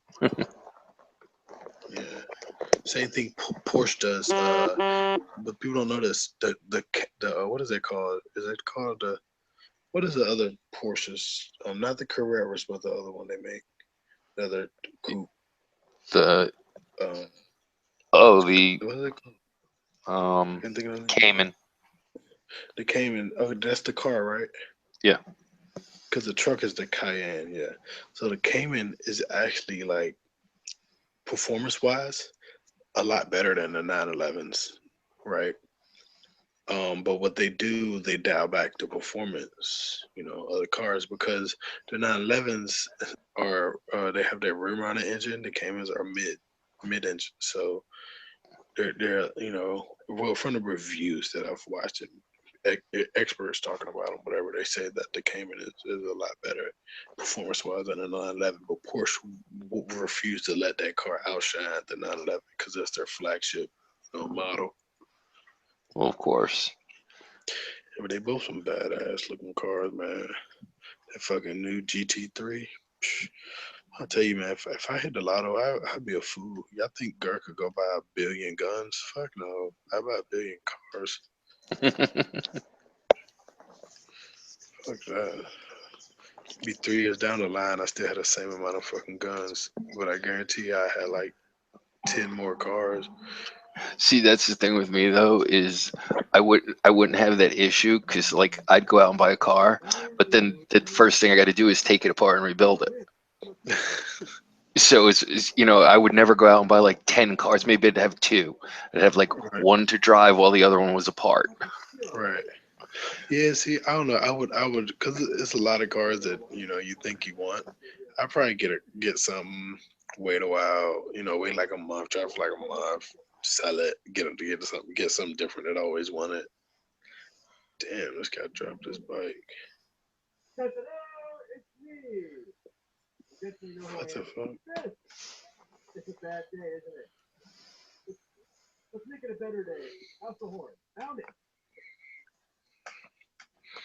Yeah, I don't know.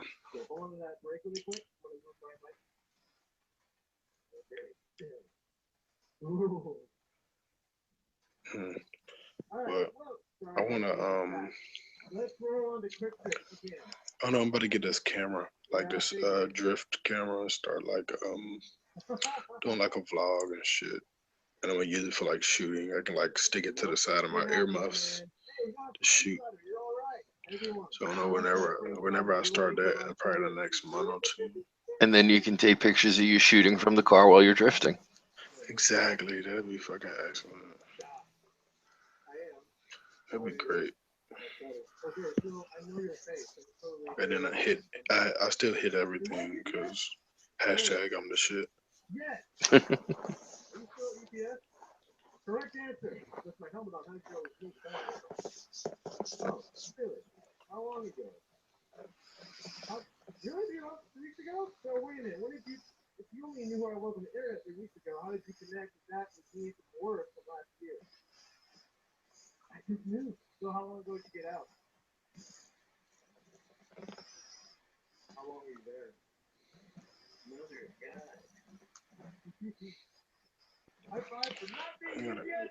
gotta go vape.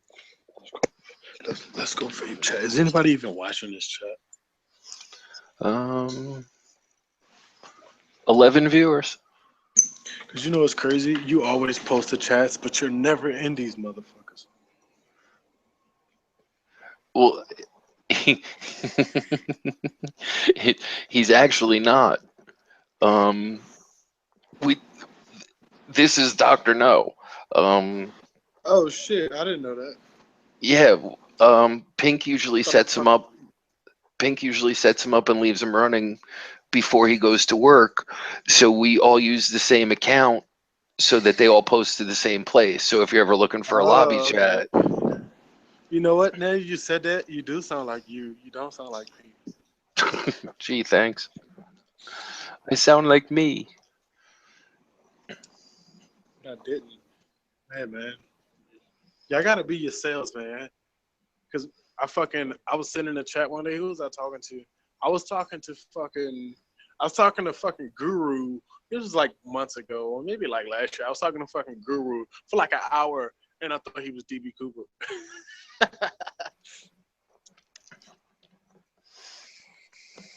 Oh, this one, yeah, it's more or less the joke is we share a brain. I'm the dark side of Pink. You're the dark side of it. Yeah.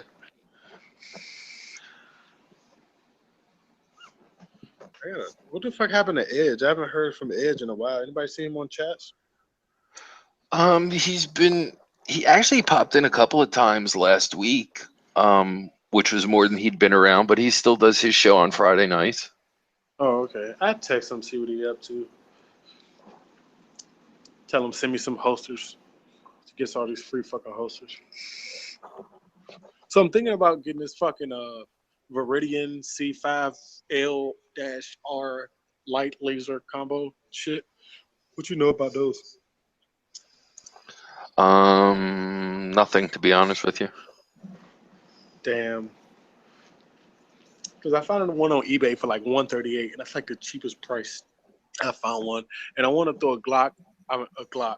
I want to throw a Glock on my Glock. I want to throw a laser on a light on my Glock. And I know that new Surefire one came out, and it'll fit flush on like the 23s and the 19s and shit. Mhm.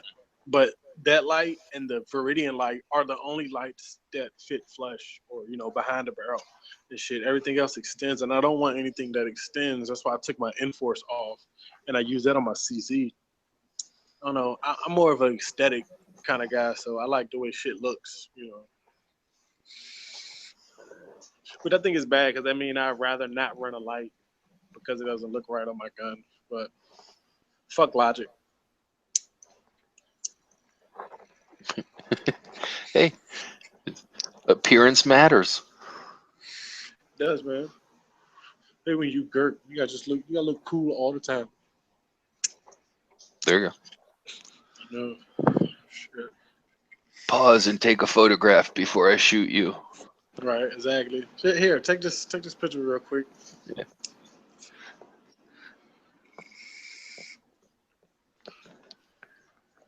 Oh fuck. I stand on my balcony sometimes, right? And I catch these motherfuckers selling drugs on the side of this 7-Eleven. You see where that light's at right there? Mhm. I can watch motherfuckers sell like weed and shit, and I just want to take my fucking 22 and just shoot at the wall beside them. Like you motherfuckers. You gotta do a DB. You gotta get like one of them 1,000 candle power lights. I know, and just light their ass up with a strobe. Oh Yeah. my god. That'd be a fucking great idea. We had him do it in the chat one night. I remember that. I remember he was on his balcony one night and it was like some prostitutes outside or something like that. So that's like the big joke. He'll be in a chat or something like that, and there'll be like some crazy ass noise from outside. I'll be like, "Light him up, DB, light him up." No, No, I man, remember I somebody's gonna used to shoot back at me. when I used to work at Google, right? I used to work late nights in the kitchen, so I'd probably be leaving out like midnight, one, something like that, right? And I'd be coming out, and right across from the building is this little park, and all the homeless people be out there, you know what I mean? You use drugs and shit. So every time I walk by, I'd be on the chat on my phone, walking, they be talking shit, asking for cigarettes and shit. I used to put them on the chat and shit.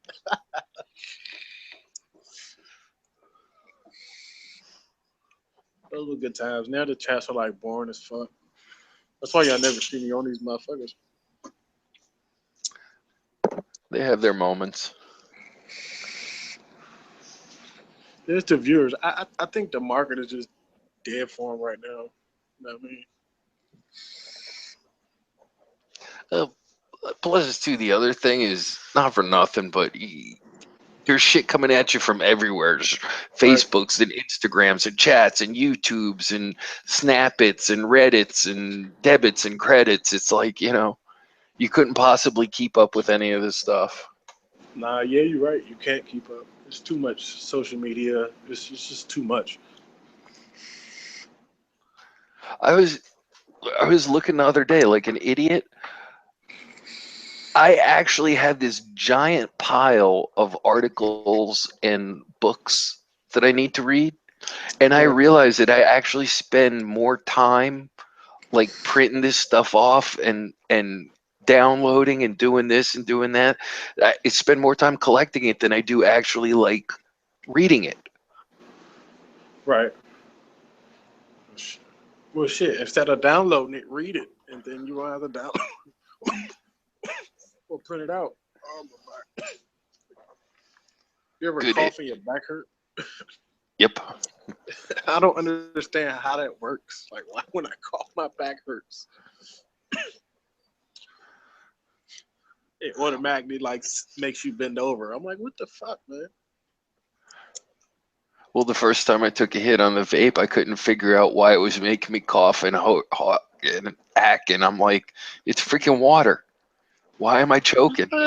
It's not water. That's a misconception, but let's just say it is. But it's just because your lungs are trying to get used to it.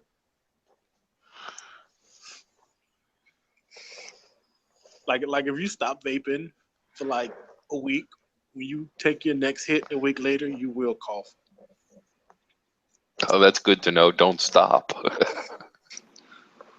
I mean, probably like the first initial 3 hits, you'll cough a little bit, but not bad. But yeah, that's the thing. Just the first time you picked up a cigarette and start smoking, you know what I mean? Your body's not used to that shit. You cough, you know. Well, like you said, it's a mental thing still, but like, of at least for me, it's cut down to about like actually maybe 5 or 6 regular cigarettes a day. Right.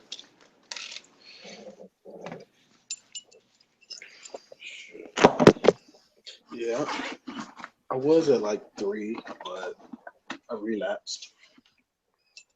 He relapsed. Yeah, I relapsed. Yeah.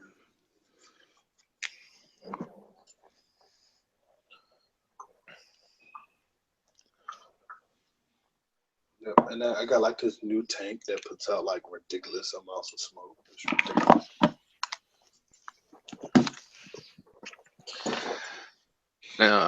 A friend of mine like literally like threw this on my desk. He's like, "You need to quit smoking," but it's like just one of those like commercial Kanger Tech Micro.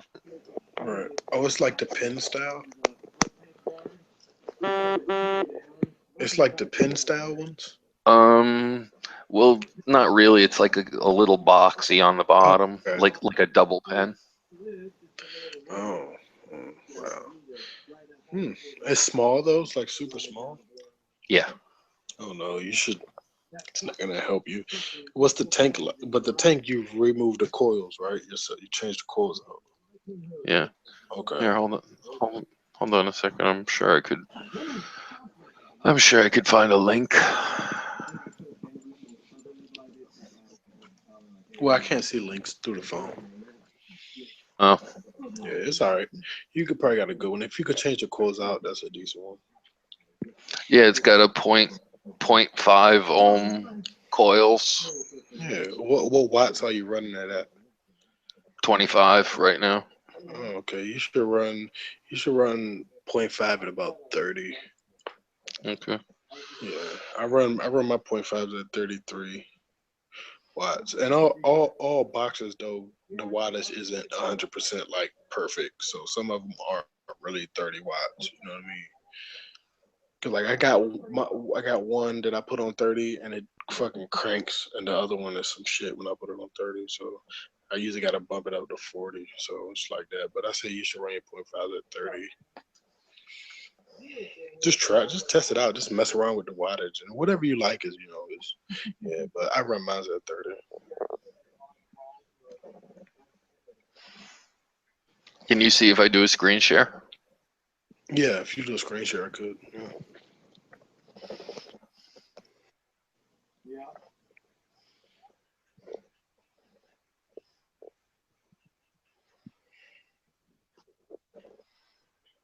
It's that thing. Oh, okay. Yeah. Those are the new kits. Yeah, those are pretty good. Yeah, they have those in my shop. Yeah, would they go up to like 50 or something like that, right? Yeah. I just didn't want to get into that because I, see you sitting in the chats with your needle nose pliers there rolling coils. I'm like, oh, this is not for me. You know what? I actually that stuff is like very relaxing to me. You know what I mean? I love like building coils and stuff like that. It's pretty cool just to see what I can come up with because honestly, most of it's guesswork. You don't know the ohms that the coil is gonna come out to. Really, I mean, now I kind of got an idea. I can gauge it, so I can say, yeah, this is probably gonna be between like a point 0.6 and a point 0.4. You know what I mean? Something like that. I can gauge it, but I never know specifically because it's fucking wire wrapped around fucking whatever. You can't tell what's gonna come out till you test it after you're done making it. So I've like did a build and like rebuilt shit 100 times trying to get it just right. But I like it. It's pretty cool. When I find like setups that work really fucking good, I love it. But then I like change them out for something else and can't remake what I did, and it sucks. Like I have this one build on one of mine that like puts out like a champ. It's ridiculous. It's like a 0.23, and it just puts out like a champ. But I can't. I know if I take it out and try to redo it, it's not gonna come out right.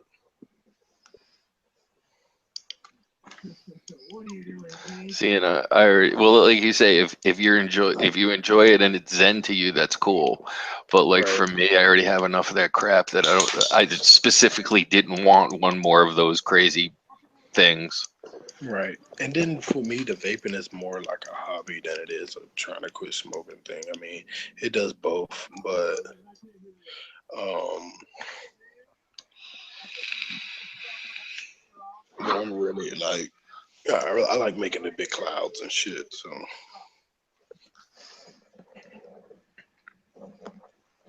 I just want the nicotine hit.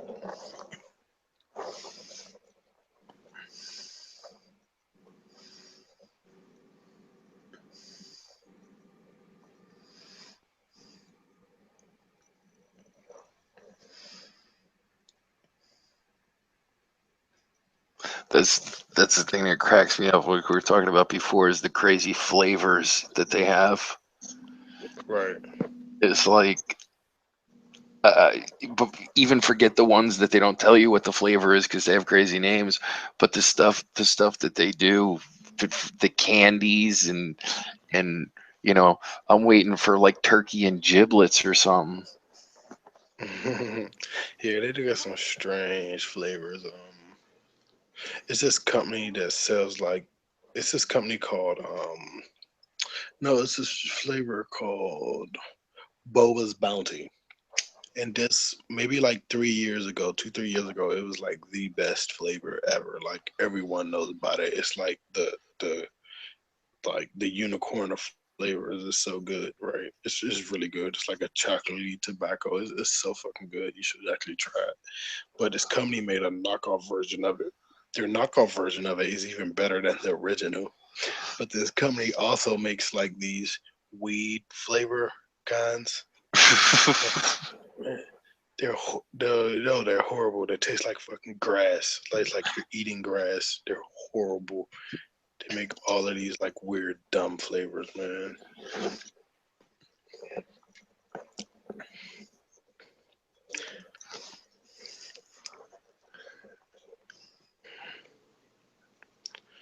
But shit, man, I'm about to hop off here, so I gotta go to sleep. It's 3:30. Alrighty, my friend. Thanks for chatting. Yep. I'll probably be on tomorrow. I'll try to hop on tomorrow. Alrighty. All right. Night B.